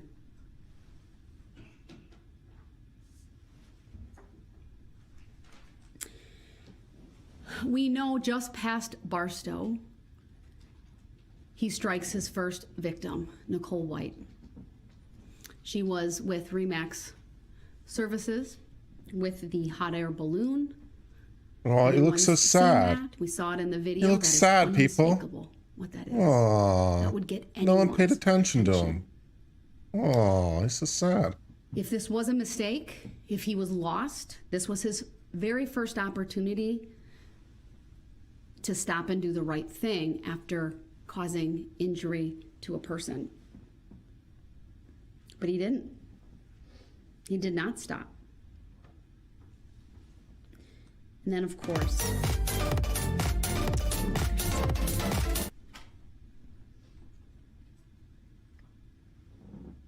it's hard not to think about what I watched and not have this reaction. Those were images that frankly kept me up at night, that I saw over and over and over. For their band director, she is a hero to me, to get up on the stand, to talk about, and that was Sarah Waymeyer Aparicio, to identify each one of her students, talk about their formation, talk about what she saw. So strong for all of you.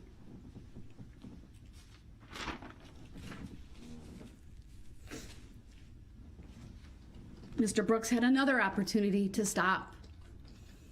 This wasn't one isolated person that he could claim, I didn't know I struck someone. This was driving over people. What Kyle Jewell described as the SUV went over people like they were big old speed bumps.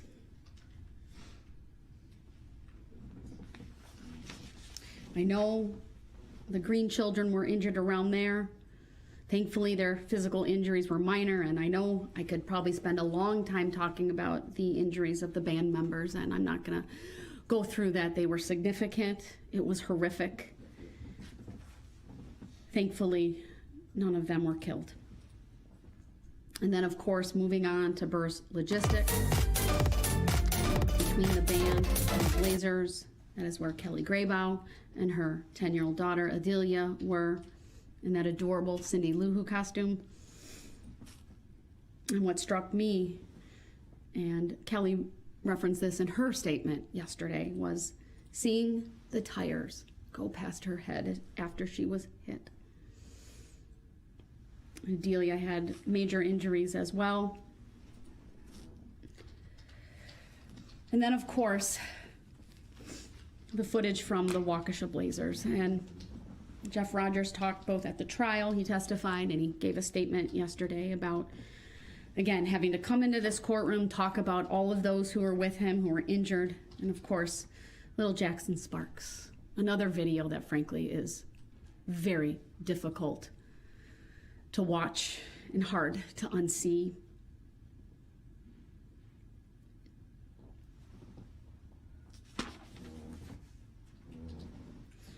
You heard not only Jeff, but Josh Craner talk about what happened, and Josh, of course, being struck.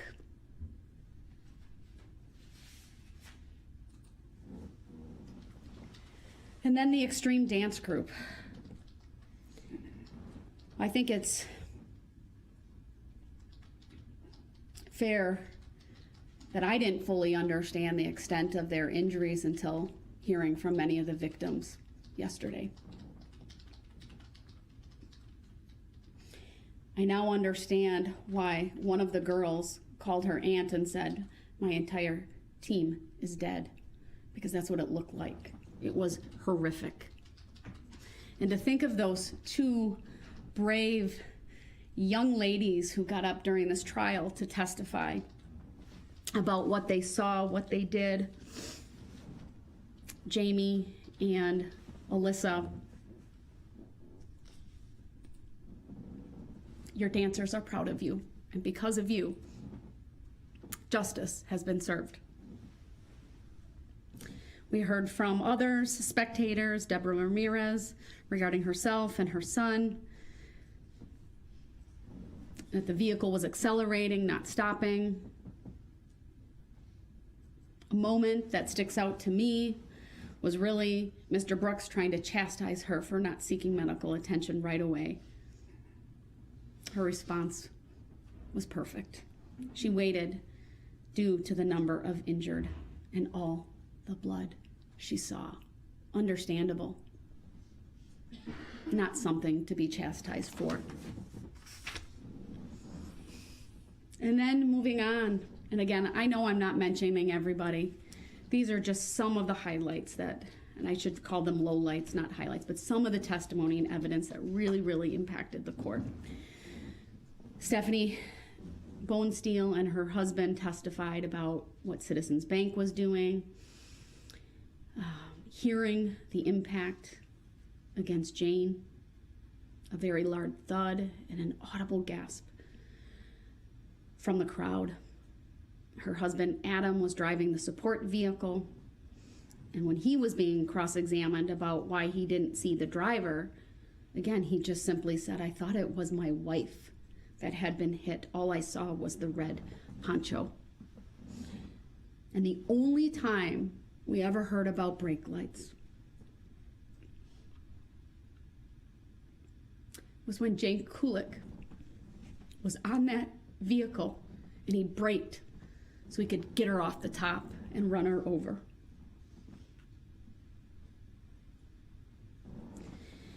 We heard from Matthew Harris, who talked about the red SUV coming straight at them and then veering and going in the direction of the dancing grannies. And again, that audible gasp as he described that eerie sound. He saw a child injured in front, Jane Kulik behind. Actually, the child and Jane Kulik behind, and 2 victims ahead. He saw 2 of the dancing grannies. What he described as the SUV traveling faster than the speed limit. What I wrote down from his testimony is he's a combat vet, and this is what he said. "I've never saw anything like this in such a safe area." You could tell he felt bad about not seeking treatment right away for his daughter. He talked about how his wife's a nurse practitioner. And again, he didn't want to direct resources from other victims, that we thought she was okay enough to be home with them. Now, by this time in the parade, it's very clear the spectators are noticing something is not right.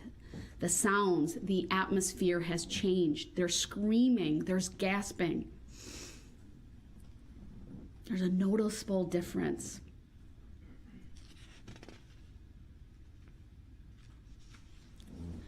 It's at this point, I believe, that Owen was struck, Kelsey was struck.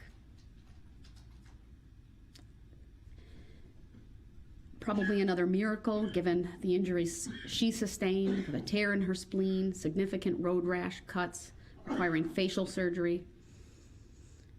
What Mr. Knapp described the driver as having eyes completely wide open. And then next we heard from Laura Thien, one of the dancing grannies. She talked about the sisterhood. Another brave woman came in, talked about what happened to that group. 7 people injured from her group, 4 fatalities. She said it all happened in a matter of seconds. All I seen was bodies. It looked like a war.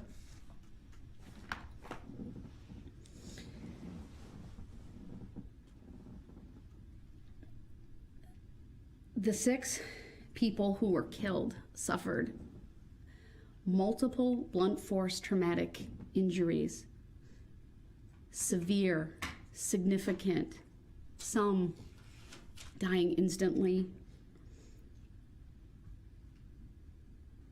I was impressed by both Dr. Scheel and Dr. Bidzricki. Dr. Bidzricki for her attention to detail, her looking at that vehicle, inspecting it, looking at the heights where certain damage was done, and it being consistent in height with the individuals that she did the autopsies on. And of course, Dr. Scheel, and both of these individuals have testified before me, but Dr. Scheel, very shaken from the autopsy of little Jackson Sparks.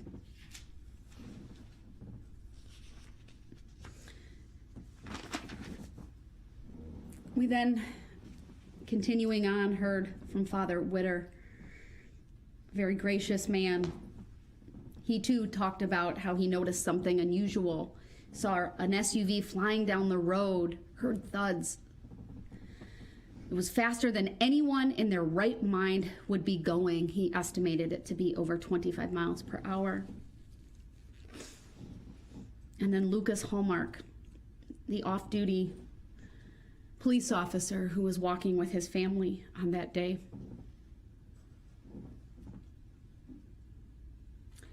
He talked about the commotion behind, the large amount of screaming. You could feel it was palpable when he testified about having the wherewithal to try to get his kids out of the way, throwing his 3-year-old as far as he could out of the way. You could see the pain on his face when he talked about not being that successful with his 7-year-old. He said, "I wasn't quick enough." He testified that he thought this was a terrorist act, that SUV did not stop. I referenced the speed already. The ACE speed estimation from Detective Carpenter, 33 to 34 miles per hour, a little bit more than that. The speed calculation by Michael Smith from State Patrol from farther down the route of averaging 32 miles per hour. And then, of course, the vehicle inspection by the State Patrol, finding no mechanical issues. There was also the Franklin Assistant Chief who attended the parade. He was near West Main Street in Maple. He provided the testimony regarding the SUV, the window being open, and the driver sticking his head out, looking out. He testified how he thought perhaps it was either a medical emergency, maybe even a mechanical issue, but it was clear once that SUV passed him and he saw that driver, he saw you, Mr. Brooks. No panic, no distress. His heart sank. He knew it was not a medical emergency. The body language just didn't fit. It did not believe it was mechanical at that point either. And then he saw the vehicle crank to the right. As he testified, he seemed excited about what he had done.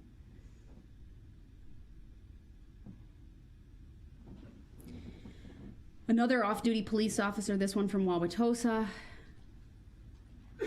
talked about how he saw Mr. Brooks after the fact crash the vehicle, hear him yell out an expletive and run southbound with his sweatshirt still on. We all saw that video. Of course, at one point, Officer Skolton had contact. And as he testified, he put things together. Keep in mind all of the radio traffic, right? About one person, then like 15 people, and another 15.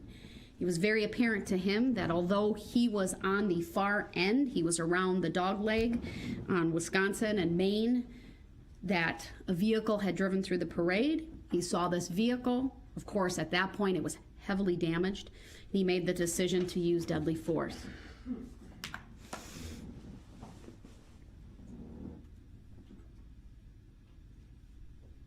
What did he do after? What did Darryl Brooks do after? We crashed the vehicle. He fled the scene in a hurry. He changed his appearance, took off his sweatshirt, loses his shoes, I think in a hurry to get out of there, not caring that they had fallen off. He puts his hair up. We saw that on a number of videos. He asked unsuspecting people to use their phone to call an Uber. All within minutes of all of this happening. He was in such a hurry to get out of there, he left his phone in the SUV. He calls his mother, who arranges for an Uber. We heard from the Uber driver. He never showed up. It was nearby, ultimately, where he was found. And then, of course, the ring footage of his contact with Daniel Ryder. That is at 5:01 p.m. Minutes after all of this happened. Mr. Ryder was astute, noticing that after Mr. Brooks being in his home for maybe 8 to 9 minutes, he saw squads driving by. I think you could say his gut told him something wasn't right. And he had Mr. Brooks go onto the porch, of course, after having given him a sandwich, given him a coat to wear. Ultimately asks him for his coat back.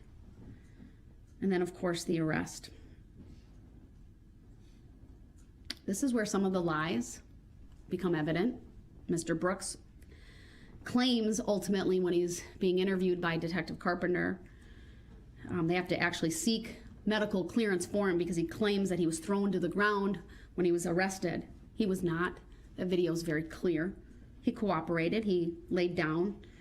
There was no use of force used at all to take him into custody. But we know ultimately that he lies about what he was doing in Waukesha, how he got there, who he was with. He lies about having contact with Erica Patterson the day before. We know when he's found, he has the Ford Key credit card, not only in his name, but one, whether it's a credit card or like a benefits card, but it's in the name of Erica Patterson, and of course an ID for himself, a state-issued ID. The Ford itself is registered in his mom's name. It's the same address that's on his ID, and there was documentation found in the Ford Escape.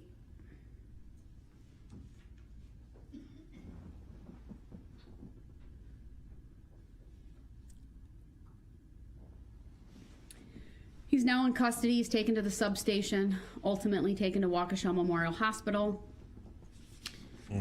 What's notable about the video and audio clips that this court reviewed from the hospital, Mr. Brooks is calm. He's coherent.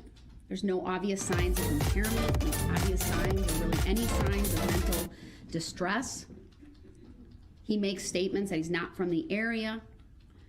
He doesn't appear disoriented or confused. At some point, there's kind of a jovial atmosphere between him and one of the detectives. The next day, he lies to Detective Carpenter, denies driving to Waukesha. I got a ride. He makes up the story about a tan Kia. He's very nondescript and vague with the information that he provides. And over the course of those 5 hours, he never once references the parade. He never once says there was another driver. Of course, they start talking to him initially about the domestic altercation because by that time it's very clear a link had been made between Erica Patterson and the call that police originally received of the domestic, or at least an altercation near Frame Park and Mr. Brooks. We also know, because of the bond conditions in the 2 felony cases, he's not supposed to have any contact with her whatsoever. But he does. At no time during the 5 hours on November 22nd does he make any admissions. Does he show any concern for any of the victims? No empathy, only lies, only concern for himself, for his family. Can I have a phone call? He does not provide, and I said this already, the name of anyone else that could be driving that vehicle.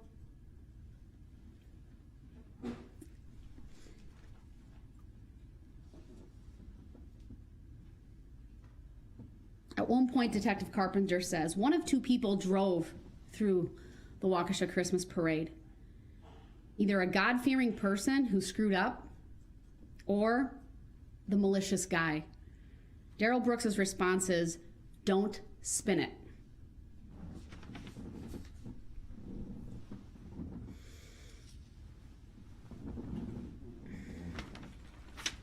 One of the things that has become abundantly clear throughout this trial, Darryl Brooks understands exactly what he's doing. His comprehension is fine. I have absolutely no concerns and have never had any concerns throughout this case and throughout this trial, or even through the past day and a half regarding his competency. He's intelligent, he's deliberate, he's purposeful. He made nuanced arguments during this trial, one about the right to counsel versus the right to the assistance of counsel. That's a sophisticated legal argument, not the product of someone who doesn't understand. He asked questions on cross regarding tint, horns. He brought up the recall after the fact. He talked and asked questions about, question about barricades, police being at the intersection. Although we never fully understood what his defense was, what became very apparent to me as I reread through all of my notes is that from the very beginning, he wanted to argue jury nullification. If you go back to his opening statements, he talked about power and the jury doing the right thing. He repeated that theme during his closing statement. At one point, he objected to evidence based upon a violation of one of the court's pretrial rulings. Again, a pretty sophisticated objection that resulted in the court striking an exhibit that had previously been received. Today, he spent close to 2 hours talking on his own behalf without any notes. He covered a variety of topics. Yeah, sure did. He's competent. He's competent. He's sane. I want to talk next about, here's my note that I found. One more thing on Mr. Brooks. You know, at times, right, we've seen the eye rolling, the fake clapping, the laughing, hand gestures, many times and most times very emotionless.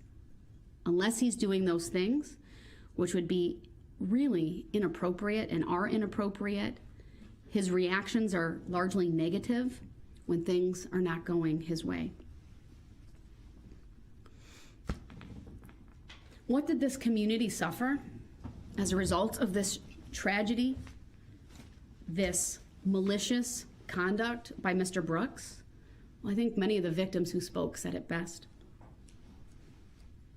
Lori Locken described it as this: a sense of personal safety you robbed from us. Preach it, Judge. Preach it. I love her reasoning. It's very detailed, but it's logical. It's analytical. Who said what you the want. only life he seems to value is his own.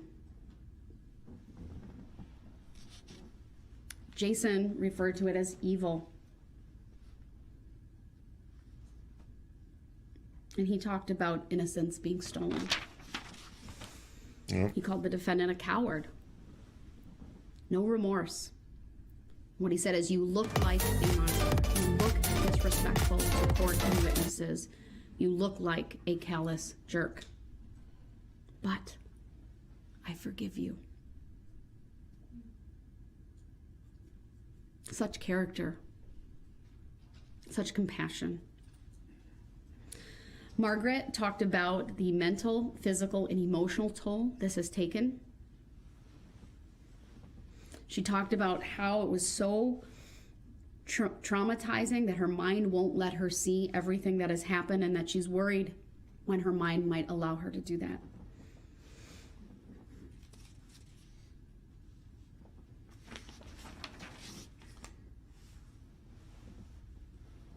I'm thankful that she's 95% back to normal. She talked about emotionally every day. She's reminded of the physical pain and the loss of self. But she's had tremendous support from family and friends, and that today she will move on.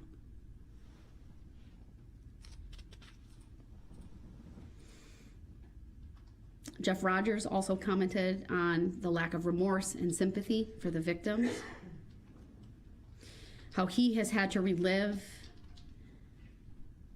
just the immenseness of this, the confusion, the anxiety, depression as a father, and irritation. He talked about how his son, Caden, was so concerned for his younger sister. I'm really glad Riley is okay. I believe that was from the day of the parade. And how he recognized he was inches away from losing 3 of his 4 kids just because of where they were located. He had flashbacks of grabbing his daughter's jacket, missing the first time, but that Riley gets up sometimes 6, 7, 8 times a night. How this was supposed to be a happy kickoff event for him as their new president, and how after it happened and in the aftermath, the weight of the moment, and 35 people there trying to find everyone, weighed on him. He talked about the media showing up at his door and the emotional toll things have taken. It was intense, and speaking at Jackson's funeral. He talked about how his faith is stronger. Again, very gracious, very inspiring. We heard next from Jessica and Juan, and how this impacted them, the loss of their son's friend Jackson. Their kids were involved in 2 different groups that day. One a dance group, not the extreme dance group, but a different one. And then of course the Blazers. And how, I believe it was Jessica who said, I yelled stop. I put my hands out as if I had the power. How she saw Jackson, and how she will forever have that image burned in her memory. And that she was so grateful when she found her son. How she covered his eyes to shield him from what was around. Not once, but twice. They had to run because at first it was what happened through the parade, and then the active shooter situation, because of obviously people didn't know who had fired the shots in that moment. And she talked about pain and terror.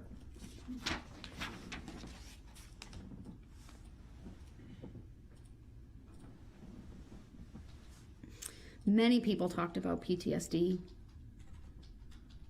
I mean, for her, I was really struck by how difficult it has been because of what she saw, not able to be a teacher, how she's hyper vigilant, and Is he going to write another note now? Sends her into a panic. How her joy has been stolen, and how she does her best to hold it together for her kids. But when she was alone, she cried, she screamed. And only a month ago was she able to return to work, but in a very different capacity. He's writing another note. She commented on the lack of remorse by Mr. Brooks, and that he seems to search only for sympathy for himself. She said he will always be a danger to society. We heard from more individuals. From the Blazers, again, a lot of discussion of PTSD.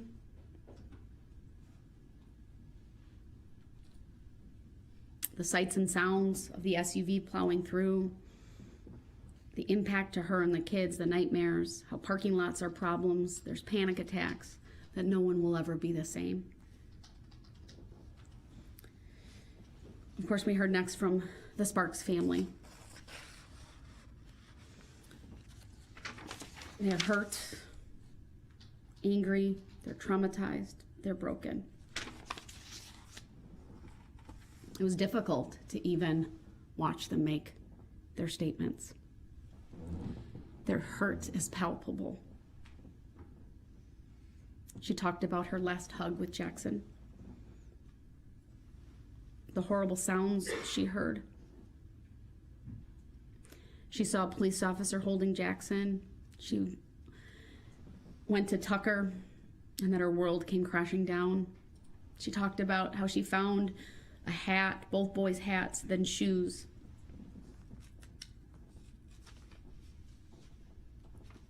Again, I didn't realize how significantly Tucker had been injured until she described that for us yesterday.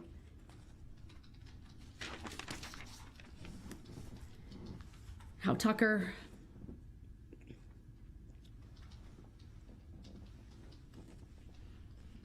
somehow blames himself for his brother's death.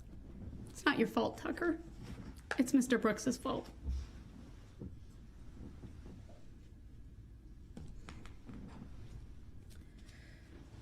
One of the things when there is a fatality with all of these victims is the future that is robbed from them, right? No future weddings, no future graduations, no future grandchildren or children, no plans. It's just gone. It's all memories. And the contrast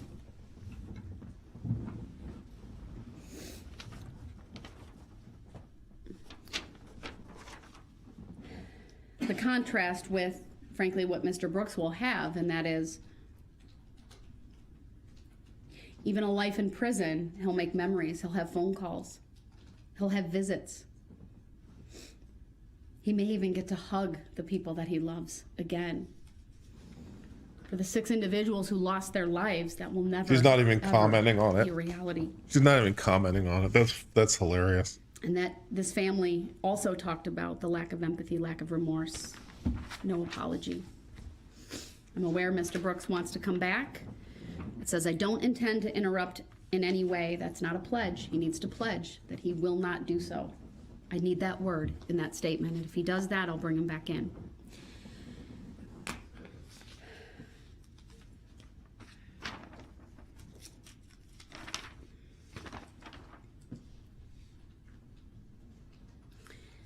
I'm going to try to go a little bit faster. Some of the comments. The yells and screams from that night will haunt me for the rest of my life. I'm asking the court to give the max for each conviction because he has given the community a life sentence of these memories.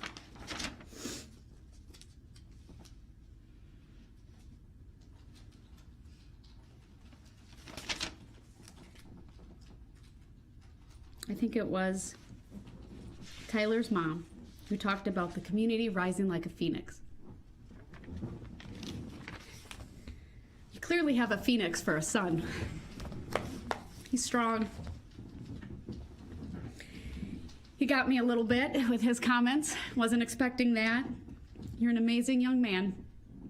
You're a picture of resiliency, of fortitude, of strength. I think what this community needs. I thought it was quite a testament that you took those pictures and the same pictures of Jackson, you replicated that, and I thought that was a great tribute to him.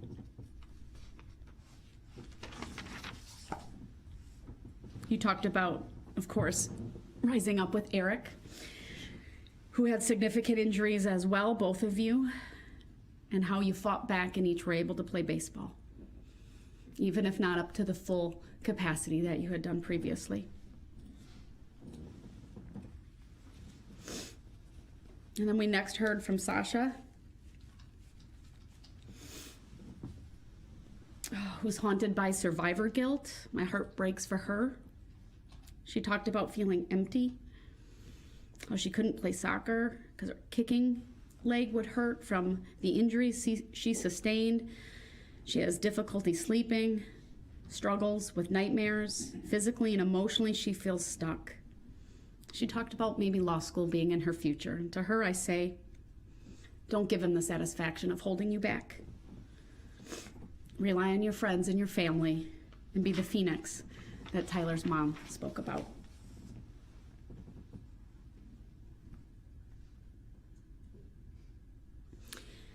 Jen Dunn read a statement from Sasha's mom, and I wrote this down. No one knows what it's like to stand on your feet when there is no floor. That's a pretty powerful image. I think that's very apt for what this community has gone through. We heard from others, including the Teagues. We saw photographs. So many families with more than one individual who was injured. How baseball for Eric was stolen, how he was such a good player.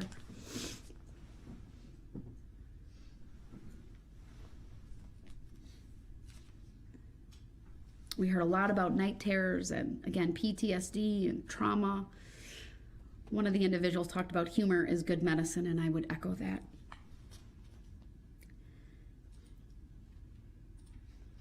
We heard about one band member whose instrument may have very well saved his life. Someone described it as a mental massacre, though, the aftermath of this. It's difficult to go downtown. It's difficult to get restful slumber. Panic attacks are common. Describe Mr. Brooks as sheer evil in its vilest form. I wrote down that despite all of the impact and carnage, many people talked about forgiveness, brokenness, sorrow, anger, hatred, regret. A lot of emotions, frankly, really no emotion shown by Mr. Brooks, certainly not for what he did on November 21st. We saw a lot of anger for some of the people who lost he's loved writing ones, again. and understandably so.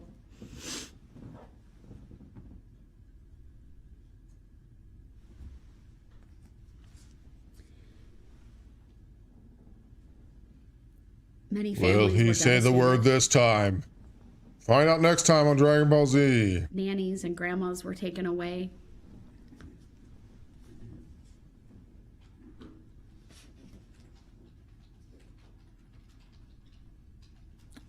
Yes, there were very specific terms used to describe Mr. Brooks, that in their opinion, he's a monster, he's a demon. Pure, unrepentant evil was one of the phrases that were used. Talked about the system failing us. Saw you in your SUV hanging out with a smile of satisfaction on your face. For one of Leanna Owen's sons, I lost my mom, and I wasn't always a good son.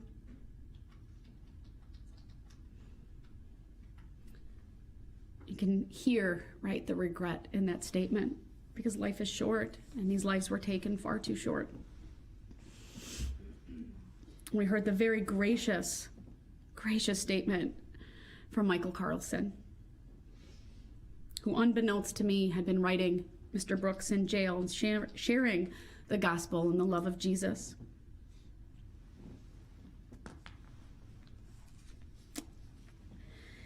He read a poem, which I thought was beautiful, from the standpoint of his sister. And he said this. In that poem, it says, "We both died that day. I, Tamara, died to life. You died to the world."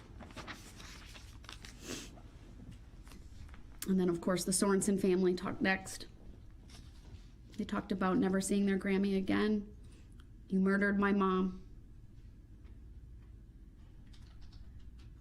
But at least I have some peace knowing she died doing something she loved. We heard from Brooke yesterday and today. She reread her statement due to the interruption. Proud of her for getting up here and sharing that.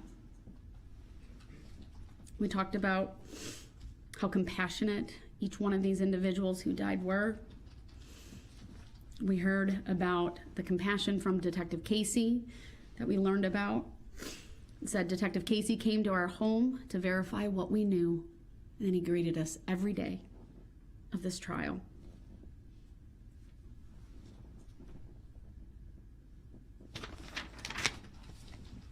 They ended with, "Angels watch over us."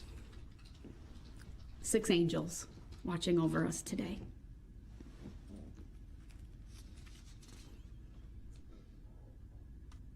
They asked me to hold Mr. Brooks accountable so that he will not have the opportunity to hurt anyone ever again.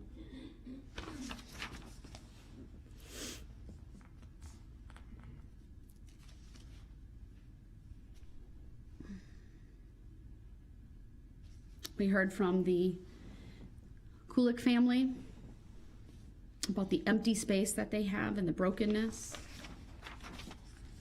their lives being shattered by mom and grandma being taken away.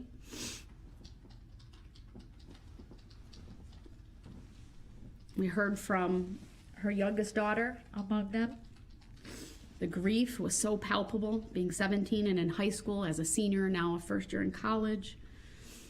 She talked about all of the things she will never have with her mom. Just the last year alone, an 18th birthday for her and her brother, graduation, and beginning college. She lamented that her mom would never see her do her wedding vows, never see any kids that she would have, be a grandmother. She wouldn't be able to call her mom for parenting advice. And how excruciating it was for that family to wait 3 hours because of the chaos at the hospital. Talked about triggers of their PTSD, sirens, things of that nature. And how she waited. She waited hoping that Darryl Brooks would have a reason. She also said this, verdicts don't bring my mom back. No more hugs, no more dinners, no more talks. My mom was the glue that kept our family together, and we are falling apart.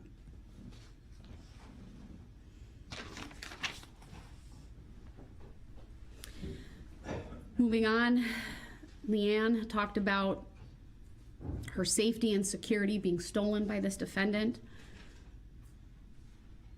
She asked Mr. Brooks to picture his own daughter, unresponsive, lying on the ground with a leg injury, a head injury, and blood coming out of her mouth. She talked about the excruciating 2 weeks in the hospital, wondering if her daughter would ever live, in a wheelchair and then a walker for months. She said this, all you had to do was hit the brakes.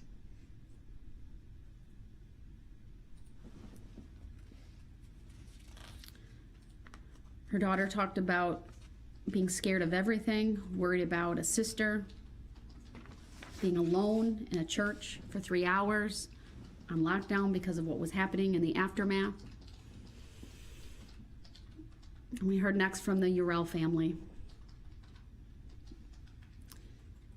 A family that, of course, was impacted significantly with 4 of their children, all of their children being struck by the SUV, with the mom, of course, having to testify, in this case being called by Mr. Brooks, which, of course, was his right to call witnesses, but it's the manner in which, I think the indifference, not caring that this was someone who had 4 children impacted significantly. But clearly, you're raising your kids the right way. With grace and dignity, Charlotte got up and talked about the basic things you learned in kindergarten. She described what she saw as being stupid, delusional, and egotistical. She wanted to punch you in the face, and understandably so.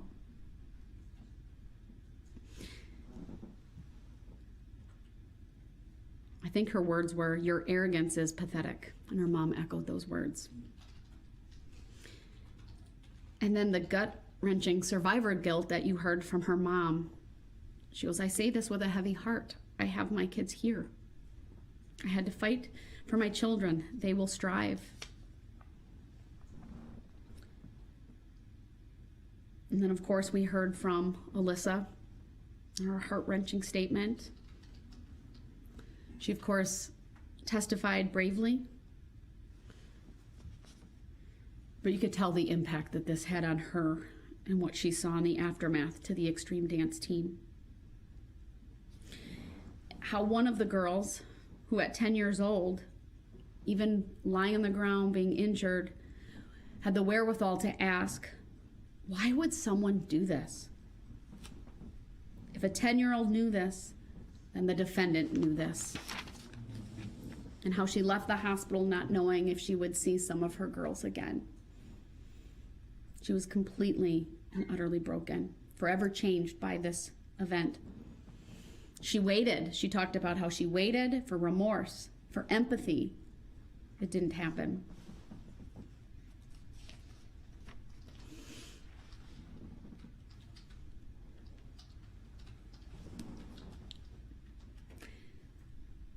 Dylan Urell said something very insightful yesterday.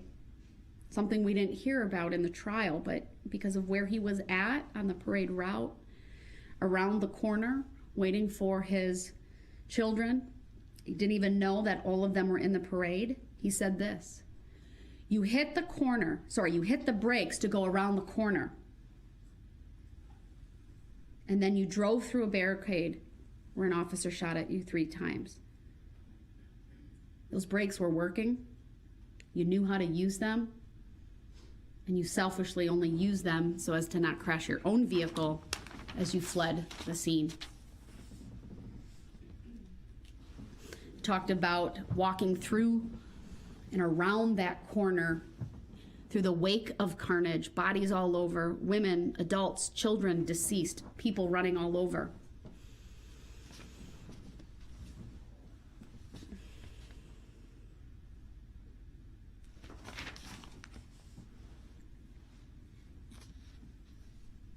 We heard from more of the members of the Extreme Dance team, either directly or parents and loved ones, how they had to walk through the carnage to find their children.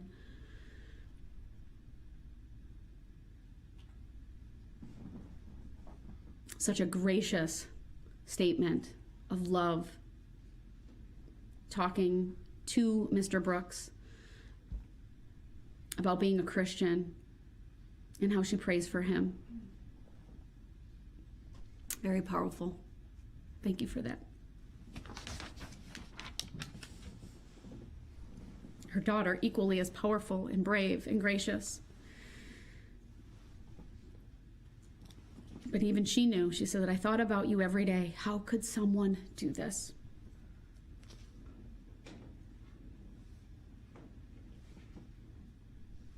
More victims talking about PTSD. How even the song that was playing during the Extreme Dance team performance is a trigger for her PTSD.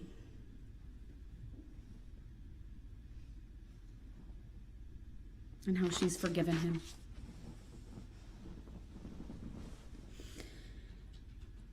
We heard from the sister of victim HH and how the first thing she talked about was the sound of Vivian Urell whimpering, crying, and then she found her sister, how her clothes were ripped off. She was unconscious, half naked. How she felt forgotten because her mom was at the hospital with her sister, of course, due to the severity of her injuries. How her sister was in a coma for 2 weeks, but how she has survivor guilt and issues like that, panic attacks, PTSD. She can't be around fireworks. Tire screeching is a trigger. That this turned her life upside down. And then, of course, we heard from victim HH herself. So brave to come here. I'm so very thankful you are recovering. Someone commented on how amazing it is to see the many people with their in recovery. You wouldn't know by looking at them, of course. The emotional and mental injuries are significant and severe, but so grateful. Frankly, lucky to be alive. I say to you, that scar on your neck should be a sign of strength and fortitude. You fought, you won. You have a story to tell. Don't shy away from it. Of course, we heard from her mother as well. We saw that PowerPoint with the pictures of their journey. The road rash on her face was horrific. You can only get a mental picture from words so much, but to see those actual pictures, her being intubated, and it's heart-wrenching. And all of the surgeries and the toll it took on their family. But she described her daughter as a warrior.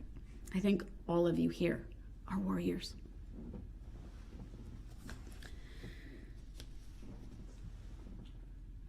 We heard from Sam and her family and what she went through and how significant her injuries were. And her mom talked about the haunting vision she has of just what she saw because of her perspective.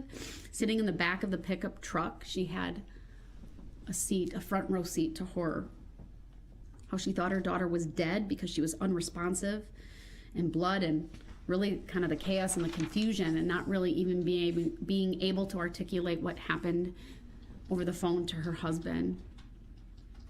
She described what happened as careless and reckless.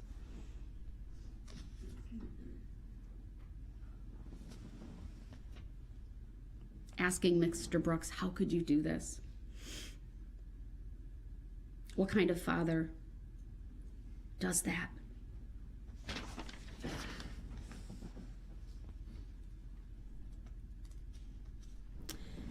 The last person we heard from was victim, I think it's Gigi, the mother of FF. If I have it reversed, please excuse me. And how I actually have her written statement that was provided earlier today, but how she was so taken aback by the conduct of Mr. Brooks that she frankly called him out on it yesterday. Mr. Brooks, you're a pathetic kind of monster. motioning his hand like, okay, come on, let's get this over with, hurry up. She yelled at him, you don't care. She goes, you hit me, I saw you, you knew, you're a child killer, you're a woman killer. She was so flustered, she had to really gather herself before she could continue. So again, I want to thank the victims. I have other statements that I've read for people. So gracious. I think they were all members of the Catholic communities. Their statements were translated. Very gracious. Praying for Mr. Brooks.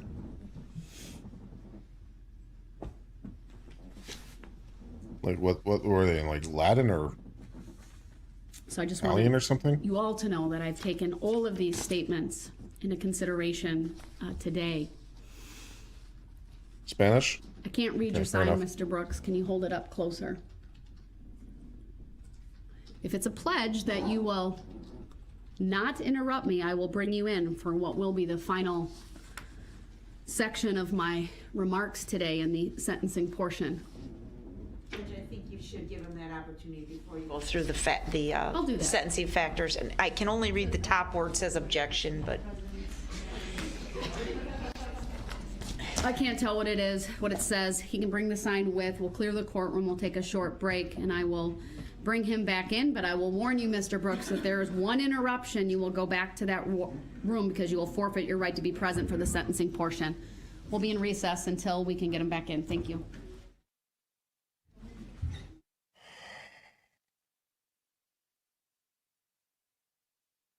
This is the problem. The judge is weak.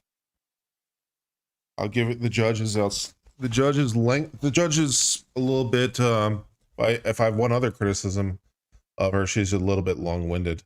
But her reasoning is solid, and you know, there's value in her long-windedness, especially at this stage, because she's making it very clear that the victims were hurt, and she's honoring the victims by that. So you know, counter consideration. Although she's at other times been long-winded. But perhaps it's appropriate in this moment. But she is just weak. She doesn't have enough control of her courtroom. And, you know, her analytical reasoning, her legal reasoning is top-notch. Every time she's ever spoken, she does legal analysis, she does case law analysis. Spot on, perfect. Nothing. She does the IRAC format very well. Issue, rule, analysis, conclusion. Like she's very thorough, very detailed, meticulous. But I have no fault with her reasoning. Perhaps a little bit long-winded, but you know, okay. Perfectly solid, cogent, thoughtful, exactly what you want. But she is she doesn't have enough control over her courtroom.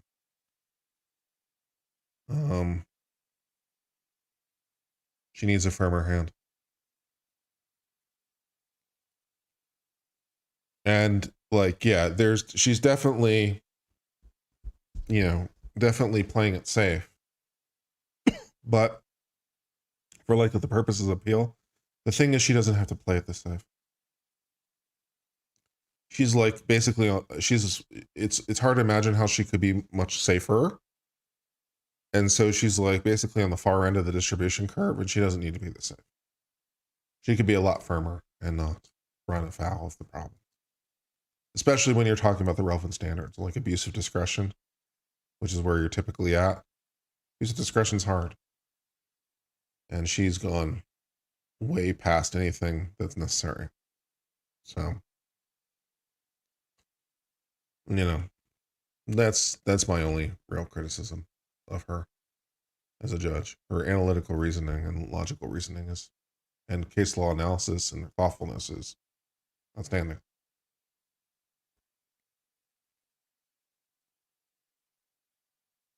And I see no possible grounds for appeal. And, I see nothing during the trial phase that's a grounds for appeal. So unless you can show something from before the trial phase or discovery violation or something, I don't see any grounds for appeal. I don't see anything that's even possible.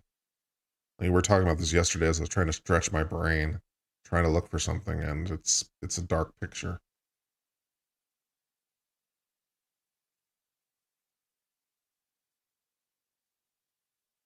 You think because she's giving him so many allowances because he's self-representing and she doesn't want to drop the hammer on him? And she's going to drop the hammer and she doesn't want... Yeah, maybe. But even for a pro se, she's giving too much latitude, in my opinion. Maybe she's just playing it overly safe because it's so high profile. Maybe that's what's going on.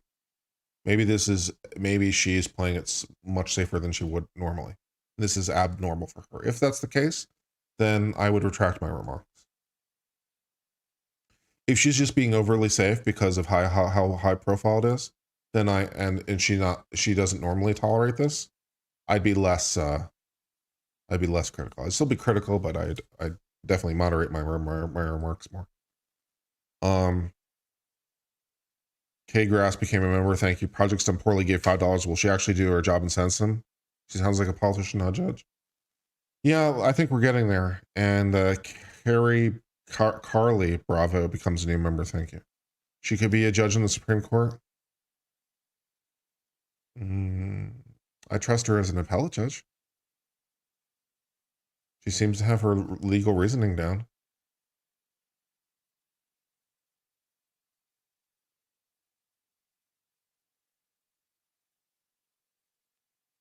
Maybe she has too much compassion. Compassion can be, everything driven to excess can be a vice, right? So this is like virtue ethics, Aristotle.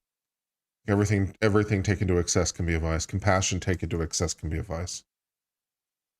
And I think maybe she has too much compassion. Maybe that's a problem. But, Tribal Queens 905 says, becomes an uncivilian. Thank you very much. They're back. None on my screen. They're not, AJ.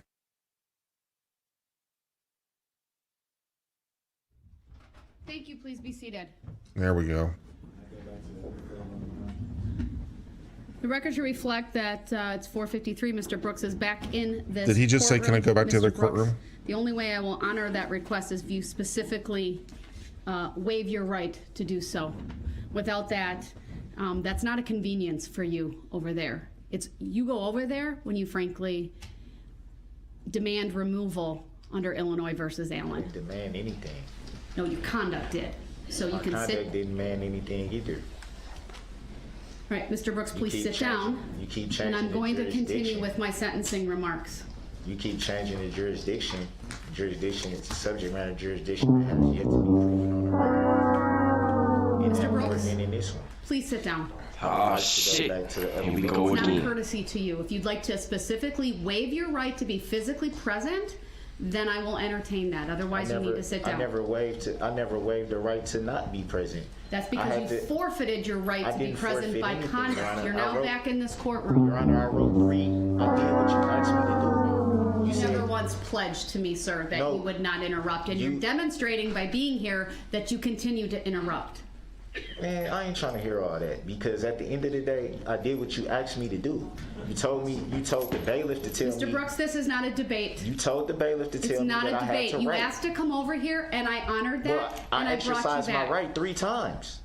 I shouldn't have had to do it 3 times. None of those opportunities that you wrote to me said, I pledge to not interrupt. I never had to do that before. Please, no! You've never required that before. That is actually not true, sir. You've never required that before. Every single time that I've been brought over there, after some time, sometimes very short, sometimes an extended period of time. You are just simply trying to delay the inevitable. Please sit down. I don't care about the inevitable. It was already written from day one what was going to happen. It doesn't make me lose any sleep about that. I know I'm okay. I'm okay with everything. Then please emotional damage. Fairly, which I have not been. Please sit down. And then Your Honor, you make it seem like make it seem like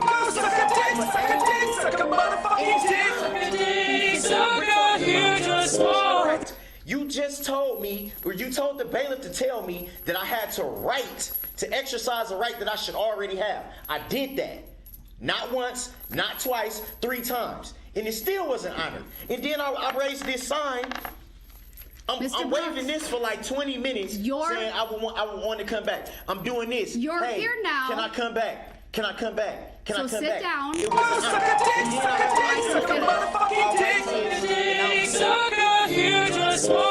on the screen. Okay. The objection sign saying. You guys remember what I was saying about my criticism of the judge? I have the order of the court. I'll explain it, but you have to stop I can explain it. Your Honor, I did what you asked me to do. Actually not.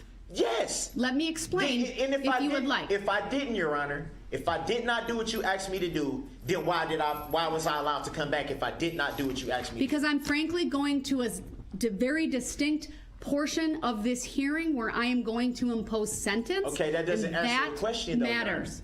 That doesn't answer the question. Please yes, sit it does. down and it I will really does. explain and remain quiet without interrupting me. With all due respect. That doesn't mean you're respecting me, so please sit down. With all due respect, you told the bailiff when I first said, because every time that I've been brought over there in the past, Mr. Brooks, you always stated, I don't need a history lesson of what I've done. That when I exercise my right to be present. Untrue. You've always said, Untrue. We have the record.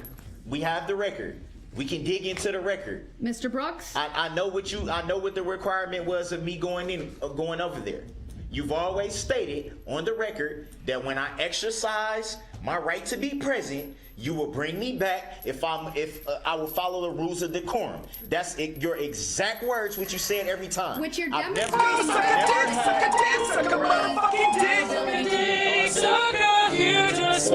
go through any type of certain words that needed to be said or stressed or anything like that before. I've always done it the way that you've asked me to do it. No different than today when I told the bailiff I would like to be present. Emotional damage. I told the bailiff if he wants to be present, he has to put it in writing. Emotional damage. Interrupt me. I put it in writing.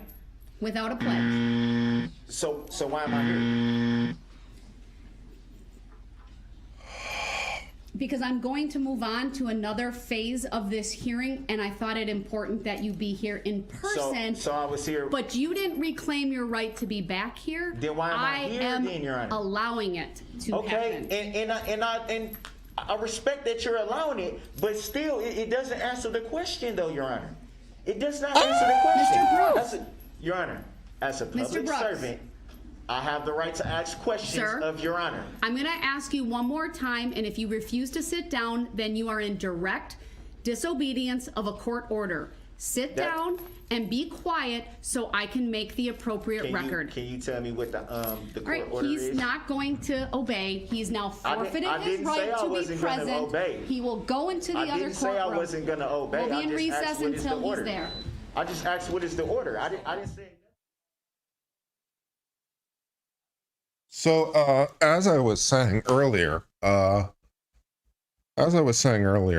of my chief criticisms of the judge is she's just not strong, and she doesn't have enough control of her courtroom, and she's weak. Yeah. Yeah.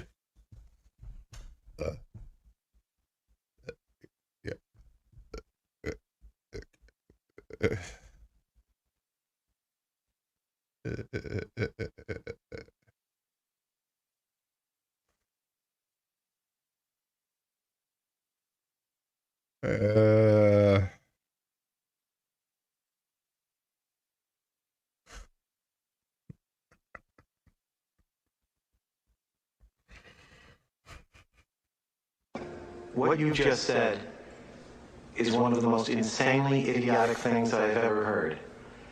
At no point in your rambling, incoherent response were you even close to anything that could be considered a rational thought. Everyone in this room is now dumber for having listened to it. I award you no points, and may God have mercy on your soul.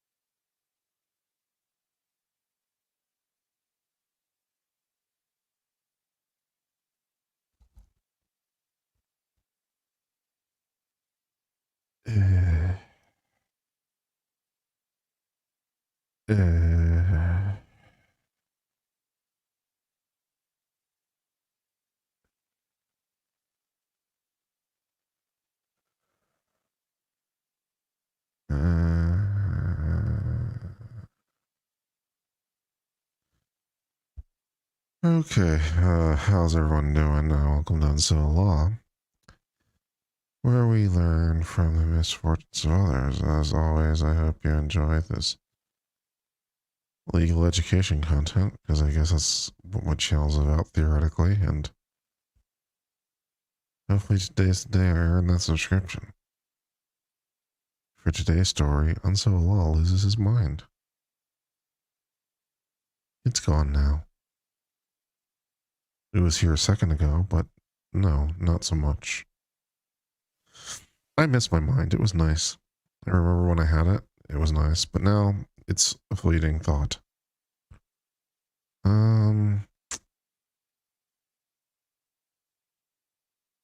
Okay.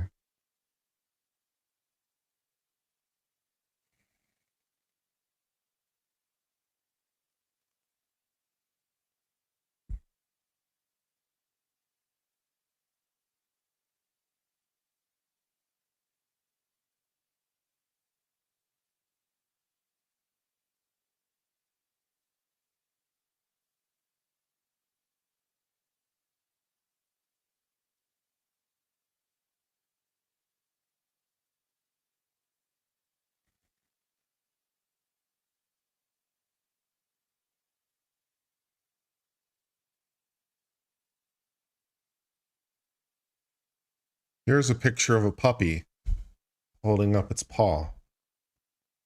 I like the puppy. The puppy is adorable.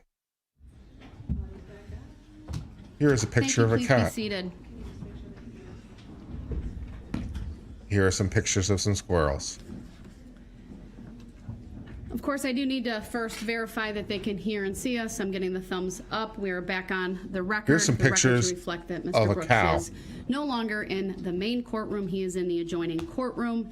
I, of course, have been erring on the Here's side a picture of a cat caution, but I would dressed note in a that cape. his right to be present at sentencing is a statutory right. Which, frankly, I probably don't need to go through the findings. Here's a under kitten Illinois looking very, very versus cute Allen. indeed. But I did. But under whether Here's it's a a cat statutory trying to right get or inside constitutional right, of you a can house. forfeit that right, and his behavior today is certainly Here are some demonstrated kittens that behaving he has cutely. forfeited his right to be present Aww. in this courtroom during my sentencing remarks. He immediately came in. Here's a happy kitten. I was on the bench looking through my paperwork. I like the happy courtroom kitten. wasn't even open. And he started asking me questions. I said I wasn't Here's a going to horse answer them. He really had no and a respect dog. for the proper decorum. I needed it to be on the record. He didn't seem to care about that. Wanted to debate me about my prior rulings. Here's a guy. Here's a kid playing with the dog by putting right for him to be a present. steam bun and bamboo he's steamer on the forfeited dog's that head. Right. And I Here's would a cat just by a add fireplace. that it's part of a pattern that has been demonstrated. Here's a during picture of a this dog being trial brushed. That when my perspective, things are not going Here's a in Dalmatian his direction. playing hide and Things are seek. being said that he doesn't agree with, that he tends to act out. Aww. He disrupts. I'll leave it at Here's a that. dog and a couch. Once Looking again, a little I'll bit confirm rough. He can hear and see. We've got confirmation from the staff in the other courtroom. One of the reasons I really spent the time going through both my observations of Mr. Brooks in terms of the mental health related issues and first, and then going through the victim impact statements before I go through all of the necessary factors for sentencing is frankly, it's challenging to talk about the impact to the victims without getting emotional. This trial is unlike anything that I've ever been a part of. The sheer magnitude of the crime, the number of people impacted, how they were impacted, the vicious, senseless nature of it, and hearing about the impact of all of that on our community members and the people who are at the parade, it's heart-wrenching. And I wanted to do that before I really got to the meat of sentencing, because I also thought it was important to really spend some time recognizing and acknowledging the impact to the direct victims who are in this courtroom and who have provided statements.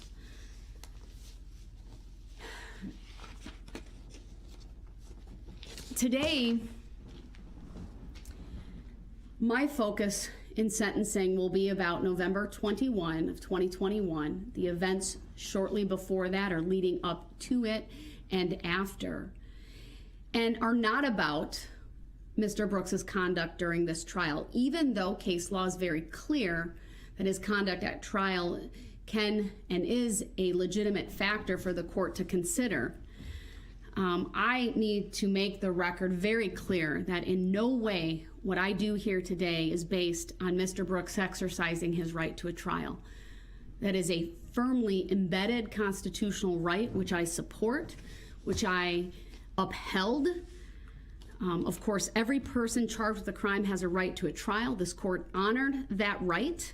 I protected that right, even if Mr. Brooks treated it with contempt, disrespect, and at times like a game. But sentencing today is directly related to his conduct on November 21 of 2021 and the other sentencing factors, which, as I indicated previously, include the seriousness of the offense, the need to protect the public, and his character and rehabilitative needs.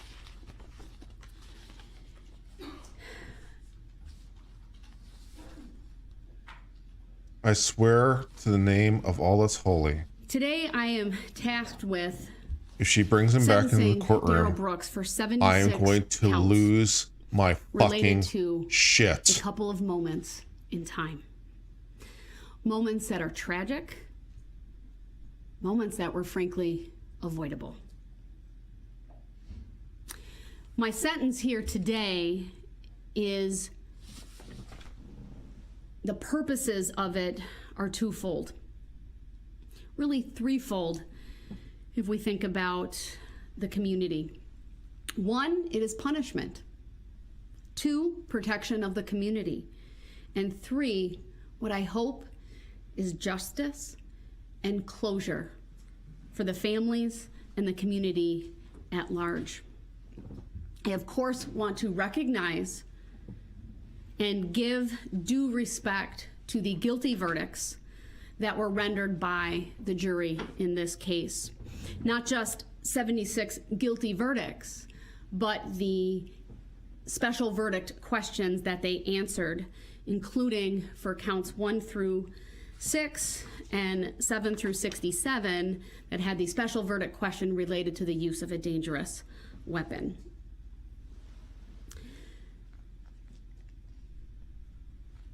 So let me talk about the seriousness of this offense.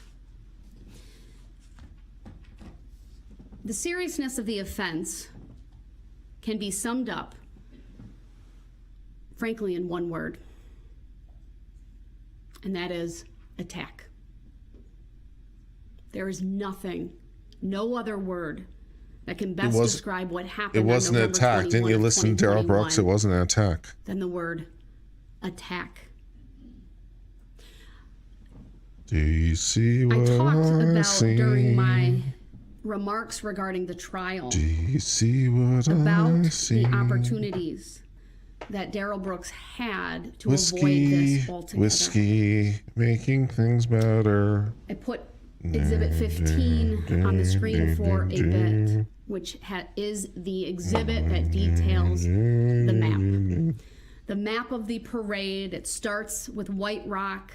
It shows where Sergeant Warner was at one point, farther up that parade route, the staging area, and I believe if you look further up on Exhibit 15, it even depicts where White Rock School is, and that, of course, is where we saw the video of the altercation between Mr. Brooks, Corey Runkle, Nicholas Kirby, and Erica Patterson. Now, of course, there were moments in time before that,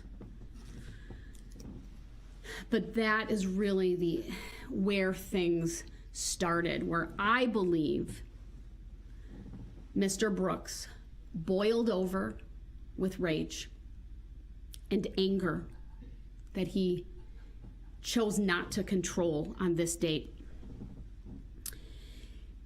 He had a number of opportunities to simply drive in the other direction down White Rock, but he chose to drive toward Main Street, even though from the testimony we know it was very evident that it was staging for a parade. There were many people, may not have been exactly by the school, but farther down White Rock. From Niagara forward is where that staging area was located, and many people were there. The sights and sounds of a parade, the signs on the side of the road telling people not to park there, for example. Instead of turning around, or instead of turning left onto East Main Street or left onto Pleasant, and despite Sergeant Warner trying to flag him down and being in front of a squad with lights and a clear indication you should listen to or honor the even gestures of a police officer, and he was in uniform, he drives down White Rock Avenue and has contact with Detective Casey, who very clearly did everything he could to stop Mr. Brooks. And in that moment, thinking it's a lost motorist. But Mr. Brooks chose to basically brush him aside with that SUV and drive on to Main Street, past more people, past many spectators, and in a manner that was not just at a speed inappropriate for a parade, but frankly, that was reckless and endangered anyone who was on the roadway at that time, whether or not he hit anyone between White Rock and Main and Barstow and Main. But during that 3-block section of Main Street, he could have turned off Buckley, Northeast Avenue, Martin Street, or in either direction on Barstow.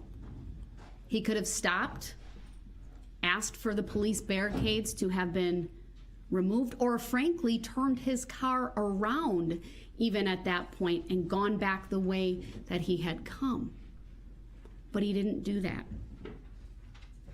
He chose to drive recklessly, carelessly, and maliciously through a parade route and at anyone in his path, where he struck not one, not two, not three, but 68 different people.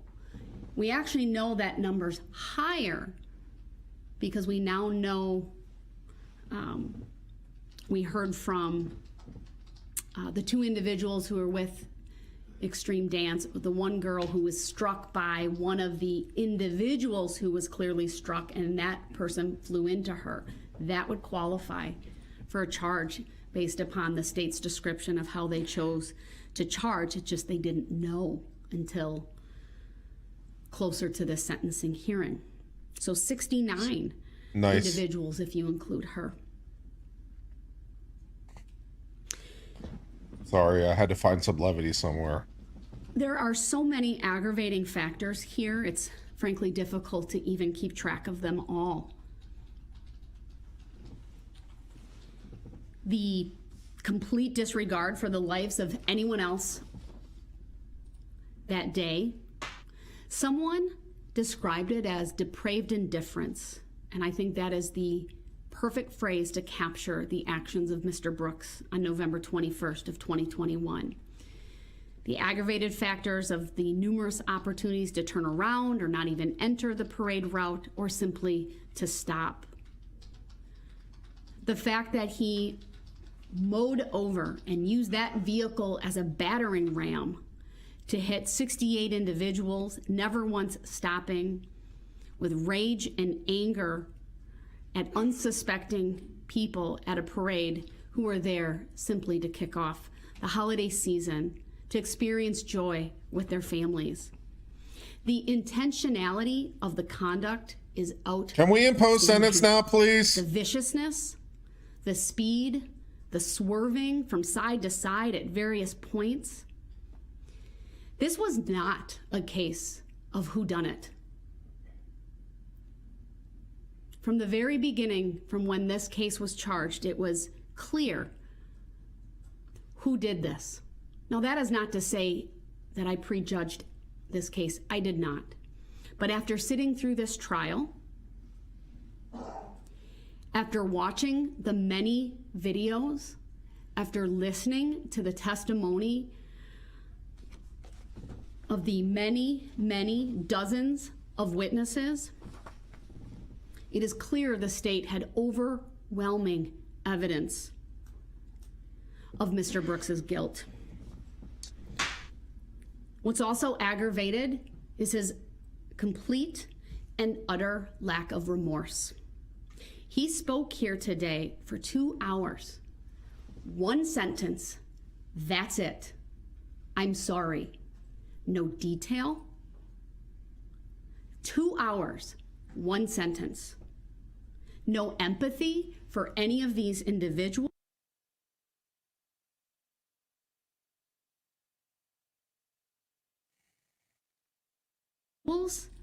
At times mocking them with hand gestures or rolling his eyes multiple times. That is not an indication or a sign of someone who has empathy, who is sorry for what he has done. We may never know the true why, but we were provided with nothing here today other than a feeble attempt to blame mental health, which frankly does a disservice to those who truly suffer from mental health issues. I understand why his family might cling to that, because of the difficulty in coming to grips with a loved one doing such heinous things. But for Mr. Brooks, it's nothing more than indifference, deflection, and outright denial of what he did and the impact that he has caused as a result of his heinous actions. I searched for a mitigating factor in this case.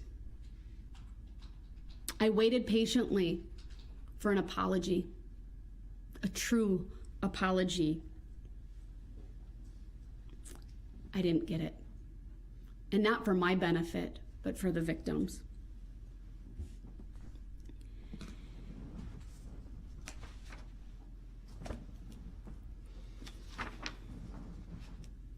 The law allows me to look at things such as Mr. Brooks's prior criminal history, including the history of criminal offenses and pending charges, the history of undesirable behavior patterns, which can include dismissed, uncharged, or unproven offenses or facts, even including expunged offenses not really relevant here,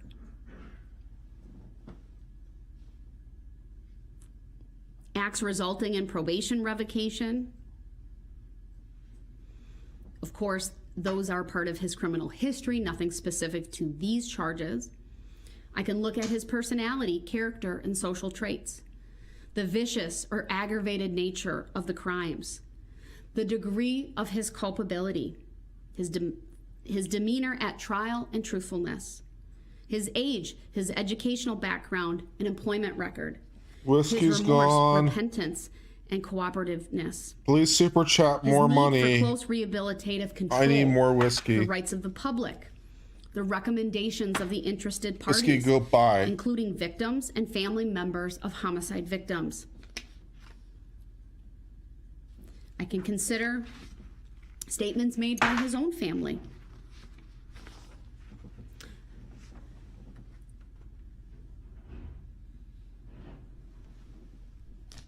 I can certainly consider the length of pretrial detention, which I'd note, though, when facing 6 life sentences, is really a fraction of the time available to this court.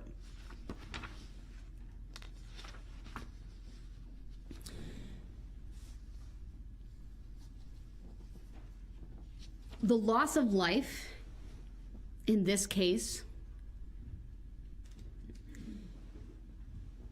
is certainly one of the aggravating factors here today.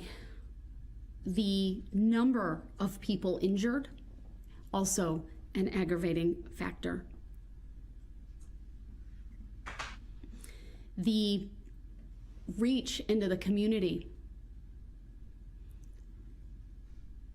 certainly palpable, because this was a Christmas parade. I think it was a comment earlier, either today or yesterday, that this was not like one act where Mr. Brooks drove into a crowd of people. We get This it. was sustained driving from block to block to block to block, picking off people that were unsuspecting. 68, 69 times. Driving over people as if they were nothing more than speed bumps.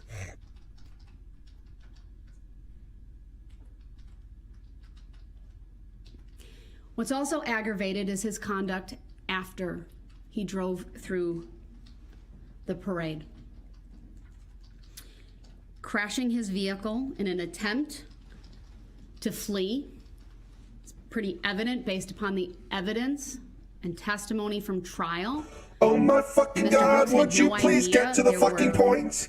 these Oh my fucking God, would logs you in that please just backyard sentence that him would now? damage his vehicle. Oh, holy He was shit, would you attempting just to please sentence him? I can't deal with this anymore, He this ran over them, bullshit. and it ultimately disabled that vehicle, and he was forced to abandon it. He ditched it, leaving personal identification information in it and his phone in a clear attempt to get out of there in a hurry. And then we have that series of videos that we saw at trial of him going through backyards, coming in contact with people, asking to use phones, ultimately ending up at Mr. Ryder's home, who graciously took him in. Never once, Mr. Brooks showing any signs of distress, of any emotion of what he had just done. Cool, calm, collected. Certainly not a sign of someone who had any remorse for what he had just done. Someone who's involved in an accident, even a tragic accident, one where they flee the scene and are later caught, oftentimes show incredible remorse, tears. Not tears for themselves, but tears for what they've caused. A recognition of the loss of life, for example, from their conduct. Nothing. An individual who simply We're talking away. That is the epitome of consciousness of guilt. Evidence. Fleeing. Changing your appearance. Taking off the sweatshirt. Not even caring that your shoes are off your feet because you're so intent on fleeing the area. Putting your hair up from it being down. Take me on. I'll be good. No doubt, this is by far and away one of the most aggravated cases I've ever presided over. The sheer magnitude of the loss, the number of victims, the types of crimes for which the jury has convicted him. 6 counts of intentional homicide, 61 counts of first-degree recklessly endangering safety, 6 counts of hit and run, 2 counts of felony bail jumping, 1 count of misdemeanor battery. What's further aggravated is the fact that he was out on bond. He should have had no contact with Erica Patterson. But the rules mean nothing to Mr. Brooks. Nothing. He didn't care. This was smoking on the dro. You can't act like you don't know. Smoking on the dro. You can't act like you don't know. You get down on your knees like a top-notch 2 prior occasions. Down on your knees like a top-notch charged with smoking on the dro. You can't act like you don't know. 1, a reckless endangering safety for discharging a firearm. The other for battering and then running over Erica Patterson's foot.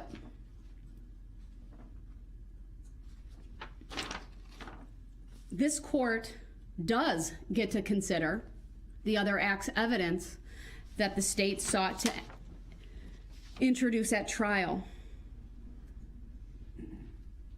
That other act's evidence includes that on November 2 of 2021, Milwaukee police took a complaint from Erica Patterson that Mr. Brooks had run over her with his vehicle and tried to kill her.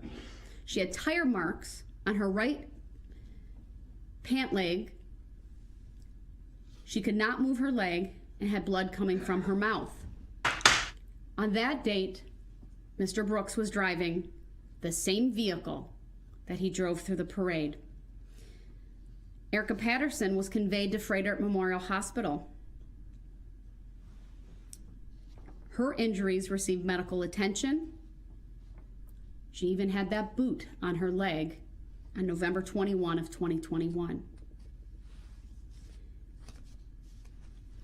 She described Mr. Brooks to police as yelling at her, using profanity, as she tried walking past him when she was at a gas station. I think initially before that, at another location, but ultimately where he allegedly ran over her was at a gas station and caused the injury to her leg. struck her in the face once with a closed fist, causing pain and bleeding without her consent. And then it was after she walked away that he followed her.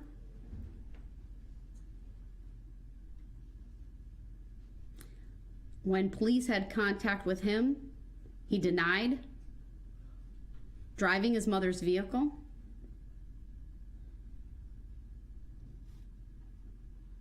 When police had contact with him at his house, he ignored their commands because he was found in the vehicle, claiming that he was having an anxiety attack upon the sight of the squad car and needed to get into the home to get his inhaler.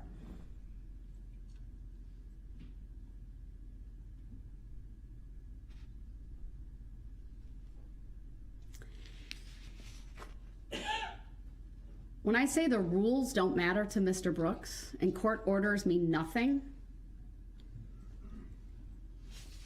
Mr. Brooks was in custody, and there are jail phone calls where he's berating Erica Patterson, encouraging her to recant, blaming her for what had happened, saying things on that phone call like, "You trying to make it seem like everything is always everyone else's fault but yours. Like you don't never do anything to cause shit. And the whole cause of this shit was something that you fucking did." He ended the call by telling Erica Patterson, "You did this shit and you couldn't even keep your mouth shut after numerous people told you that shit. This ain't the place for you to be doing this shit. And you still ran your mouth. And I'm the one sitting in here facing all this time."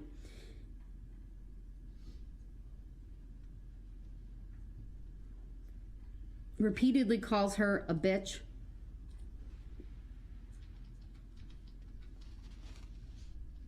During a phone call on November 11th, Darryl Brooks is overheard or captured saying, "Why in the hell would I just try to mow her down knowing I could kill her like that? Like, okay, I probably got a few screws loose, but I ain't hardly no goddamn fool." He's complaining that she won't help post his bail. "You didn't put a cent on my bail.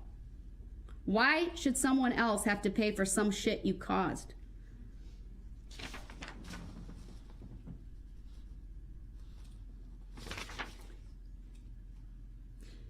The end, apparently, of that conversation, or at least moments later, he says to her, "Nah, I didn't try to do anything, because if I tried to do something, you wouldn't be on the phone now.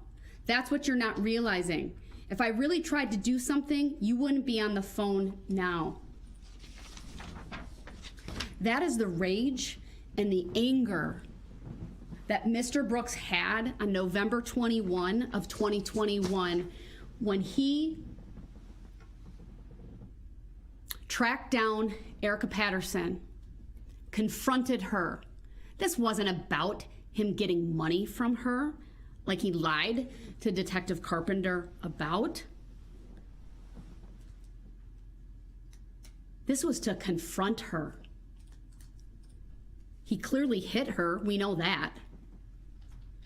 This is the type of man that drove through the Christmas parade, enraged because, frankly, it's entirely possible that Corey Runkle and Nicholas Kirby saved the life of Erica Patterson. It's clear Mr. Brooks was hell-bent to cause harm to her, but she was able to get free, run back to her friends. Who knows what would have happened but for their intervention. If you think back to the testimony of Nicholas Kirby,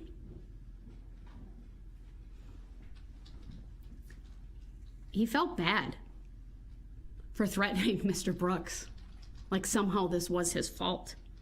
He was just trying to be there for his friend. Someone he Sweet chariot coming forth to carry Mr. Brooks, me home. that other act's evidence is a very clear indication Swing of low, your poor moral sweet character. chariots, It demonstrates coming forth to carry me home. You have no empathy for anyone, and that you are justified in the actions that you take.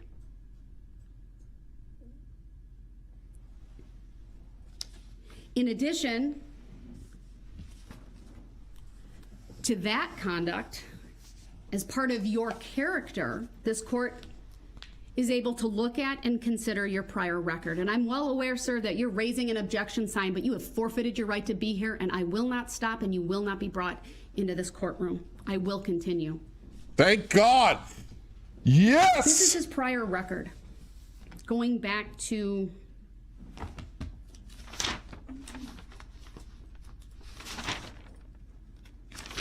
two thousand, spanning what? Nevada, Georgia, at least police contact in Georgia. We have an unknown disposition, and Wisconsin. Thank fucking God. Substantial battery in 2000, party to a crime. Put on probation. Ultimately, that was revoked. He went to prison.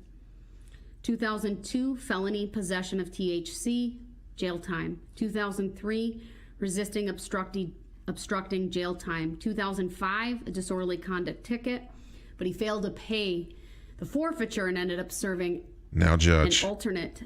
That was a really good moment for you. Sorry, that was a good he ended moment up for you, serving, and I appreciate it. But Judge, for what I'd failing to pay really 30 days like you to jail. do right now 2009, is pronounce obstructing, 2 days jail, and sentence. lied to police. 2010, strangulation. Battery was dismissed and read in, put on probation, ultimately revoked, serving 11 months jail. 2012, misdemeanor bail jumping, possession of THC, with a number of other charges being dismissed and read in, 180 days jail concurrent. Also in 2012, a misdemeanor resisting or obstructing. So either he lied or he fled from police or did something to make their job more difficult. 37 days jail consecutive. In Nevada in 2006, domestic battery, a suspended sentence. Obstructing after being found guilty at trial, for which he served jail time. 2007, statutory sexual seduction as a felony. This is for impregnating Erica Patterson when she was a minor. 2016, charged with not being in compliance with the sex offender registry requirements, for which there is an outstanding warrant. In Georgia, a 2021 arrest for battery, domestic violence, presumably with Erica Patterson, based upon where she came from at that time. But I won't make, I say presumably, but frankly doesn't matter who it was with. We also know that there's the 2003 paternity case out of Waukesha County. Why is that relevant? Because 8 times during that case, a warrant has been issued for contempt of court, meaning for failure to pay his financial obligations to a child or children.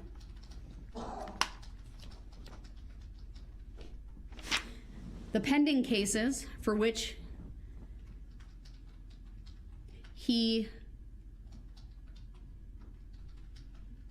one pending case, I should say, he was, I don't believe, charged with bail jumping for that one. The 20 CF 2550, 2 counts of recklessly using a weapon, felon in possession of a firearm, released ultimately in March of 2021. He's accused in that case of firing a shot. There were two occupants in a vehicle. One was his nephew, and when he was picked up by police, a loaded Beretta, 9mm, which had previously been reported as stolen, was found in his possession. I already talked about the other acts evidence, that is the for which he was charged with felony bail jumping, the second-degree recklessly endangering safety for allegedly running over Erica Patterson, the battery DV, DCDV, and a resisting obstructing. And then the second would be he was charged with intimidation of a victim, felony bail jumping for conduct on November 8th. So November 2nd, November 8th.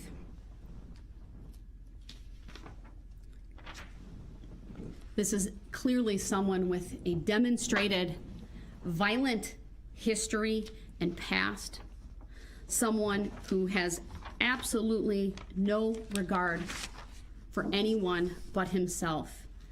To say that he is a lifelong criminal, I think is accurate. He disobeys law enforcement, he disrespects court orders, and he certainly demonstrated that he has no respect for these proceedings. Multiple acts of violence, violent, dangerous behavior that predated the attack on the Waukesha Christmas parade.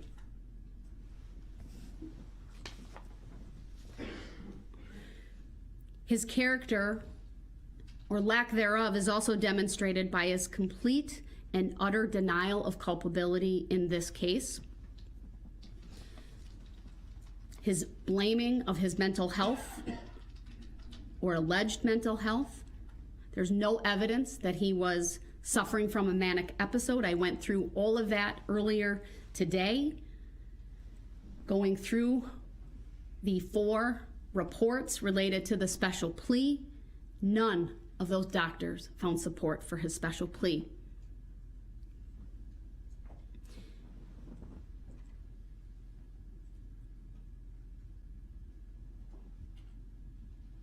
Mr. Brooks talked about, at times, this being the will of God or that all things happen for a reason. I'm here to tell you, Mr. Brooks, you are not an instrumentality of God. Death may be inevitable to all of us, but you cut the lives of 6 individuals short.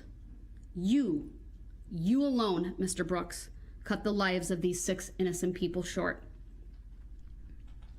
I talked earlier about how I believe he's intelligent, deliberate, and purposeful in what he does. I've considered that you have treatment needs. Perhaps there are intersecting mental health issues as it relates to your personality disorder, but those issues can best be addressed in a confined setting where the Department of Corrections will be charged statutorily to evaluate you and to provide any medical or mental health treatment that you need.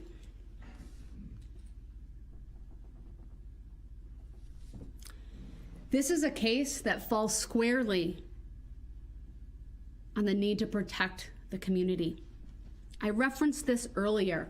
There's really 3 primary reasons for the sentences I will impose here today.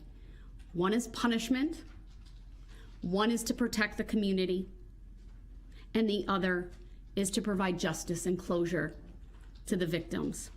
Because under that category of need to protect, the court does get to consider the impact of these crimes on the victims.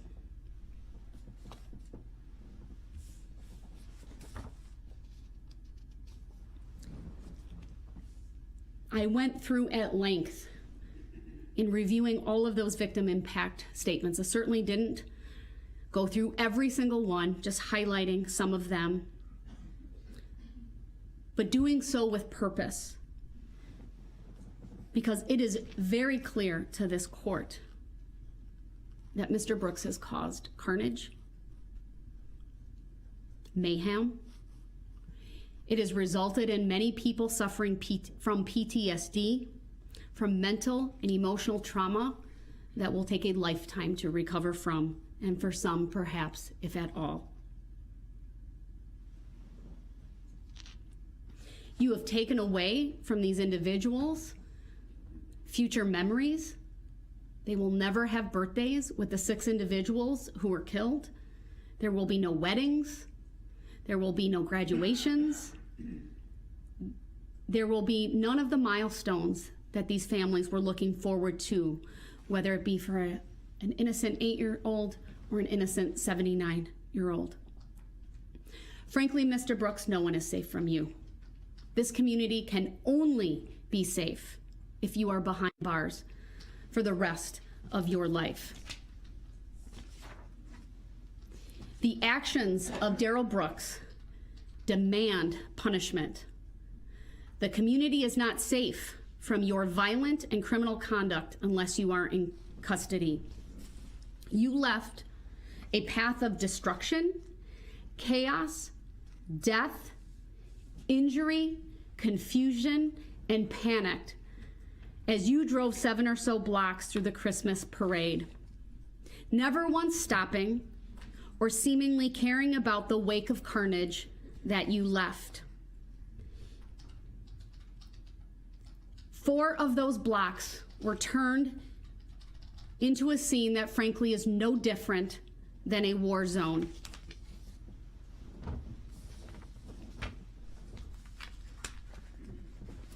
On counts 1 through 6, Oh, thank God. this court is imposing a life sentence without the possibility or eligibility for extended supervision consecutive to one another. 1 life sentence for Virginia Sorensen.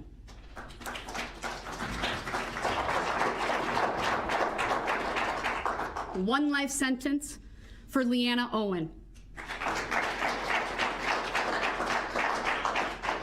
1 life sentence for Tamara Durand. 1 life sentence for Jane Kulik. 1 life sentence for Bill Hospel. And 1 life sentence for Jackson Sparks.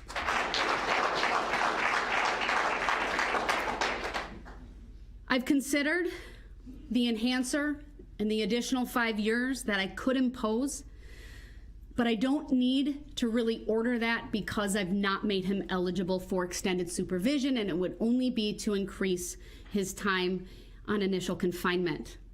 But make no mistake, Mr. Brooks, you use that vehicle as a battering ram, no different than, frankly, a firearm. On counts 7 through 67, these are 61 counts of first-degree recklessly endangering safety. These charges alone and these convictions without the enhancer carry a maximum of 12.5 years. Because of the enhancer, a total of 17.5 years. And under Wisconsin law, the 5 years is added to the initial term of confinement. So what could be 7.5 years is a maximum of 12.5 years. And I'd ask that everyone no longer show any reaction to the sentence so I can get through this. On counts 7 through 67, on each count I will impose a total sentence of 17.5 years. 12.5 years of initial confinement, plus 5 years of extended supervision, consecutive to any other sentence that I've imposed here today. That is 762.5 years of initial confinement and 305 years of extended supervision on top of the life sentences that I've imposed. That is 17.5 years, sir, for Nicole White. 17.5 years for Eleanor Anders, 17.5 years for Sasha Catalan Castillo. 17.5 years for Maura Gilchrist. 17.5 years for Justin Gullickson. 17.5 years for Harry Guilfoy. 17.5 years for Aiden Lofgren. 17.5 years for Theo Maza. 17.5 years for Tyler Pudliner. 17.5 years for Connor Tank.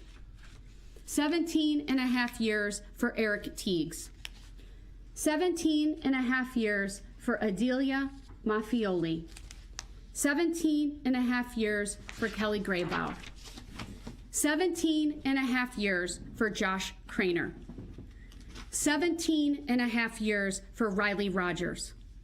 17 and a half years for Caden Rogers. 17 and a half years for Tucker Sparks. 17 and a half years for Isabella Bartlett. 17 and a half years for Yaritzi Becerra Montez. 17 and a half years for Samantha Coelho. 17 and a half years for Madison Hollingsworth. 17 and a half years for Mackenzie Hollingsworth. 17 and a half years. 17 and a half years for Kathleen Pielmeyer. 17 and a half years for Julia Schleichow. 17 and a half years for Olivia Stover. 17 and a half years for Jennifer Stover. 17 and a half years for Jesselyn Torres. 17 and a half years for Alice Urell. 17 and a half years for Charlotte Urell. 17 and a half years for Vivian Urell. 17 and a half years for Grayson Urell. 17 and a half years for Lola Hospel. 17 and a half years for Tamara Rosentreter. 17 and a half years for Betty Strang. 17 and a half years for Maria Alvarez Dominguez. 17 and a half years for Gregoria Romelia Perez. 17 and a half years for Elliot Hallmark. 17 and a half years for Benjamin Hallmark. 17 and a half years for Patrick Heppy. 17 and a half years for Lori Locken. 17 and a half years for Marisol Lopez Gutierrez. 17 and a half years for Adair Lopez Rubelar. 17 and a half years for Juan Marquez. 17 and a half years for David Marquez. 17 and a half years for William Mitchell. 17 and a half years for Jason Petchloff. 17 and a half years for Margaret Pachulis. 17 and a half years for Yamilet Perales Alvarez. 17 and a half years for Island Perales Alvarez. 17 and a half years for Ashley Perales Alvarez. 17 and a half years for Jose Perales Alvarez. 17 and a half years for Maria Perez. 17 and a half years for Camila Perez Gonzalez. 17 and a half years for Isaac Foglia. 17 and a half years for Deborah Ramirez. 17 and a half years for Charles Green. 17 and a half years for Lily Green. 17 and a half years for Brinley Harris. 17 and a half years for Kelsey Knapp. 17 and a half years for Owen Ricciati. On counts 68 through 73, which are the 6 counts of hit and run resulting in death, these are 25-year felonies each. The court will do the following. On count 68, a 25-year total sentence, 15 years of initial confinement, 10 years of extended supervision. This will be concurrent to count 1. Count 69, the same sentence, 25 years total, 15 years of initial confinement, 10 years of extended supervision, concurrent to count 2. Did I say that the right way, the first one? Okay. Count 68 is concurrent to count 1. Count 69 is concurrent to count 2. Count 70, 25 years total, 15 years of initial confinement, 10 years of extended supervision, concurrent to count 3. Count 71, 25 years total, 15 years of initial confinement, 10 years of extended supervision, concurrent to count 4. Count 72, 25-year total, 15 years of initial confinement, 10 years of extended supervision, concurrent to count 5. And on count 73, a 25-year total sentence, 15 years of initial confinement, 10 years of extended supervision, concurrent to count 6. On count 74 and I think 75, concurrent is right there because The court is ordering They're probably- a 6-year sentence total on each count. 3 They're years probably of not initial distinct legal confinement, counts. 3 years of The extended concurrent's probably supervision, right. consecutive to all other counts but concurrent with one another. And lastly, but certainly not least, the maximum sentence for the battery to Erica Patterson, 9 months consecutive to any other sentence. To order anything other than what I have done, sir, would be to unduly depreciate the seriousness of these offenses. It is needed, although largely symbolic, given the number of years that I have imposed here today, because frankly, you deserve it. I know it's symbolic, but it needs to hold you accountable in a very real and tangible way. For all of these sentences that I have imposed, I will order the following conditions: no contact with the victims as identified in the amended victim key or their families, no contact of any kind with Erica Patterson. You are to pay restitution in the amount of $47,193.29 to EMC Insurance Company, that's on behalf of the Waukesha School District, and $124,000, $220.65 to the Crime Victim Compensation Program. I am ordering DNA surcharges on all counts. On counts 1 through 75, it's $250. On count 76, it's $200. Those are mandatory under the law. I'm also imposing the domestic abuse surcharge on count 76 of $100. I'm also imposing all standard court costs on all counts. Although my primary emphasis is that restitution be paid before costs, surcharges, and fees, I will order that restitution, costs, and fees be paid out of prison money. In other words, that all financial obligations shall be collected pursuant to statutory provisions as requested by the state. That's frankly a standard, it's customary, but it will be in the judgment of conviction.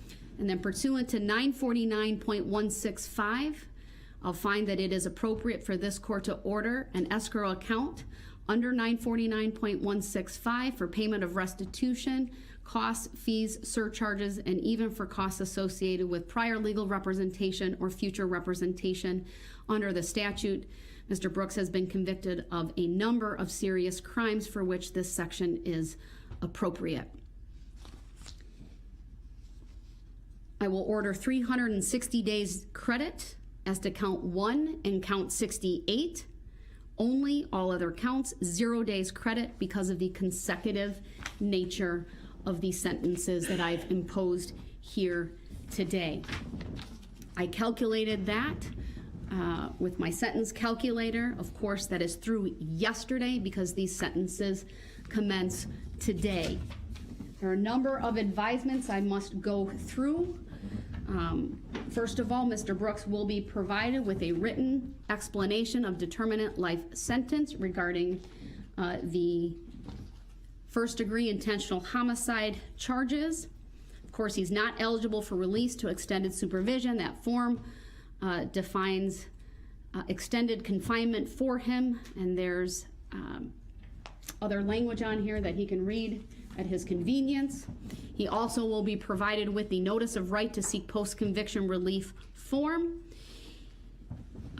The court will fill out the caption for him. He is instructed to review it and review the defendant's acknowledgement, make the appropriate selection, sign and date it, and return that to the court.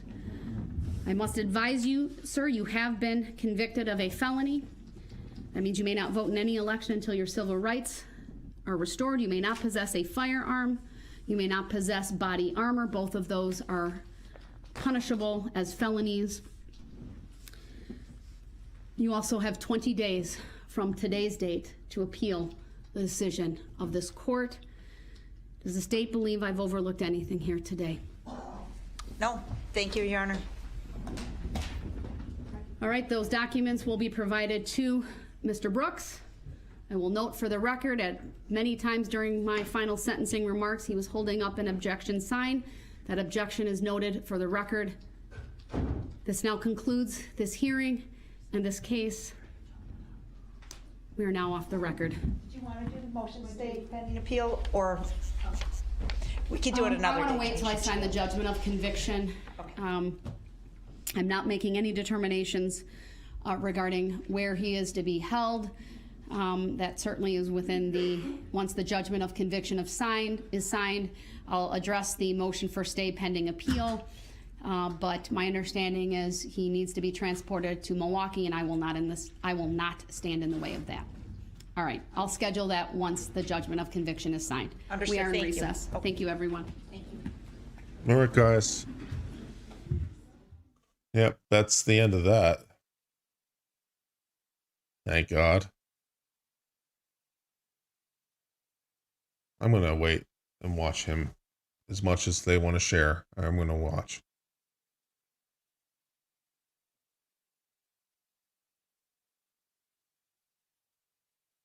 Because I want to watch him suffer for as much as I got.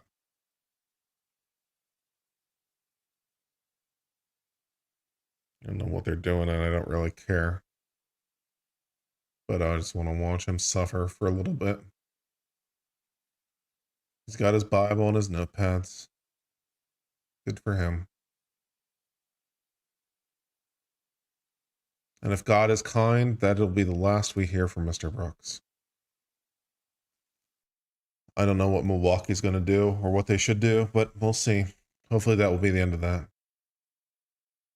It was really, really satisfying to see that end. Thank God.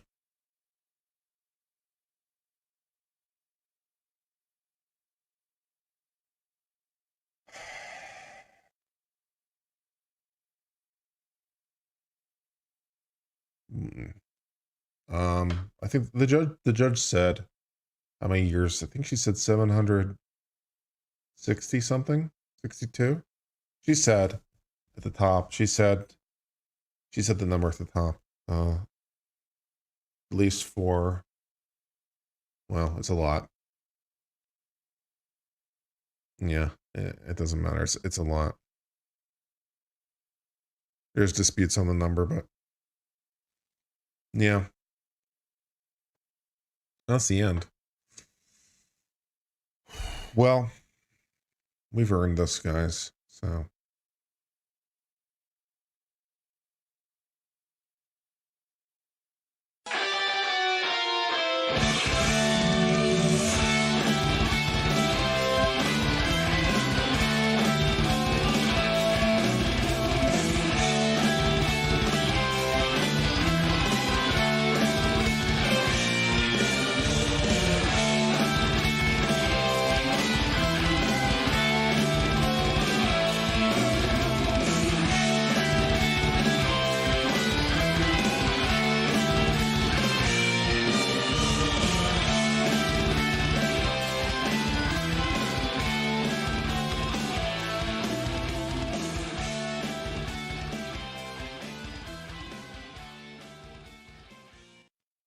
Someone asked about the concurrent charges. Yeah.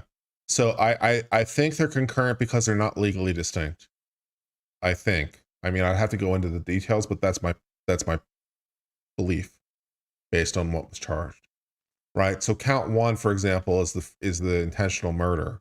And then you're also charging them with, what was it, like reckless driving that results in a death? Something like that. That's 25 years. That's distinct from murder. Or different from murder.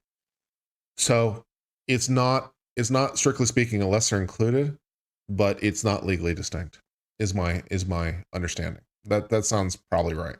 So for double jeopardy purposes, for 2 charges to be legally distinct, they both have to have an element the other does not.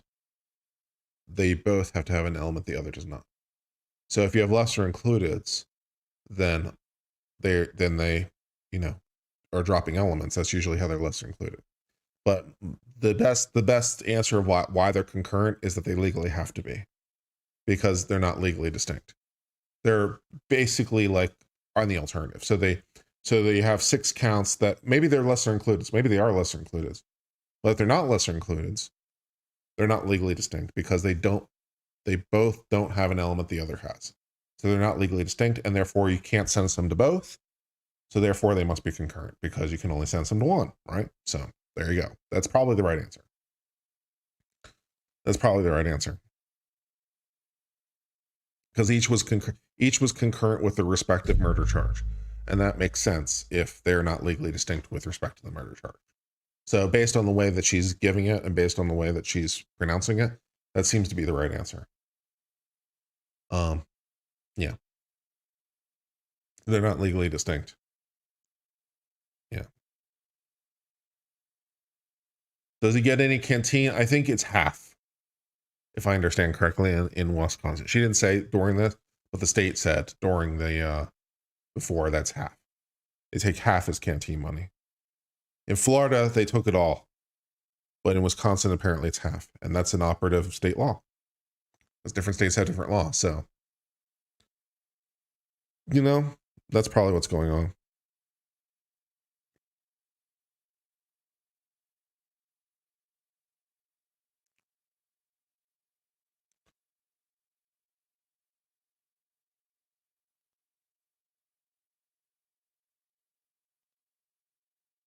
So they imposed $200,000 of fines plus court costs, which are probably pretty expensive, to be quite honest. Plus other charges. So yeah, he has money in debt forever. Nicholas Cruz, yeah, no soda money. Yeah, exactly. They seized all of it, and they gave him like so much money he'll never pay it. So unless like some generous millionaire comes out of nowhere to satisfy his accounts, but you know that seems unlikely. What other questions can I answer for you before we sign off? Can I play the Go Suck a Dick song one more time? Go suck a dick, suck a dick, suck a motherfucking dick. Suck a dick, suck a huge or small. Yes, I can. If there's any questions I can try to resolve. Yeah, so yeah. But yeah, the judge basically sentenced him back. She didn't give him the 5-year enhancement for the murder counts for the dangerous weapon. She said because it only would add to initial confinement, which I didn't quite understand what that meant. But she didn't give him the enhancement, so okay.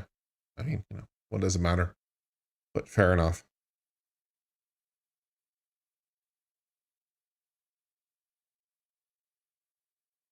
Can he make money by writing a book? No. No, that was the whole trust fund thing, or what did they say? They didn't use the term trust fund, they used something else. But she pronounced that during sentence that any money that he would make from a book would have to be paid into the restitution account. Plus, of course, on top of that, all these victims could get civil judgments against it. So I don't think there's any money for him to be had. Escrow. There you go. Escrow was the right word. You got it. Escrow. Chance of parole? No. She sentenced him to life without possibility of parole. 6 consecutive. Back to back to back to back to back to back. Yeah. Plus 700 something years. What am I covering next? Well, immediately next, I'll be covering that adoption case out of the U.S. Supreme Court dealing with tribal adoption. Really interesting. I'm going to see if I can get Law and Lumber on. Maybe get him for tomorrow's Wednesday, so probably not Wednesday. Maybe Thursday. I'm going to see if I can get Law and Lumber on because he's family law related, and I thought that would be good.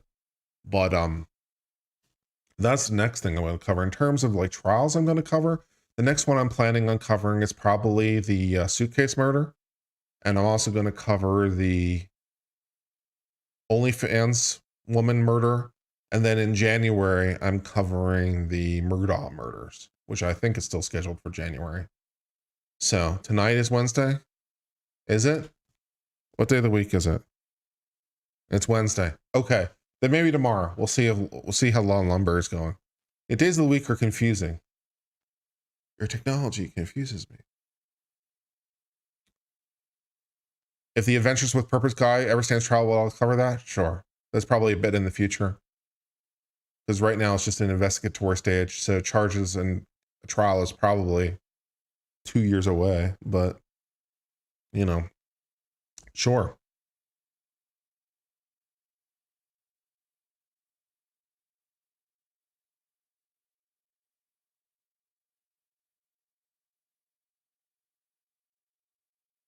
Chad Daybell and Lori Vallow has been postponed indefinitely. Lori Vallow has been adjudicated mentally incompetent to stand trial again. Chad Daybell's trial has been postponed at the point indefinitely. I think realistically, we're looking at fall 2023 at best. So yeah, we might cover Lori Vallow and Chad Daybell if it ever happens. But at the moment, it's all postponed. The suitcase is pushed back to January. Well, Murdaugh takes precedent. So if there's a conflict, then Murdaugh wins out. But we'll try to do it between. Would I ever do a stream with Geeks and Gamers if they invited me? Sure. If they invited me, sure. I like streaming with new people. Yeah, if they invited me, that'd be fine. If you're interested, if you run a podcast or a YouTube channel and you're interested in reaching out to me, my contact information is on my about page. It's business@uncivillawllc.com. And feel free to write me. And I'll be, happy to consider it if it works out for both of us. So all that good stuff. Hey, you're too late. Well, fortunately, it came to an end finally after 6 hours. I'm sad about Adventures with a Purpose. It looks that way. K9 Misty gave $4.49 to say best law nerd and soundboard on YouTube. Thank you. Fat Cats Heaven gave $1.49 to give me an ice cream cone. Thank you.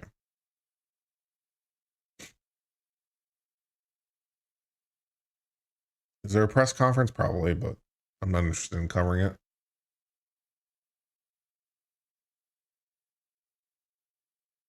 All right, I'm going to sign off because I need food. It's been a long day and I haven't had anything since breakfast. Do I know if there will be a press conference? I don't know, but I'd imagine there is. Because it's, so I don't know, but you kind of already know what they're going to say, right? So you can watch it if you like, but I mean, you know what they're going to say, so. They deemed her competent today, Lori Vallow? They did? Really? If so, that's pretty quick. But I still don't know if they've rescheduled a date. So, anyways, we'll see as it progresses.